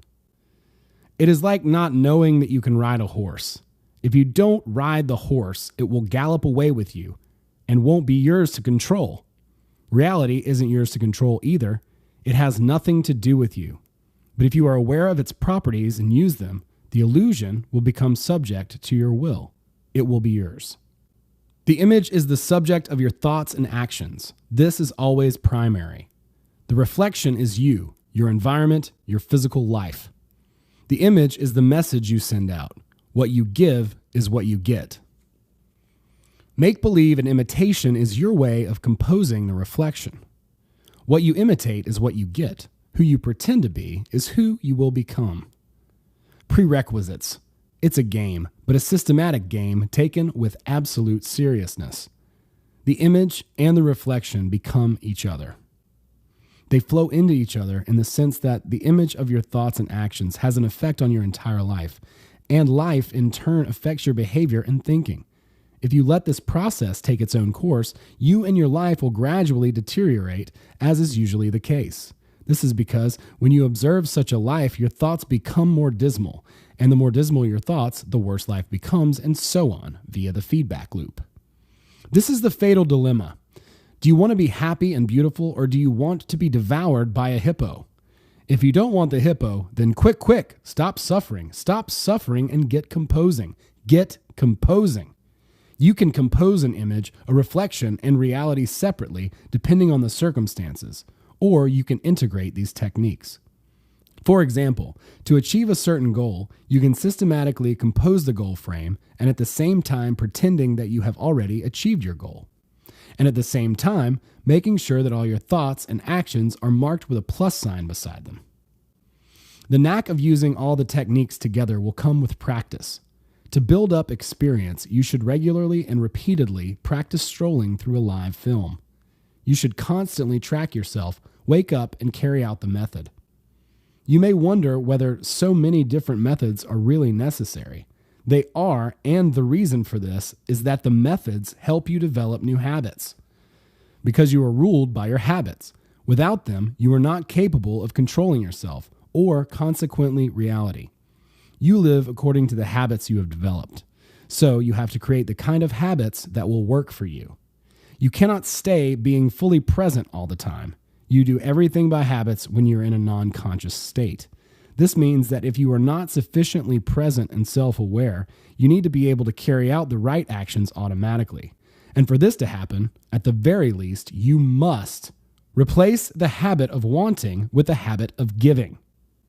Replace the habit of rejecting with the habit of accepting, and replace the habit of dropping off with the habit of waking up. These methods release you from the script, animate you in the movie, and at the same time make beneficial practices second nature. The proverb affirms, better good habits than good manners. The most beneficial habit is this: don't want things of reality. Visualize and compose reality. This is the main thing, and it has equally important derivatives. Don't be afraid. Compose instead. Don't wait. Compose instead. Don't hope. Compose instead. Don't lament. Compose instead. As soon as you catch yourself waiting for something, hoping for something, being anxious or burdened by something, wake up and be aware. You are being led by the external script, not your own script, and that is what is really burdening you. You feel subconsciously that you are not free, that you are depending on reality, that you are limited by circumstances like a character is limited by a plot. You may sense it, but you cannot do anything about it. Because you are not fully aware, you can do nothing except wait and hope. Now that you know that you can release yourself from the script and jump to another film role, the habit of waiting and hoping makes no sense at all. Instead, you should wake up and compose a picture of the reality you want.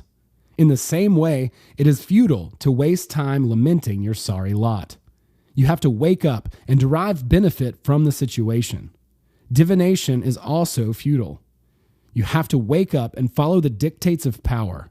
For every situation, there is a corresponding trigger and method that can be applied. You have to get to the point where you truly know that holding out for something to happen or not happen, to work out or not work out, is foolish and pointless.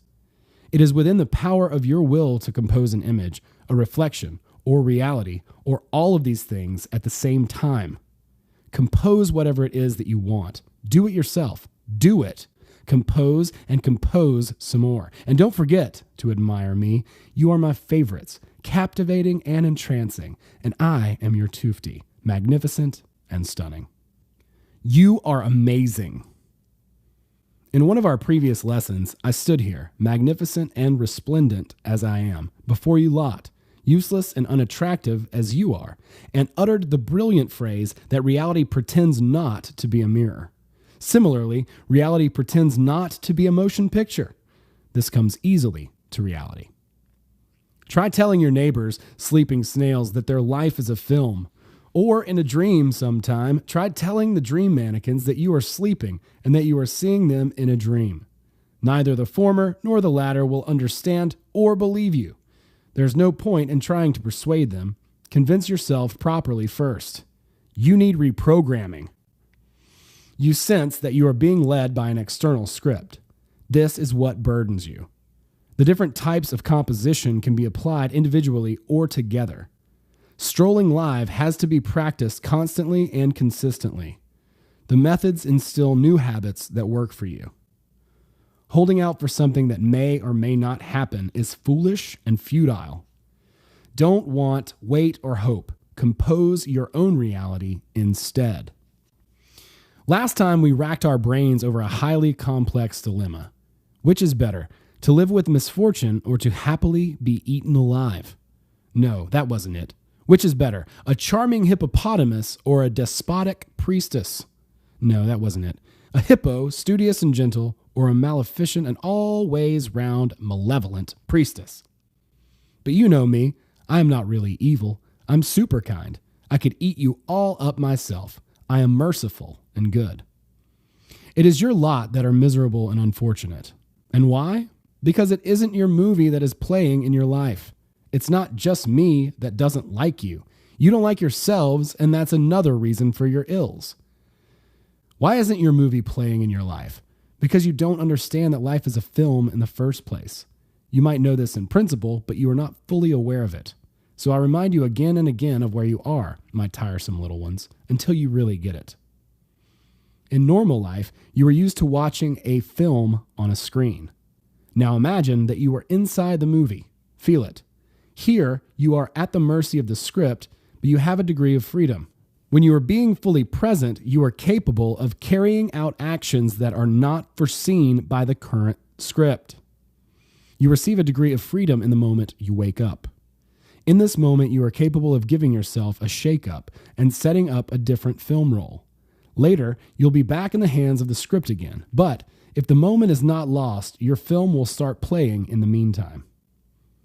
The reason you don't like yourself is that all the screens and printed covers illustrate the ideals of beauty, success, and happiness, and you, my faithful ones, are taken in by these illusions, obediently trying to become something else that isn't really you, every time finding that you don't fit the norm. In actual fact, beauty, success, and happiness can never be standardized. They are things with a very individual cut. Still, you prefer to believe in the illusion and try to keep up with it. Have you ever wondered why it is so difficult for you to remake or improve yourself? Have you ever asked yourself why, on so many occasions, you've planned to turn over a new leaf on Monday and never actually managed it? It is because you are lazy? No, it's because you are being led by a script. Why should the script change simply because you have decided to turn over a new leaf? Your desires are your course, but that course is not written into the script and so has no effect on it whatsoever. Have you ever wondered why, when you leave the cinema all inspired, you think, I can do that too? You think, I will become like him or her. Sometimes you even try to emulate them, but you don't become like them in the end. The reason for this is that although you wanted to be like that person, you didn't know about the emulation technique, which we have called imitation, and that the technique does actually work. At least it works when it is carried out correctly. First of all, you have to totally believe that imitation is possible in principle. Is it possible to compose not only reality, but yourself, your own new mannequin? And at the same time, the mannequin will change. By shifting the film roll and the reflection in turn, you will change and become the way you dreamed of seeing yourself. Do you find this hard to believe, my weary ones? This is because you have already tried something similar and it didn't work. You have always tried and failed because you are working in passive mode. In your dreams, you draw yourself in rays of glory, but this is ineffective. As you now know, you have to use the plate. You tried emulating your idols, but you weren't serious about your approach because you thought you could compose the reflection directly. You were not consistent because when you did not see instant results, you decided to give up. It is totally realistic to improve and remake yourself. Only in order to do so, you must listen to your priestess. When you propel yourself from within, you can be amazing. Moving from within, you can become great. And when you move in this way, simultaneously moving your own film, you can transform your entire life into splendor. I envy you. And why am I telling you all this? And now, the integrated propelling, strolling method. 1. Compose a new reality and yourself within it. 2. Pretend that you already live in this reality and have already embodied that new self. 3. And of course, act, create, fan the creator's spark within. This is what we talked about earlier. It is what you are capable of doing inside the film. Propel the forthcoming frame. Propel yourself. Propel yourself from within. Take it all seriously, practice consistently, and for a relatively long period of time. Always. Then, from film roll to film roll, from reflection to reflection, your mannequin and your life will begin to change. You will see change. Of that, there is no doubt. You are perfect. I hope you have understood at least some of this, my dear snails. If you are unhappy and unfortunate, if nobody likes you and nobody needs you, if your situation is desperate and you can see no way out, know that there is a way out. Don't be envious of what you see in others, and don't be discouraged by what you see in yourself. Be like fireflies and propel yourself from within. Don't look at your reality as something that is beyond your control. Instead, compose a new one. Shift your forthcoming reality by using the plate, and shift your current reality by propelling yourself forward using the image you visualize and the reflection technique. You don't like yourselves because you compare yourselves to other people's norms. Beauty, success, and happiness are unique to every individual. It's hard for you to remake yourself because you're being led by the script. Your desires are not written into the script and have no effect upon it. By composing your own reflection, you can change yourself, your mannequin. Propel and stroll, an integrated technique taken seriously, consistently, for always. In the last lesson, we looked at the following idea. Not only can you compose your own reality, you can compose yourself as well, your new mannequin. If you weren't asleep, you would see that this is possible. So what do I mean by this? Let me remind you, you have your own mannequins in the film rolls, which are stored in the Eternity archive. When you see one of these film rolls in a dream, your consciousness finds your corresponding mannequin, and then it comes to life and starts to move. For as long as you dream this dream, you occupy the body of the dream mannequin as one of your many potential variants. The same thing always happens in physical reality, in the film rolls according to which your everyday life is moving. On each new film roll, your consciousness enters the next version of the mannequin, which then comes to life and becomes you in the current frame. Do you remember I once said that if you look in a mirror while you are dreaming, you might not recognize yourself? You do not just have one mannequin that is characteristic of your being, but a whole bunch of them, i.e., one particular or very specific mannequin for each film roll. In all the films stored nearby, you are pretty much the same and are recognizable as you. In films that are stored far away from the current film roll, you are completely different. It's not about the fact that once you were young and then you aged, or once you were slim and then you put on weight. The mannequin can change right now in a very short period of time. You are capable of changing very quickly, to the point of spectacularly changing your outer appearance. You can also change qualities and skills such as self-confidence, charm, ability to communicate, courage, intelligence, and professionalism. But before I explain how to do this, I want to explain something. Changing yourself doesn't mean judging and rejecting yourself or chucking out the old you. We are talking about self-development, especially if you are one of those rare exceptions who like themselves just the way they are and doesn't particularly feel the need to change. Even if that is the case, you have to keep developing, otherwise you'll go down the slippery slope of deterioration. You have to change yourself without changing your core identity, your principles, beliefs, and philosophy of life. Making yourself a better person doesn't mean compromising your identity. You can work on self-development at the same time as retaining your true self. It's not so much a matter of remaking yourself as kindling the creator's spark. Don't force yourself to conform to the norms of others. Create your own norms so that other snails look to you with envy. You can create your own norms if you accept your own uniqueness. Uniqueness may be all you have, but it is more than enough. Uniqueness is perfect unto itself because there is nothing of its kind anywhere else.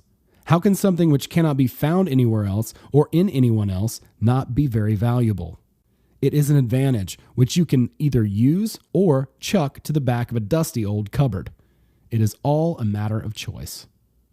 However, it is not easy to accept that you are unique, self-sufficient, and perfect just as you are, just as becoming aware that you are inside a motion picture is not easy. You will notice that when there is something about yourself that you categorically dislike, it is almost impossible to convince you that this very thing could become your advantage. For example, from the point of view of accepted norms, something in your appearance, your personality, or manner might be considered a shortcoming. But all shortcomings have one paradoxical aspect. If you accept a shortcoming, it becomes a valuable, individual quality. If you don't accept a shortcoming and battle against it, the shortcoming becomes a flaw. This is exactly how others will perceive it, either as a valuable quality or as a flaw. You are perfect, just as nature and the Creator intended you to be. Perfection is when an individual is embodying their uniqueness and harmony with their true self. Where there is acceptance, harmony will appear. And the opposite is true. Any negation gives rise to disharmony, which everyone notices. So take a good look at your shortcomings before you hurry to get rid of them. Perhaps, if you accept them, they will transform into your unique qualities and become an advantage. Look attentively, without paying any attention to what other people consider normal. Try to relax, at least for a few days, and just accept being you. You'll see for yourself what happens. Perhaps you will end up liking you just the way you are. Of course, you still need to be able to distinguish shortcomings from vices. An obvious vice or weak point that directly harms you, your health and reputation, for example, or that harms others, should be rooted out. Some things are obvious, and there's no need to go into them here. In everything else, it is better to develop your positive qualities than to battle with your shortcomings. Focusing your attention on your shortcomings, including physical ones that cannot be eliminated, only makes them worse. If, however, you can root out a shortcoming via self-development, then you should work on self-improvement. but only on the condition that you actually have the desire to do so. If you don't desire to change it, then don't trouble yourself and concentrate on your finer qualities. Otherwise, your life will become a constant battle. Developing existing qualities is much more effective than rooting out your shortcomings. Developing your finer qualities will, most likely, eclipse your shortcomings or remove them automatically, and then the issue of your shortcomings will fall away of its own accord. The 3 achievements way. You, my little harebrained wits, have no doubt already imagined yourselves as being magnificent. No, I'm the magnificent one here, but you can be too if you are audacious enough to let yourself be so. You decide for yourself the kind of person you want to be. You are more than capable of doing so, and I will teach you how. You will be the happiest and most beautiful of them all. I am Tufti, your priestess. That is the reason I came. You occupy the body of a mannequin as one of your many variations. You have to develop while retaining your true self, change without betraying your true self. Uniqueness is all you have, and this is enough. A shortcoming should either be rooted out or accepted. When you accept a personal shortcoming, it can turn into a positive quality. Don't battle with your shortcomings, develop your finer qualities. Before we get into how to compose your own mannequin, I'll explain why this is worth doing, because it's a matter of some importance. Patience, my dears, you will learn all this in good time. There is one universal formula that is 100% reliable.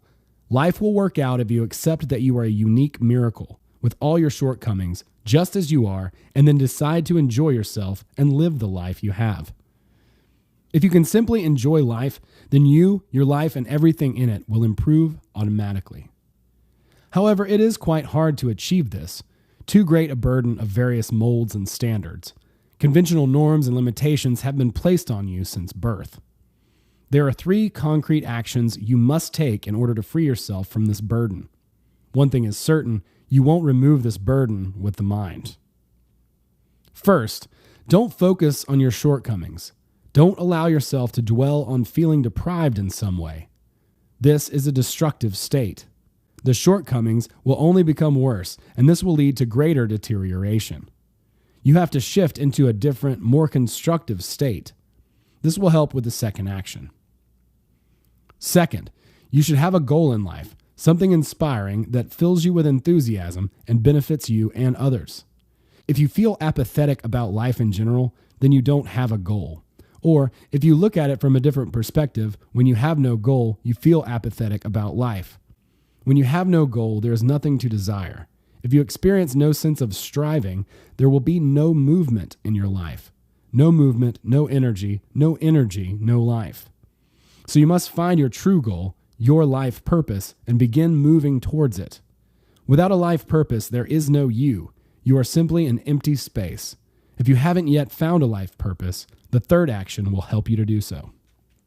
Third, whether you know what your life purpose is or not, you should concentrate on personal development, on remaking yourself. Focus on yourself constantly. Kindle in yourself the creator's spark. Work on self-development and self-improvement. This method delivers 3 achievements instantly. First, you shake off any feelings of being deprived. Second, you find your life purpose. Third, you realize life purpose. Well, what else did you expect? There's no magic wand. There is the plate, though, but you have to work with it. It won't happen while you're laying about on the sofa. As you now know, goals are achieved through triple action. Propel reality, propel yourself from within. Self-development is always a worthy goal and path. Your life purpose on this path will find itself, and once you have found it, there should be no stopping you. Remember, there is either development or deterioration. You mustn't think of self-development as an onerous duty or heavy chore. Quite the opposite. It's much harder to experience stagnation, inactivity, and laziness. Working on yourself is no chore, but pleasant preparation for something even more pleasurable. You get ready when you're going to a party, don't you? Smartening yourself up? Well, today is the party. A one-time preparation won't be enough for what will come tomorrow, in a month's time, or in a year from now. To summarize what has been said, To become magnificent and turn your life into pure magnificence, you have to shift yourself out of a state of stagnation and degradation. The way out is to find your life purpose, your true goal, and then take steps towards it. Your life purpose is your route to self-realization. Without a life purpose, life is nothing more than a mindless existence. Even if you do not yet know what your life purpose is, the Creator's spark that smolders inside you knows, but the spark has to be kindled. By kindling the Creator's spark and working on yourself, you achieve these three things. You leave stagnation behind, you find your life purpose, and you realize your life purpose. This is why you need to compose a mannequin as well as your reality. Remember the integrated propel Stroll method and what we said about it? Follow this method and everything in your life will right itself. Aside from the issue of your life purpose, there is another good reason to follow this method. Self-development creates movement. I repeat, without movement, there is no energy, and without energy, there can be no life, just a fading of life. To trigger meta power, you need to have sufficient amounts of personal power, energy. When you move, because you are developing yourself, you can receive this energy. No one can know better than you the direction in which you should develop. If you don't have a clear idea yet of what direction you should choose, ask yourself the question and set yourself the goal of developing yourself, and it will come to you. As far as one's life purpose is concerned, there are other details to be taken into account. 1. Follow the call of the heart. Find the things that are meant for you and the things that could have been made specifically for you, things that are right out of the box. 2. Follow your own path, not the footsteps of others. Don't copy the experience of others. Indulge in the luxury of being unique in everything. I could write a whole book on this theme. Yes, you will have to read other books aside from this one. Don't be lazy. Don't be lazy, my dear ones, but study diligently. You don't want to stay snails forever, do you? You are brilliant. Did I say that I didn't like you? I was only joking. You are my favorites, my pets. Don't disappoint me, and I won't disappoint you. Don't dwell on feeling deprived in some way. You must find your true goal, your life purpose, and begin moving towards it. Your life purpose is what inspires you and benefits others as well as yourself. You may not know what your life purpose is, but the Creator's spark knows. Kindle it. Self-development helps to shake off stagnation. Find your purpose, realize your purpose. Without movement and development, you will not have the energy to trigger meta power. Do you want to be a better person, improve your physical fitness and appearance, develop skills and talents, or are you too lazy? What do you mean you don't want to? Look at yourselves and the state you're in with your crooked legs, silly horns, round tummies, and hungry mouths. And yet, despite all that, you are perfect because the Creator's spark is present within you. You have to realize your perfection and kindle the spark. In what manner your perfection will manifest all depends on your personality. Whether it will be revealed at all depends on your intentions. Let's say you want to have a beautiful body, transform yourself into a charming personality, pleasant in all respects, or become a high-paid professional in a particular field. Essentially, this means occupying your perfected mannequin on a fundamentally different film role. Have no doubt that this film role and the corresponding mannequin exists. All you have to do is get there. This goal is achieved via triple action. Propel reality, propel yourself from within. Let's look at all three components individually. 1. Propel reality with the help of the plate. Compose a reality in which you already have what you want and already embody the person that you want to become. Compose a new you in a new reality. Literally do this several times during the day or more. Become fully present, activate the plate, and without losing a sense of the plate, picture the scene you desire, the end result, the target frame, with your thoughts and words. Visualize it as best you can. Do the exercise in a relaxed manner for no more than a minute at a time. Remember that it is concentration and meta power that makes this technique work, not effort or force. Don't hold back when you set your goal. Go for it. Think big and set your sights high from the outset. Set yourself a goal that will awaken the genius in you. Become a genius in a specific field or in your general attitude towards life. Then, regardless of your specific abilities, you will start being brilliant. That said, if you have no aptitude at all for something that attracts you, it might be worth considering whether this is, in fact, your true path. But if you are following your heart's desire, and if your goal is basically achievable, then there is no reason why it should not be realized. Beyond that, it all comes down to perseverance and composing a new you in a new reality consistently and coherently. Remember, you have the spark of the Creator within, which you can kindle into a flame and turn into a masterpiece. After some time, you will see that you are beginning to do things you couldn't do before, and that you probably were not even capable of doing. This will surprise you, and yet there is nothing superhuman about it. It is no miracle, just a technique. By setting a reality in which you are brilliant, you move on to film roles in which you do brilliant things. I repeat, the reason for this is not that you have the necessary abilities per se, but because that is the nature of the script. It simply comes down to the fact that on other film roles, you will have things that you don't have currently and haven't even considered. There, in a new mannequin, new abilities will manifest themselves and new means of realizing your ideas can be found. You will spot them as long as you aren't sleeping. 2. Propel yourself. I remind you that to propel yourself in relation to other people means to compose an image. To propel yourself in relation to the reality of your everyday life means to compose a reflection. In a general sense, the act of propelling involves being consciously aware of your motives and actions. When you aren't consciously aware and are just drifting in accordance with the script, all the messages you put out to the mirror that concern other people will be reduced to give me, give me, give me. And those that concern reality will come down to I want, I want, I want. And yet there comes a point in time when you are able to release yourself from the script. Then you can become fully present and recall the image composition method and the reflection composition method. In relation to other people, replace all your give me's with here take. After persistent practice, this manner will become a habit and start to create an impression. You'll naturally become a very charming personality without having to fake it because your habits make up part of your mannequin.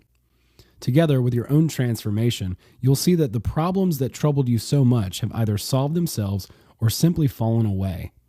Take a good look at the Setting an Image chapter, and there you'll see that all the give me's and the corresponding here take alternatives. The same thing goes for reality. Whatever happens, you have the method for composing a goal frame, the principles of use, as well as the allowing and following methods. Remember also that all negative thoughts and messages will return to haunt you like a boomerang. Try and turn all the negative signs into plus signs for your own benefit, and then this too will become a habit that makes it part of your new mannequin. What should you do if right now you can't think of anything that you can give or any message you want to put out to the universe? This is where the imitation technique comes in handy. You can transform the reflection into an image or subject by pretending that you already have something you do not currently have, or that you already are the person you would like to be but have not yet become. As the game, so the reality. What you imitate is what you get. Who you fake is who you will become. The reflection flows into an image. We will go into this in more detail in the next chapter. The imitation technique. You are probably beginning to think, dear ones, that with all these methods, you could end up being a clockwork mannequin. Don't worry, my little fidgets. It is better to be a wind-up mannequin with good habits than a puppet of no sound mind. New mannequins are created via triple action: propel reality, propel yourself, propel from within. Use the plate to compose a new you in the new reality. Think big, but make sure your goals are realistic. Soon you'll be doing things that you didn't previously think yourself capable of doing. New abilities appear and develop on new film roles. The ways and means of realizing your idea will automatically present themselves. It can be helpful to repeat the chapters that explain what it means to propel yourself. At the end of our last lesson, we said that the imitation technique will enable you to acquire qualities that you don't yet have. Let's recall the objectives we set. acquire a beautiful body, transform yourself into a charming personality, pleasant in all regards, and become a highly paid professional. Even though you might not have all this right now, you can fake having it right now. Then, as you already know, reality will find a way of manifesting the illusion you have created on the physical plane. You should literally imagine that you already have all these positive things despite the fact that, so far at least, you're faking it and it's just a game. Observe other people who have these things. Initially, copy how they hold themselves, especially if you don't have your own image of what this might look like. For your draft version, the experience of others will do. Later, your individuality will begin to show itself more strongly. Take note of what you admire in other people, irrespective of whether they work in the same field as you. You can always learn from brilliance. I do such and such just as brilliantly as so-and-so does. Is there something you admire? I want to be able to do the same and can create the same wonderful life for myself. Soak up the finesse that you find so attractive and adapt it to your life as a projection. Declare this intention using the plate. You only need to capture a projection of brilliance rather than trying to copy it in every detail. What is essential is the projection, not the specific form it takes. I want to emphasize that you don't need to copy an entire example, just a person's state, their sense of self and general air. Adopt a state that makes you feel good about yourself. You have a beautiful body. You have a charming personality. You are a highly paid professional. How would you feel if this were the case? What you would feel is the required state you must capture for this exercise. When you have determined the emotional state, behave as if you already had what you were striving for. Create a virtual reality with your thoughts. Illuminate that visualization with the plate from time to time. Recall your vision more frequently. Run it into the background. Be consistent. Even if your physical body and everything else about you is far from being perfect, you can still live the feeling. Fake it. Become accustomed to it. Is this copying? Yes, it is out and out copying. But if your approach is serious and consistent, reality will take it very seriously indeed. Reality will not tolerate an illusion that is not of its own making, so the illusions that you create will either be manifest in the physical plane or destroyed. Don't worry, my darlings, the latter is highly unlikely, as long as you don't go looking for trouble to push things too far. Even children know that a game is a game and keep within the limits of what is real. You will easily sense the limits of reality in your own game. Playing the role of a charming personality is totally within your capacity, especially when you are equipped with the image composition method. You naturally won't be able to take the stage at a ballet or walk out onto a hockey pitch and behave like a professional if you've never done it before, because you have not yet reached the necessary film role. However, your imitation game will be no less effective because of it, all in good time. This is what the third action is for. 3. Propel yourself. It is important to be realistic and understand that sofa metaphysics alone are not enough. We live in a dual world, so you have to take action equivalent to the material plane. Do everything you can to achieve your goal within the current frame and shape your new self. You need to improve yourself not only with the help of the plate, but also physically by means of concrete exercises, study, steps to improve your diet, and lifestyle. There is nothing you can do to change this requirement. Once you embark on the path of self-improvement, you will know what to do and how. The information will find its way to you. It is also particularly important to be aware that on the path of self-development, your life purpose will be revealed to you. You can puzzle over questions such as what your life purpose is, what it will involve, and how to find it as much as you like. But once you set the goal to propel yourself, rather than to be directed entirely by the script, the answers to all these questions will appear organically. There's no need to worry about the ways and means of realizing your life purpose either. You can't imagine what the ways and means will be because they lie on other film roles that you still need to reach. There is no doubt that you will reach them if you initiate all 3 types of action. You have a huge advantage because your competitors usually only use one type of action, the third. Many put a huge amount of effort into this, but to no great effect. Which works most effectively, the first, second, or third action? It all depends. On average, they are all roughly equally effective, But if you integrate all three rather than practicing them individually, the results are 100% guaranteed. In any case, the triple action writes the course your reality is taking, and things sort themselves out in all areas of your life. How much time will it take? The answer is forever, because as you know, in life, there is always either development or deterioration. Thought forms. You, my boring ones, probably don't quite understand what the difference is between composing a new reality and composing a new self. For in both cases, you compose new film roles and new mannequins. You will understand soon, though. Take note of what you admire in other people. Adopt their general state and sense of self as a projection. In this state, behave as you would, as if you already had what you strive for. Live in this state, live the feeling, grow accustomed to it. Along with the metaphysical work, create yourself on the physical plane too. Do whatever is required to achieve your goal in the current frame. Once on the path to self-development, the answers to all your questions will come to you. By composing an image of a new reality, you illuminate the forthcoming frame. Here, reality works like a film roll. By imitating an example of your new mannequin, you compose a reflection, which then flows into an image of the subject. In this case, reality works like a mirror. Both the image composition and the imitation process should be carried out using the plate. Only reality should be composed purposefully by setting aside special time several times a day, although without letting it become a burden. In imitation, you live it, fake it, play with it, feel your way into the new role at the same time as taking a serious approach and being consistent. It does not matter too much if you forget sometimes about the plate. The most important thing is that you live the role, just as actors do prior to a film shoot. When you're doing this, be open to allow in information concerning your new mannequin and new reality, and try yourself out in this new role, as far as circumstances will allow, as well as in your thoughts and visualizations.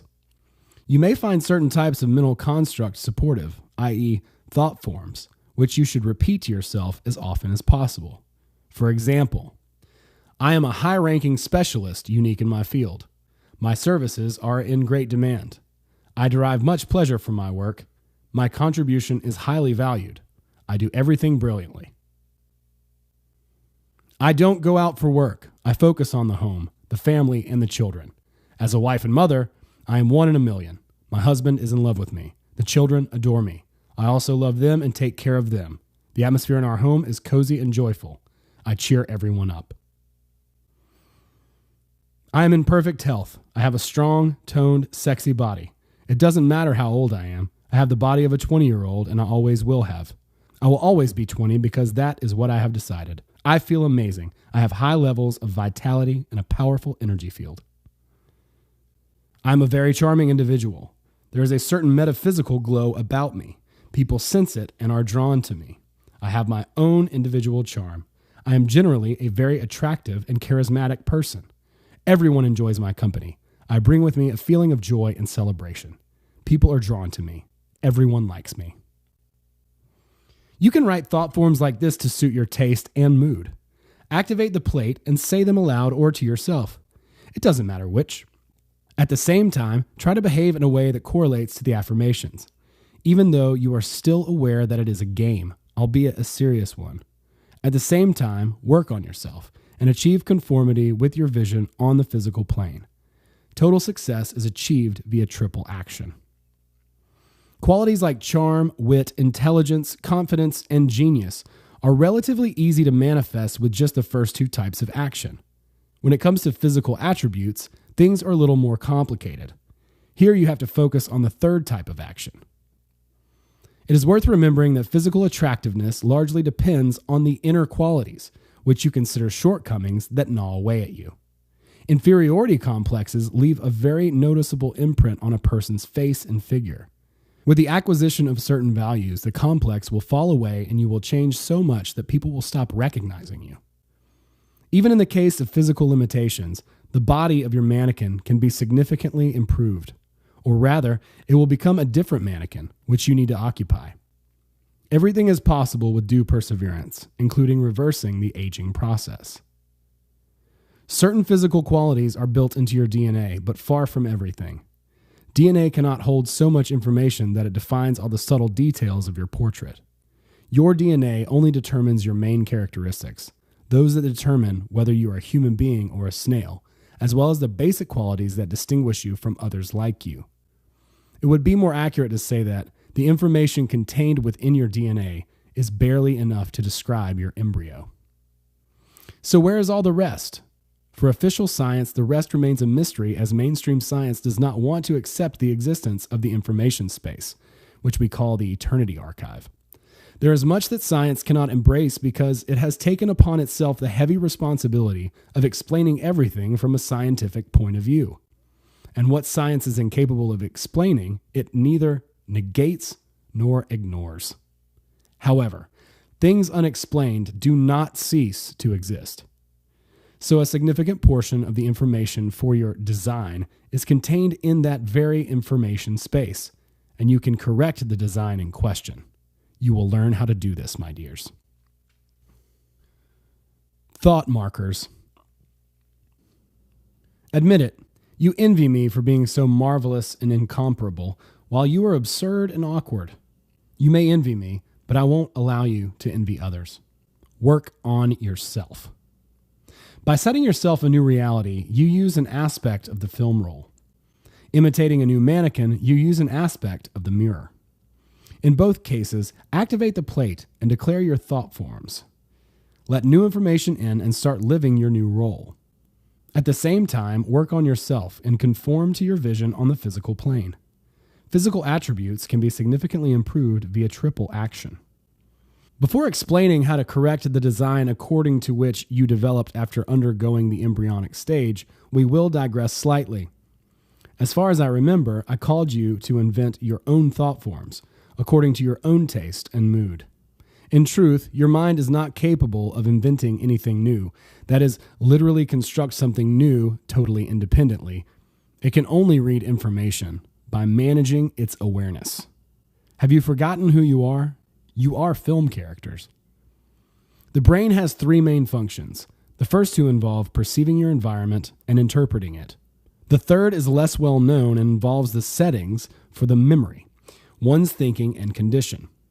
The brain does not generate thoughts or store memories. It works similarly to a radio or a TV set. When you remember something, the brain attunes to an information block situated in the eternity archive. When you think about something, it also attunes, scans the information, and in this way creates from it a flow, which manifests as a train of thought. Thoughts and memories are not stored inside the brain. They are stored outside the brain, where you would expect information to be, in the information space. Condition is something slightly more interesting still. This is the feeling you have of yourself as you were when you were created by nature, or rather in accordance with the design. If you reconcile yourself to the fact and accept whatever has been given you by nature, then this is how you will remain. Alternatively, you can change, for the better or for worse. Here, both the course of your strivings and society have an impact. Depending on personal characteristics and life circumstances, you may either consider yourself to be a good-looking, fortunate soul or an ugly loser. This is what is meant by your condition. Whenever your sense of self is aligned with one feeling or the other, your condition synchronizes with the design. And if there is a mismatch, the design corrects itself, one way or the other. So regardless of the initial parameters of the design, you can turn from a darling of Lady Luck into a very unsympathetic brat, or the opposite, transform from an ugly duckling into an all-around favorite. Now here's a question. Is it possible to control the synchronization process? You probably already know the answer to that. The characters who lack awareness drift along with the script, relying on a random, it'll either work out or it won't, I'll be lucky or I won't, helplessly floundering in the current frame. In this case, synchronization occurs automatically, unprompted by the character. And then the lucky one becomes a star, and the one whom things didn't work out for slips down a slippery slope into a hole. You, my favorites, not only create your own new reality, you create yourself anew, remake yourself, attuning to the new you, which means that you intentionally acquire a new condition. But this is not the same thing as synchronization. In the moment you declare your thought form, you compose a new reality, which has not yet become manifest. Even after practicing the imitation technique, you still don't fully enter into the necessary condition. So what happens next? Next, you shift onto new film rolls, occupy new mannequins, and see real progress with your own eyes. You will undoubtedly see progress, and then you will say to yourself, this does actually work. And then you will genuinely acquire a new state of being. When you achieve this new state of being, your thought forms will be transformed into thought markers. It turns out that I compose my own reality. My intention really works. I really am occupying a new mannequin. Thought markers state that such and such a thing is actually happening. The statement of it confirms the thing as fact. Unlike thought forms, thought markers serve as bookmarks, descriptions of something that has already happened and no longer requires proof. Thought forms, on the other hand, are affirmations that strive to prove their validity. The desire to prove something to yourself or others is always unconvincing. Whether you wish to convince yourself or reality, both attempts are ineffective. You can pretend, but you won't ever be able to convince yourself of something that has not yet happened in physical reality. Positive affirmations will never carry you into a pure condition that exists beyond a shred of a doubt. The only thing that is totally effective is confirmation. Thought markers refer to things that are already confirmed. Of course, thought forms as affirmations also have an impact on the design, but a weaker impact, because synchronization only occurs in the moment that you can come face to face with the reality of a situation as fact. Thought forms are effective at the initial stage, when a new reality is being launched. Then, when you start to see the first results in your progress, pay special attention to them and again, use the plate and state that your efforts are really working. In this moment, you come into contact with outer intention, and in this moment, synchronization occurs with the design. Thought forms compose reality. Thought markers adjust the design. So carry out all three types of action, observe the shifts, and then consolidate them with thought markers. Every day, I get closer to achieving my goal. I really do manage everything brilliantly. My level of professionalism is growing. I really am getting physically fitter. I really am becoming a more charming and attractive person. Greedy catchers. The theme of the previous lesson was quite complicated. Would you like to consolidate what we covered? What do you mean you don't want to? Come on, crawl out of your houses. Everyone, horns up, or you will be punished. The mind does not invent anything. It reads information from the eternity archive. There are three main functions of the brain: perception, interpretation, setting. The brain works as a receiver, attuning to memory, thought, and condition. Condition refers to your sense of self, as you really are, in all your subtle details. Condition does not refer to changing moods, it refers to your sense of self. The design, similarity to your condition, can change for the better or the worse. In moments of awareness, your condition synchronizes with the design. Regardless of the initial design, you can take off and fly or slide down a slippery slope. Carrying out the triple action, you shift yourself into a new condition. Imitation becomes genuine when you observe results. Thought markers confirm that improvements are taking place. Thought forms trigger a new reality. Thought markers adjust the design. Do you remember I mentioned previously that when you practice the imitation technique, you create an illusion for reality? I'll repeat this point now. If there is something you want, pretend you already have it. If there is someone you want to become, behave as if you were already that person. Be in the role, take it seriously, and live it like a professional actor. Live it in your thoughts, in virtual space, and where possible, in your actions, in your everyday reality, until you totally believe in the illusion you have created. As soon as you believe in it, reality will believe in it too. When will you believe it? When you see a tangible proof that the technique really works. This is why I so strongly recommend that you always pay special attention to any shifts you notice taking place. As soon as you spot a change, immediately activate the plate and savor your achievements, taking pleasure in all the details.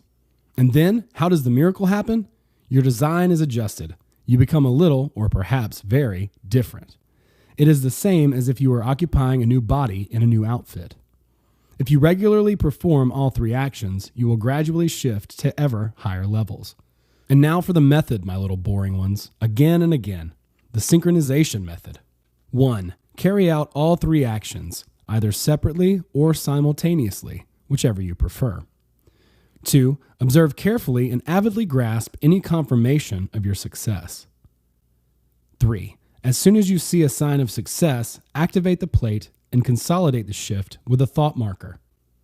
Positive shifts will occur both in the context of the manifestation of your vision as well as in relation to the means by which it is being realized. Reality will throw your potential means of realizing your vision and encourage you to use them. There will also be moments of defeat. These are unavoidable. What matters is how you respond to them. When you suffer defeat, your condition changes and you feel a failure. And what happens to the design in this moment? I hate to think. On no account must you let this type of synchronization occur. So how do you avoid it? It is very simple. Surely you haven't forgotten the wonderful principle you have at your disposal: advantage. You probably haven't yet eradicated your stupid habit of insisting on your own script. Well, hang in there. Otherwise, I'll eradicate you myself. Or better still, I'll immortalize you in jars of formaldehyde and show you off to my other students. Not for the self-edification, you understand, but for inspiration. They will become instantly more clever and obedient. And on the other hand, if you have been lucky enough to secure a victory, nurture and savor your condition carefully, not forgetting the plate. Have no doubt your design will adjust itself and things will develop in a more positive manner. You must be very attentive and responsible when it comes to your condition. Manage it. And also, I remember saying that if you set the right goal, the script might even shock you. You might feel that your life is falling apart at the seams, whereas in actual fact, old stuff is being cleared from your reality so that the empty space can be filled with beautiful new things. And anyway, how can you know by what means your goal should be best realized? It might seem to you as if nothing is going right, whereas in fact, everything is going perfectly, just not in the way you planned it. And anyway, whoever promised that your path would be strewn with roses? And you mustn't let the fact that you aren't seeing instant results worry you either. Take into account the fact that reality responds with a delay factor. Be patient, be persistent, and consistent. If nothing is working out at all and you feel as if you are knocking at a door that will never open, then you should ask yourself whether this is really your true path and the path of your heart's desire. The only path that will never let you down is the path of self-development. Not any path, of course, such as studying ancient Greek, but the path that will inspire you and bear real fruit. And one more thing, you can only compose your new self by using the reality mirror and the plate. Don't try and compose your new mannequin while looking in a normal mirror. I forbid you to try it. It either won't work or it will have the opposite effect. When you stand in front of a flat mirror, you can only note positive developments while ignoring your shortcomings. You mustn't focus your attention on the shortcomings you'd like to be shot of. Shortcomings should either be eradicated through self-improvement or accepted as an aspect of your individuality. If you can't do anything about them, then let them be. Sweet harmony. Yes, I know. When it comes to laudatory, captivating speeches addressed to my highest self, you lot are churlish, indeed most churlish misers, and of my success you are greedy. Indeed, most greedy Scrooges, and so you are. But not to worry, I shan't be in your debt. I will store a bitter grudge against you, and when I have saved up enough, I shall settle the score. Pay special attention to positive shifts. The design is adjusted in the moment you consolidate the shift with a thought marker. Greedily catch hold of any confirmation of your success. Savor them, enjoy them. Confirmation of results will carry you into a pure condition. Regular, systematic practice of the three actions will perfect your design. You mustn't look at failure and see failure, or look at defeat and see defeat.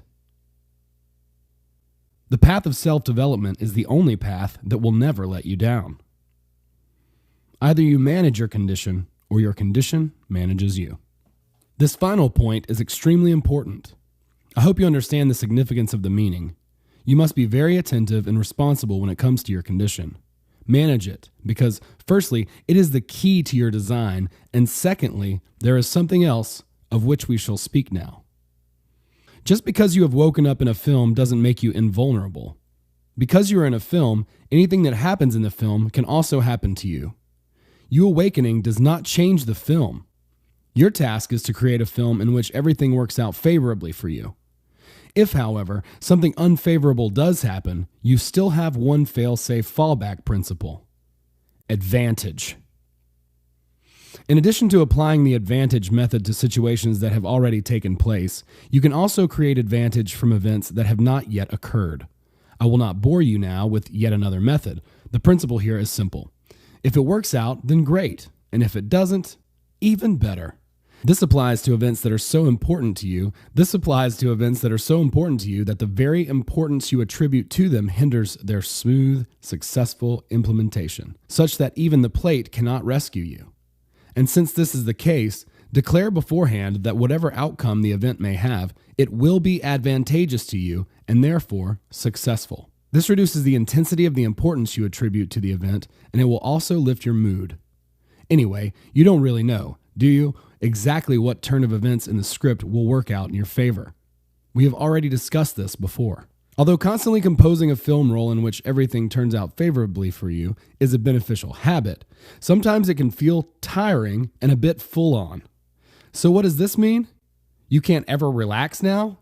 You can.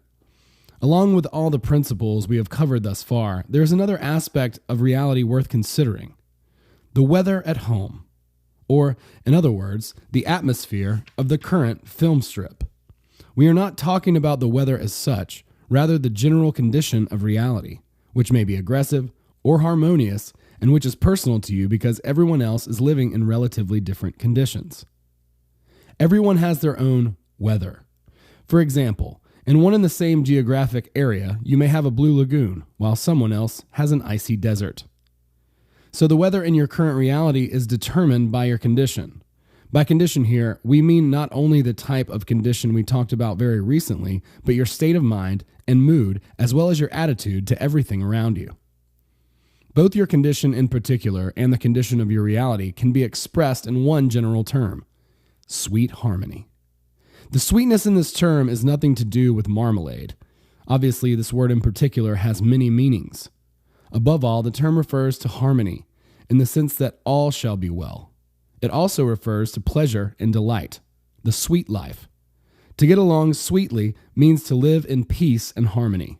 Sweet harmony is when the world is at peace, there is order and prosperity in your life, and all is well. Sweet can also mean my sweet or my love. If you love life, life will overflow with sweet harmony. If you love yourself, life will be filled with delight. And if you don't love yourself, create harmony and you will begin to love yourself. Do you remember the law? If you allow yourself to be guided by the principle of advantage, there will be fewer and fewer events in your life that are in some way harmful. There will be harmony, but life is even better if you can create sweet harmony intentionally, i.e., attune yourself to a corresponding state. There was a reason why I advised you to copy the general air and sense of self of the people you look to as role models. This is not only the key to your perfect design, but also the things that create attraction. What is it about your role models that attracts you? No doubt a very positive manner that life is good, success, style, beauty, charm, and pleasure.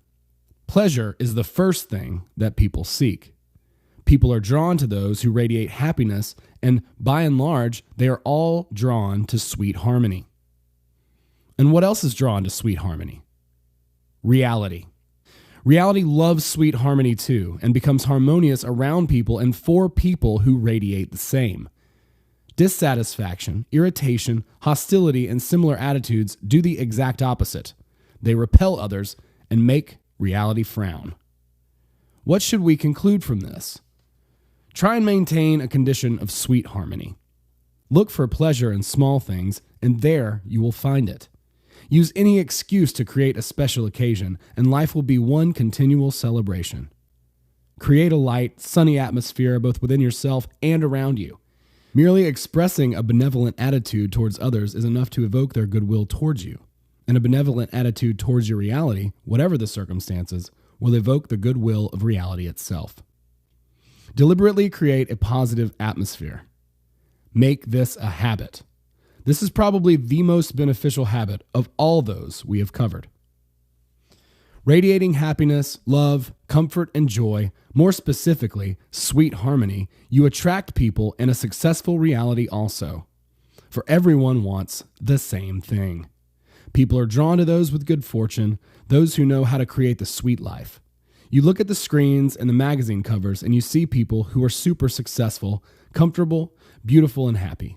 It's enough to make you sick, and you think when you compare yourself to them that your life has not worked out as it should. But believe me, all that showy beauty and happiness is, for the large part, all down to props and bluffs. What's more, now you know how to create real, genuine sweet harmony. And most importantly, you are capable of doing so. All right? Am I right? Of course I'm right, for I am Tufti, your priestess. Plait with threads. So, my gracious ones, I hope you have understood that sweet harmony is when all is well, and as it should be. Sweet harmony occurs not only when everything is truly well and as it should be, but when you deliberately adopt a state of sweet harmony, whatever is going on, and then all is well indeed. It is like having the ability to change the weather. Set the advantage in advance. If it works out, great. If it doesn't, even better. The weather in your current reality depends directly on your condition. Sweet harmony means fun, comfort, love, friendliness, and celebration. People are drawn to fortunate others who know how to radiate sweet harmony. Reality becomes supportive to those who radiate sweet harmony. Stay in control of your own state of mind. Do not just let it free run. Letting your state of mind free run is paramount to hanging like a cloth puppet in someone else's hands and dangling about to the will of chance or the will of another. Create your own personal sweet harmony. Bring light into any company. Create your own oasis in the frame, the oasis of a happy, celebratory mood. My oasis comes with me. Wherever I am, my oasis is there with me. Begin the day with the words, sweet harmony. Always make a point of getting into this state, whatever the circumstances. Just sweet harmony. That's all. If you are feeling annoyed or overcome with fear or anger, don't fight the emotions, just begin observing. Anything amiss that is happening should nudge you to observe what is going on in your life and your reality. When you look at fear under a magnifying glass, paradoxically, it gets smaller. When you observe reality, it loses its power. Reality doesn't like being watched. It becomes elusive and at the same time ceases to have so much control over you. Don't stare at reality, just take a sideways glance so that it does not get annoyed at you. Finally, I want to give you a bit more detail about the plait. Firstly, don't be too perplexed if you can't feel the plait or only get a very vague sense of it. All these sensations are very personal, and that's quite normal. For example, my friend Matilda does not sense a plait, but rather a slight feeling of oppression from behind, and a kind of presence of something non-corporeal and phantom-like. This sense of presence can manifest itself in different ways. It might be something you can actually feel, but if you have to imagine it, that's fine too.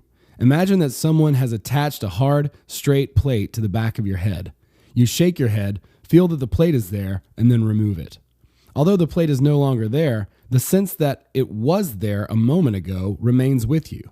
This is what is described as a phantom sensation. If the phantom feeling doesn't work for you, it's not a problem. Try the following technique instead. Imagine that an arrow or compass needle is hanging down from the nape of your neck to the middle of your back. Then take an in-breath, and when you exhale, imagine that the arrow has turned so that it is now at an angle to your back. If you experience the phantom sensation, you can use this technique to activate the plait. It doesn't matter what angle the arrow is exactly or how much distance there is between the arrow and your spine. Your energy body will tell you how far the arrow should be from your back for it to become active. Even if you activate the plate without the arrow, simply focus your attention on a certain spot at roughly an elbow's distance or less from the middle of your shoulders, and that should be enough. With time, after a certain amount of practice, you will learn to feel the plate quite tangibly. The plate also needs training. It has atrophied from lack of use. And now for another technique for advanced snails that makes the plate even more effective. Imagine that a flow of energy is rising up the central axis of your body. Take an in-breath and observe a certain sensation rising from your feet up to your head. Next, imagine the reverse flow from the top of your head down. Exhale and track the downward sensation. Practice this several times. On the in-breath, the flow rises upwards. On the out-breath, the flow moves downwards. The sensations may be phantom-like, but the energy flow is absolutely real. It's just that until you really practice it, you may not be aware of it. Now imagine that two arrows protrude from your chest in opposite directions, from the chest or from the stomach, outwards, and from between the shoulders or lower and backwards. Take an in-breath, and then on the out-breath, imagine that the arrow in front is turning into an upward vertical position, and the arrow behind you is turning into a vertical position pointing downwards. Try to sense both energy currents as they flow simultaneously. The rising current, triggered by the frontal arrow, moves along the whole body just a little forward of the central axis, while the descending current, triggered by the arrow behind the back, also flows along the length of the whole body slightly beyond the axis. Or simply imagine that they both move simultaneously, one upwards and the other downwards, without any specific positioning, depending on which is easier for you to feel. Repeat this exercise several times so that you really start to feel the energy flow in the body. Then, on an out-breath, try and trigger both energy flows at the same time, without picturing the arrows. Then activate the plate, like you did using arrow from the nape of the neck. Breathe a little, and then on the out-breath, move it sharply downwards into a vertical position, at the same time triggering both energy currents. You should get the hang of it after just a little practice. Again, just as you work with the plate without tension, do the same with the currents. You just trigger the energy flow, but it moves of its own accord.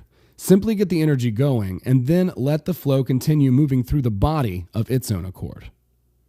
And now the plate and flow method. 1. Take an in-breath, and on the out-breath, imagine the arrow moving at any angle away from your back. Now the plate is activated. 2. Without letting go of the sensation of the plate, compose a picture of your reality. At the same time, make sure that you are breathing freely. 3. Without losing the sense of the plate, the arrow, take an in-breath, and on the out-breath, sharply send the arrow into a vertical downward position, triggering both energy flows.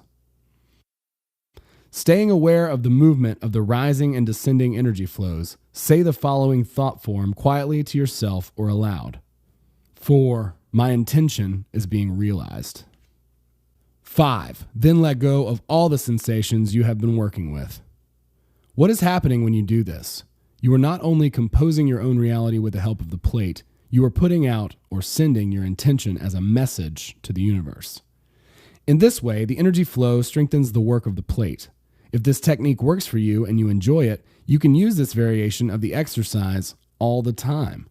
But if not, then the basic method will be sufficient. Another effective way of using the plate is to work with it while you are in the bath or any other source of water. For example, make the most of the time that you are in the bath. Activate the plate. The walls of the bath hinder this exercise, without the energy currents, and compose a picture of your own reality and or yourself, your new mannequin. You don't have to try too hard. It is enough to concentrate for 2 or 3 minutes in total and then drop the plate and just relax in the bath for another 10 minutes. What is the point of this?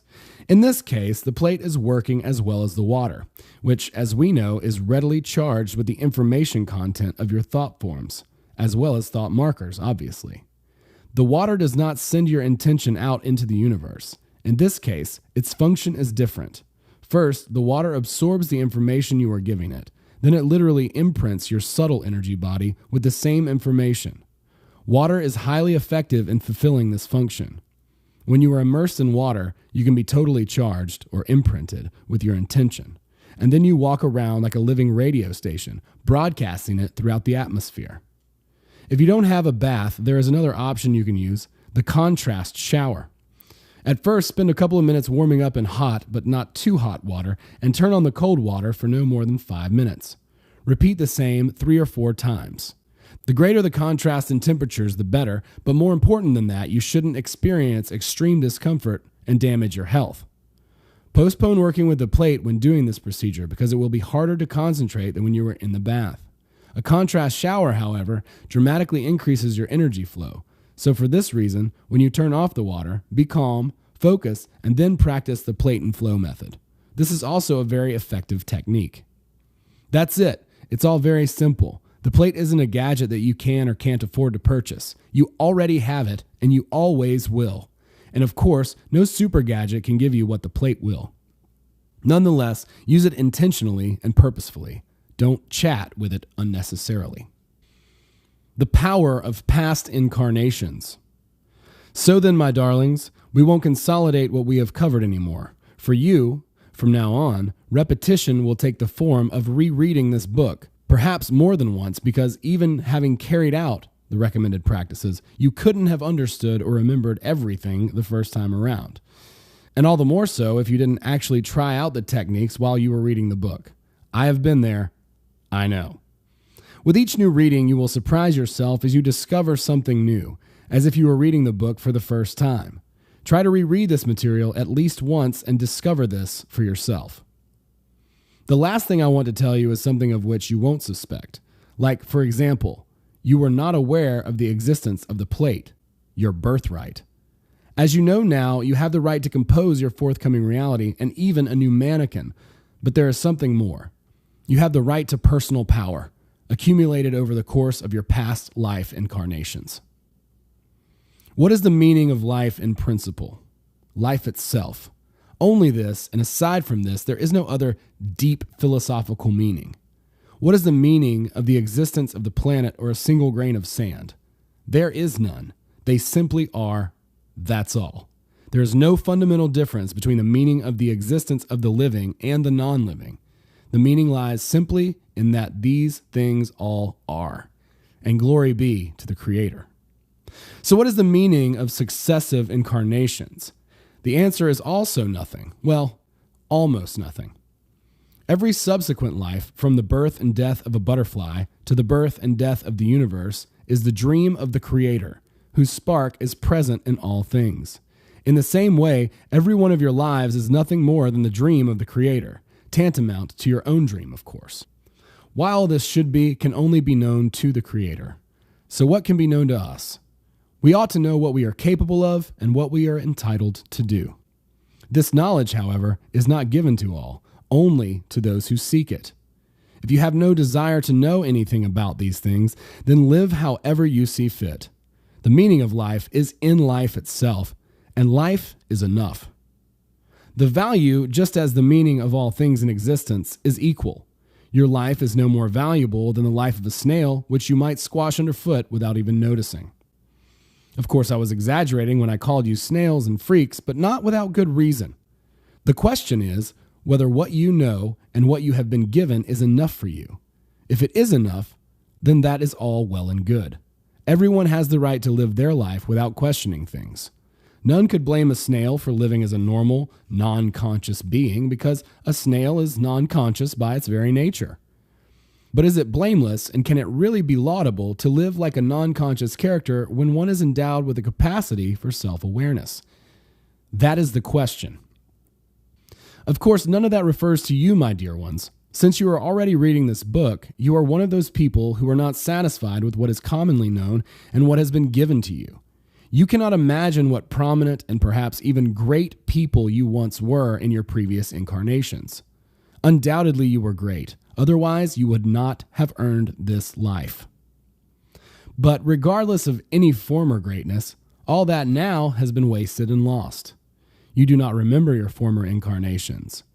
Do you not think that strange?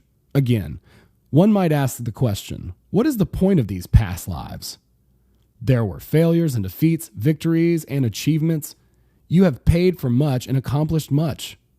Has all that really been for nothing? Simply in vain? You cannot bring back the experience of forgotten lives, just as you cannot take with you something you possess in a forgotten dream. Still, I repeat, you have a right to the personal power accumulated over the course of numerous incarnations. No one has told you this before, but I am telling you now. Personal power and strength of soul should not be wasted. A new life should never begin entirely from scratch. That would be a mistake, a glitch in creation. Whether you accept it and live with the mistake is a matter of will. Only what good are you to anyone as a defective being? You are no good even to me. It is within your power to claim what is rightfully yours. But how? It is very simple. Anyone who declares their right is given it. You literally need to say, I declare my right. I return my power. I acquire the power of all my previous incarnations. Words, however, are not enough. Words are so often empty talk. There's one subtle detail here. For your words to be heard, you have to use that archaic rudiment of which you are already aware, the plait. Make your declaration using the plait, just as you did when you were composing your own reality, and power will hear you. Do this whenever you feel it is necessary. You will soon gradually come to sense an increase in your personal power, self-confidence, and strength of spirit. You will definitely feel it, and every time you do feel confirmation that it is working, do not forget to consolidate your renewed design with thought markers such as, I can see that my personal power is increasing. There is nothing more to add here. You will see for yourself how amazing it is. Infinity in infinity. And now we will talk about something which many an inquisitive mind will skeptically await. Proof that everything we have talked about here is real. Surely we don't really live in a film, and surely we can't jump from one film roll to another. Well, first of all, the main proof should lie in your own empirical experience. The methods and techniques described here really work. Check it out for yourself. And secondly, much indirect proof, particularly indirect proof, can be found in the form of anomalous and unexplained phenomena. You won't find direct proof that these techniques work because, for some reason, reality is not prone to revealing its secrets. How is it, you may be wondering, that I know all about these methods? There's much I do not know. What I do know is that this stuff works, and that's a fact. Why and how exactly is another question. Film rolls and the mirror are just models and interpretation of something more complex. We may not understand how exactly reality works, but we can and should use the qualities of reality for our own practical purposes. And so for this reason, I put forward these models and interpretations that are accessible to our understanding. There is one thing I can confidently confirm. If the model works, then it must be very close to the original. Therefore, we will stick to the accepted model. Reality is live, not virtual. Don't confuse it with a computer game. But it is constructed similarly to a film, or more precisely, numerous film rolls that are all intertwined. Some of these film rolls are moving, while others are still in the archive. Parallel material worlds don't exist. There is only one material universe, in any case, the one that is ours. But there are countless virtual variations of the world. The archive film rolls. It sometimes happens that a piece of one archival film strip is randomly illuminated in the current material frame. In this case, a person from the past, the future, or another civilization entirely could end up here in the present. When a person ends up here in our world from the archive, their last life will seem very real to them because their memory is so tied to the film roll from whence they came. The brain does not store information. It stores the information's address. When moving from one film roll to another, addresses can become detached from the former film roll and become attached to the new one, although this is not always the case. This accounts for the déjà vu effect. The déjà vu effect is when you are certain that something has already happened in your life, but everyone around you insists that it has not. Or the opposite. People tell you that something happened, but you can't for the life of you remember it. Not because you are having a memory glitch, but because there is confusion between the addresses and the film rolls. Reality does sometimes make mistakes like these. Although reality does try very carefully to sift out similar absurdities, it does not always manage it. The so-called Mandela effect is an even greater blunder than a déjà vu and can't be put down to the memory glitch of a single individual. This is when a very large group of people, literally millions, collectively misremember something in the current reality, for which there is no factual confirmation. For example, many remember with all clarity that a certain phrase was spoken in such and such a film, and yet now that phrase has disappeared somewhere or been replaced and there is no record of it on any medium, even in the very earliest sources. There are numerous examples like this one, and not only in connection with films. What can account for this? Mass confusion? Why does this happen? The answer is simply that our general reality has shifted to a different film roll in which there is a different version of that particular phrase. Reality accepts an unacceptable mistake. The past is changed without the address in the collective memory being corrected. The collective distinctly remembers what was on the previous film because their addresses are still connected to it. Here we should qualify this by saying that until now we have been talking about individual film rolls, whereas in fact the general film of reality is constructed in a much more complex manner. The individual film rolls of individual people turn separately, but they lie on a collective roll common to all humanity. The end of the world will affect us all, right? This has been predicted so many times, and yet it has still not happened. As seers perceive it, this version of reality must exist somewhere in the archive, but for now, the collective human reality jumps onto another, more fortuitous role before the event can actually take place. It can also be the case that the present enters the past. For example, the following is a well-documented fact. On 14th July, 1911, a passenger train departed from Rome on its way to Lombardy. And when on the way it entered a mountain tunnel, it disappeared without trace. At that time, more precisely an even earlier time, the Mexican newspapers of 1840 paid witness to an unusual occurrence. 104 Italians equipped with passports and attributes fitting to the period arrived in Mexico, insisting they had come from Rome by train. Of course, nobody believed them, and they could think of nothing better than to hide them away on a psychiatric ward. What happened to the reality of the missing Italians? Well, as we've already said, reality is something that never was, never will be, and only is, once and now. And so it is. This case does not change anything because reality is always the current frame.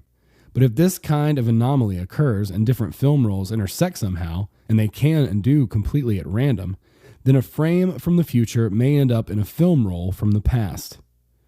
Then, people and objects from that film roll appear in the past. But how can this be? The frame is moving consistently, one frame after the other.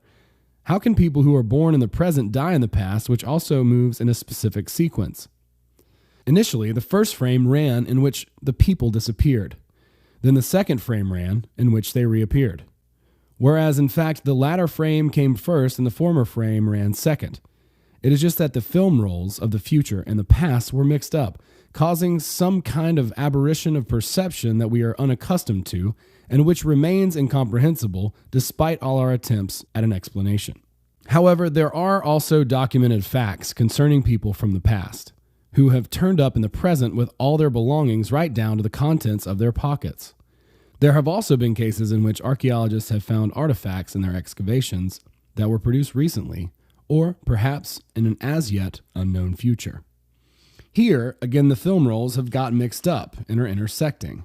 Sometimes, the film rolls do not so much intersect as just touch alongside each other. That is when you get a chronomirage.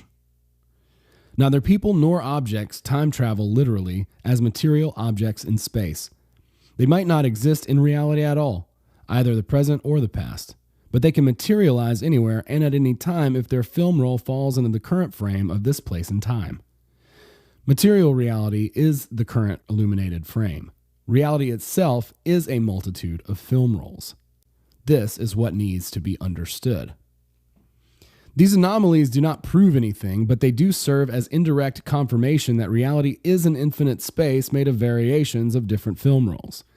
Moreover, it follows that not only the quanta of the microcosm are discrete, but all of reality, because the film rolls consist of frames separated at intervals from one another. If science would accept that the macrocosm as well as the microcosm was quantum, all sorts of new discoveries would be made. For example, instantaneous movement through time and space, as well as other anomalies, occur in the spaces between frames. All the practices we have covered confirm that all reality is discrete rather than continuous. Freeing yourself from the frame frequency of the current film roll, you acquire the ability to create the impossible. Literally, all these procedures with attention and the plate take you out of the frequency and phases of reality.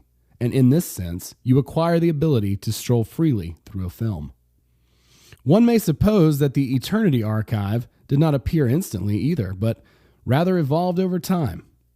Everything that was or that could have been was not always recorded, although one could also maintain that the archive has always existed.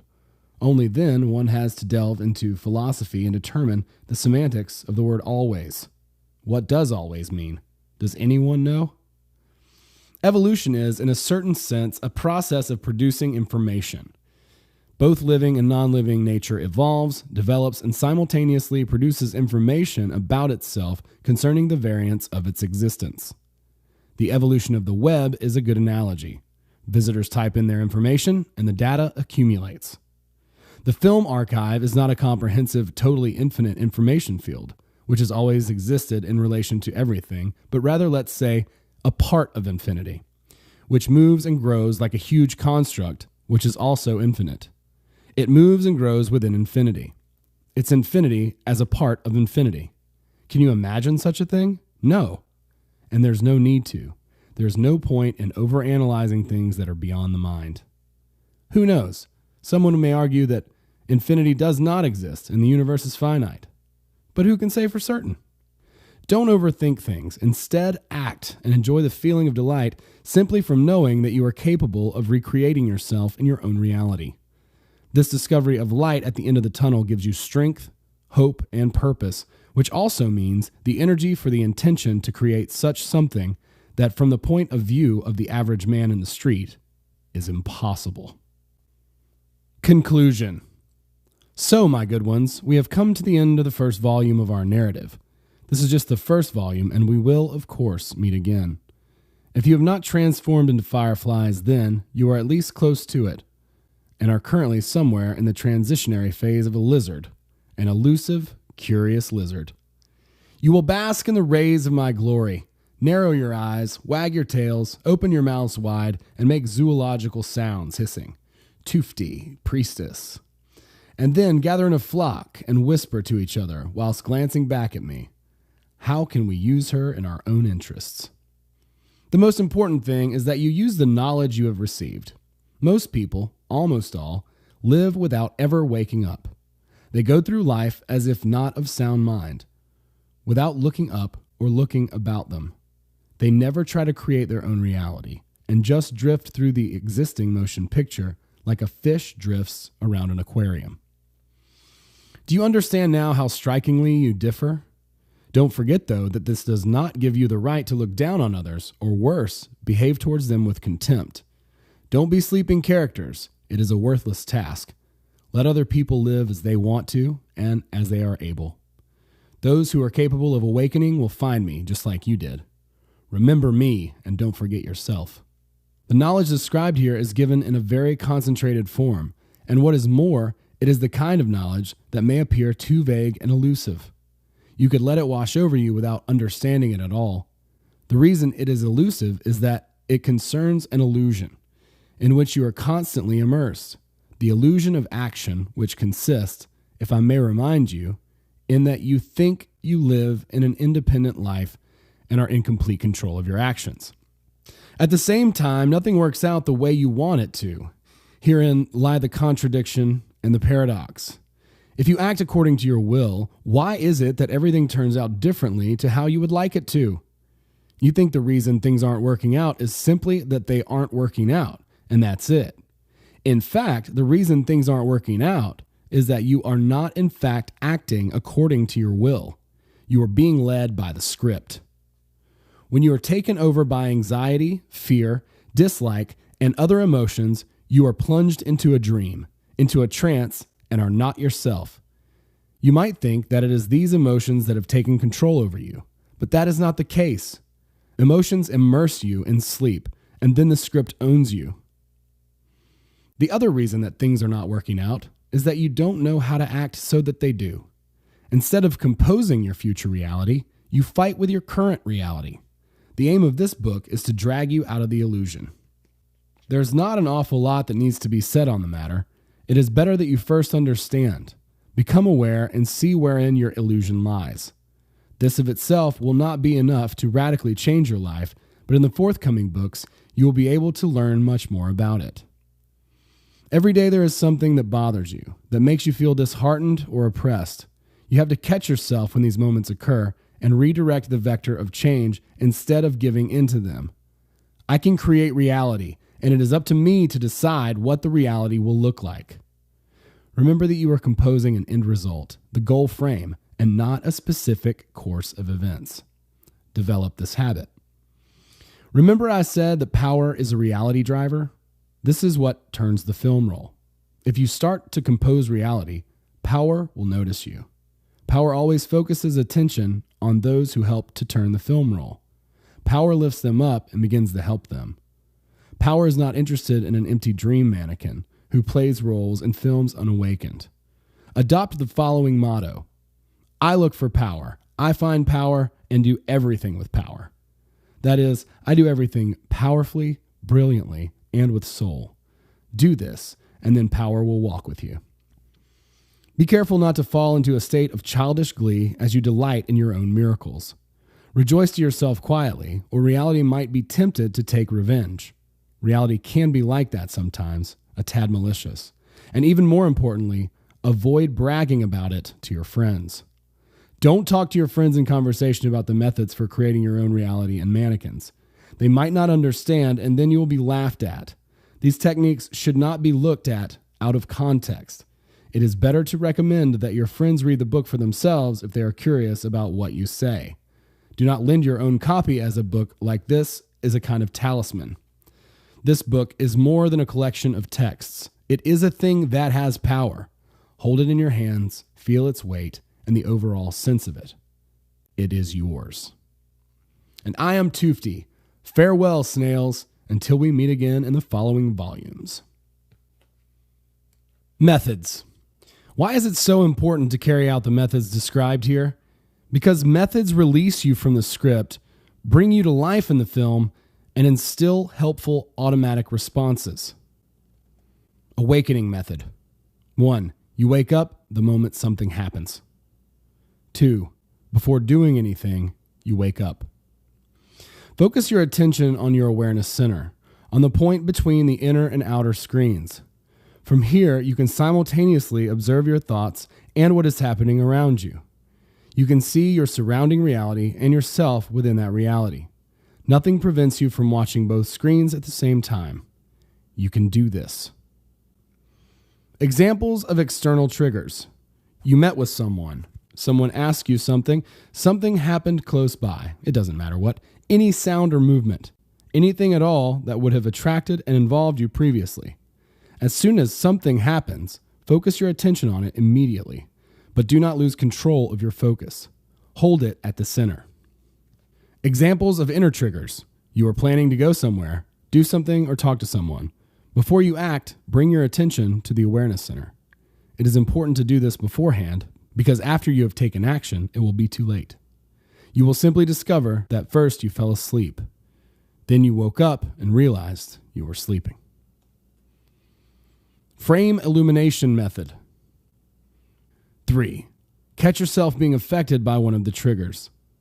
4. Wake up. I see myself and I see reality. 5. Activate the plate. Without releasing the sensation of it, compose the reality you desire. 6. Drop the sensation of the plate. 7. If the event is significant, repeat the illumination several times. In the same way that you tracked your attention, now keep track of the impending frame. Here there are 3 triggers. Expectation, something is likely to happen. You are waiting, hoping for something. Intention, you intend to go somewhere or do something. Problem, something has happened that needs dealing with. Whenever you are expecting something, don't wait or hope. Compose your own reality. Whenever you intend doing something, Do not hurry to start. First, compose the reality you wish to see. Every time a problem arises, once again, don't wait, don't hope, don't fuss. Compose the reality you wish to experience. The frame illumination method is an exercise in developing meta power and at the same time a means of composing the reality you want. Follow the illumination method calmly and naturally. Use thoughts, words, visualizations, whatever works best for you. The most effective type of illumination is visualization. Plait with flow method. 1. Take an in-breath, and on the out-breath, imagine the arrow moving away at an angle from your back. Now the plate is activated. 2. Without letting go of the sensation of the plate, compose a picture of your reality. At the same time, make sure that you are breathing freely. 3. Without losing the sense of the plate, the arrow, take an in-breath, and on the out-breath, sharply send the arrow into a vertical downward position, triggering both energy flows. 4. Staying aware of the movement of the rising and descending energy flows, say the following thought form quietly to yourself or aloud. My intention is being realized. 5. Then let go of all the sensations you have been working with. What is happening when you do this? You are not only composing your own reality with the help of the plate, you are putting out, sending your intention as a message to the universe. In this way, the energy flow strengthens the work of the plate. If this technique works for you and you enjoy it, you can use this variation of the exercise all the time. But if not, then the basic method will be sufficient. Advantage method. 1. Catch yourself at the non-acceptance trigger. 2. Wake up. I see myself and I see reality. 3. Ask yourself, what is the advantage in this? 4. If an answer comes to you, accept it and take the advantage. 5. If no answer comes to you, try to accept the idea of advantage anyway. Every event or situation, whatever its nature, has a positive side and a negative side. The script is not trying to cause you harm at all because inflicting harm takes energy. The script always takes the path of least resistance. But you give a knee-jerk, non-accepting reaction either due to your nasty character, your propensity for negativity, your habit of self-protection, your high opinion of yourself, or even just because nothing is going your way. As a result, as usual, you spoil your own life and the life of those around you. More than this, the script works to achieve your goal if you set a goal. When you compose your own reality, the script aligns itself according to your composition, even if it does not appear to you that this is the case. But you always insist that everything should go exactly according to your plan, and thereby obstruct the implementation of the plan. Adopt and integrate one simple principle. Seek out the advantage in everything. Literally, seek and draw out the advantage in any annoying situation and in any event that causes you to respond even a little bit negatively. Set yourself this goal. Draw out the advantage. But in order for this to work, you need to wake up and shift your attention to the center. The triggers in this case are mostly external. Someone says something to you, does something, or around you something is going on. Anything that causes your non-acceptance, from slight dissatisfaction to absolute fury. Trigger emotions may also include irritation, depression, anxiety, aggression, and fear. To make the right choice, you only need to stop and think for a moment. What might the advantage be in this? And then, do not resist the script. Try and follow it. Literally, follow advice given to you, heed opinions expressed, agree, go to something, and accept things you would have previously rejected or caused you to enter into a possible confrontation. As a result, you are transported into an alternative film role where, in contrast, everything works to your advantage because you stopped at the right moment and chose to benefit from the advantage of the situation. It is all very simple. What you choose is what you receive. In reality, there is one immutable law. The law is this. The more you allow yourself to be guided by the principle of advantage, the fewer events life will throw at you that are harmful. The following method. 1. Catch the moment of the control trigger. 2. Wake up. I see myself and I see reality. 3. Ask yourself, sense, What is the first dictate telling you? 4. If an answer comes to you, follow the dictate. 5. If no answer comes to you, compose the goal frame and try following again. Being endowed with self-awareness, you are constantly asking the question, how? And then you conjure up a whole strategy for achieving what you desire.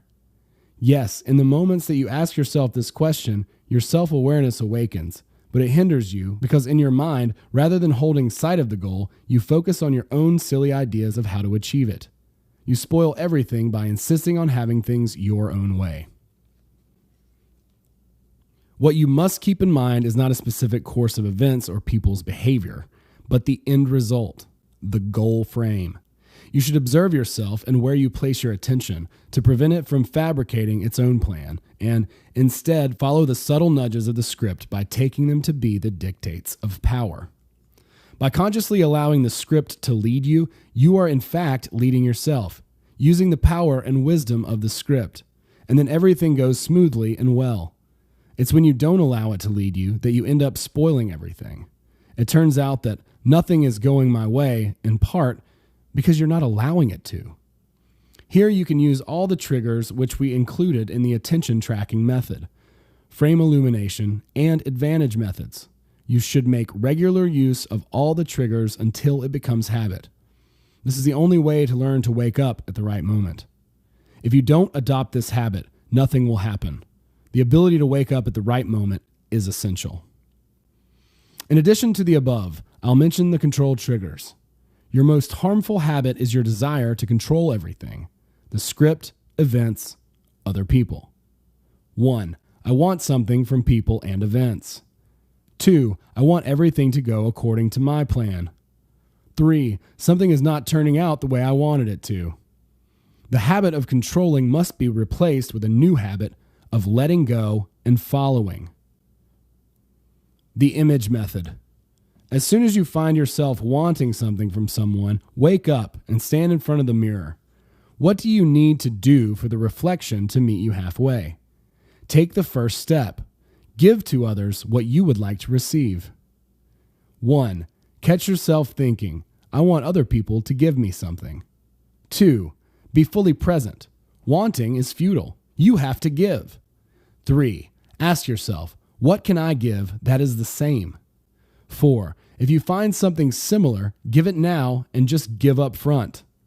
5. If you don't find something similar, then just give anyway.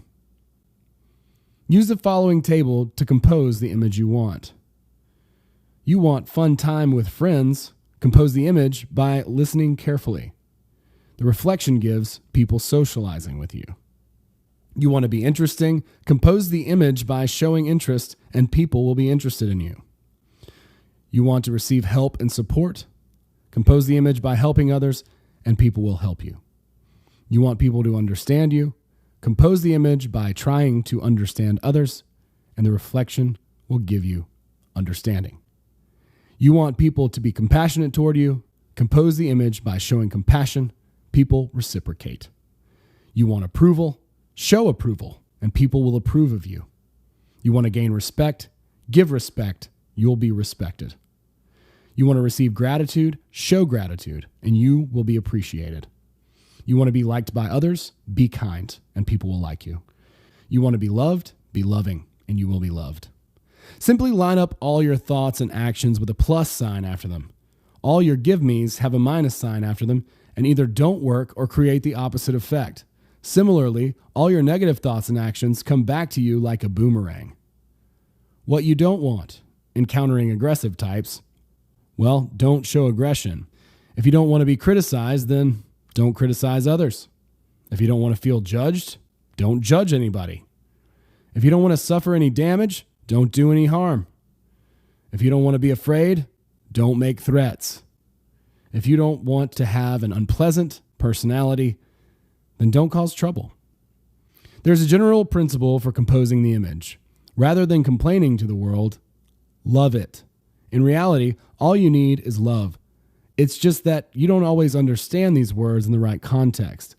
You want people to love you. You think that first people will love you, and then you will love the world. But it should be the other way around. You love. You radiate love without demanding anything in return, and only then can love come to you. The reflection method. In a three-dimensional mirror, the subject and the reflection are connected. So what does that give us? It means that the image you create can become a reflection, and the reflection can flow into the subject. In other words, you can turn a reflection into a subject pretending you have something you don't, or that you are someone you have not yet become. For example, you want to have your own home. You wander around the shops looking at furniture and items to decorate the interior as if you already had a home. Or you might want to be wealthy. You look at expensive things, cars, yachts, spa resorts. Allow wealth into your life. Or you want to become a star in some other area. Behave if you already were a star. Live that life, for now, at least in your imagination. Don't worry that it might feel like a game of self-deception. If you are serious in your approach to the game, reality will be forced to take you seriously. It is a mirror, after all. Your task is to be present and feel now how you would feel if you already had what you want, or already were the person you'd like to be. Fake it and live out of the faking it. It's make-believe, but it's no joke. No joke, you see. Gradually, the picture of reality will attune itself to your make-believe. Reality loves to create illusions, but it can't stand being fed them. It will find a way of turning the illusion you have created into reality. 1. Catch yourself thinking, I want something, or to be someone. 2. Become fully present. Wanting is futile. You have to start composing. 3. Fake it and behave as if you had already achieved your desire. What you imitate is what you get. Who you pretend to be is who you will become. Live it in your thoughts, in virtual space, and where possible, in your actions. In reality, until you totally believe in the illusion you have created. As soon as you believe in it, reality will believe in it too. There are just two necessary conditions. The first is to take the game seriously. The second is to play the game consistently. Design synchronization method. You were created according to your DNA pattern, and the design, which being located in the information space, you can adjust. The design can change for the better or the worse, depending on your condition. Condition refers to your sense of self, who you really are, warts and all. Your condition is more than a passing mood. It's your sense of self. So regardless of the initial parameters of the design, you can turn from a darling of fate into a very unattractive brat, or the opposite, transform from an ugly duckling into everyone's favorite. If you drift weak-willed along with the script, like the incompetent characters of a film, you will fly if you are fortunate, and you will fall if something goes wrong. The fact is that you either control your condition or it is controlled for you. You should intentionally choose your condition. You shift into a new condition by carrying out the 3 types of movement. Propel reality, propel yourself from within. But for now, this new condition is nothing more than an imitation. You will shift into a genuine, rather than an imitated, condition when you start to see confirmation that the technique really works. This is why I so strongly recommend that you always pay special attention to any shifts you notice taking place. As soon as you spot a change, immediately activate the plate and savor your achievements, taking pleasure in all the details. In this moment, your condition synchronizes with design and the design is adjusted. This means you are occupying a new mannequin. In a genuine condition, your thought forms are transformed into thought markers. Every day, I get closer to achieving my goal. Really, I do everything brilliantly. My professionalism is growing. I really am getting physically fitter. I really am becoming a more charming and attractive person. Thought markers are confirmation of the fact that shifts can take place. 1. Carry out all 3 actions separately or simultaneously. 2. Observe carefully and avidly grasp any confirmation of your success. 3. As soon as you see a sign of success, activate the plate and consolidate the shift with a thought marker. Thought forms trigger a new reality. Thought markers adjust the design. Integrated action Stroll method. 1. Composing a new reality and yourself within it. 2. Pretend that you already live in that reality and that you are already that new self. 3, and of course, create that new self, fan the creator's spark. This is what we talked about earlier. It is what you are capable of doing inside the film. Propel the forthcoming frame. Propel yourself from within. Take it all seriously, practice consistently, and for a relatively long period of time, always. Then, one film roll at a time, one reflection at a time, your mannequin and your life will begin to change. You will see change, of that there is no doubt.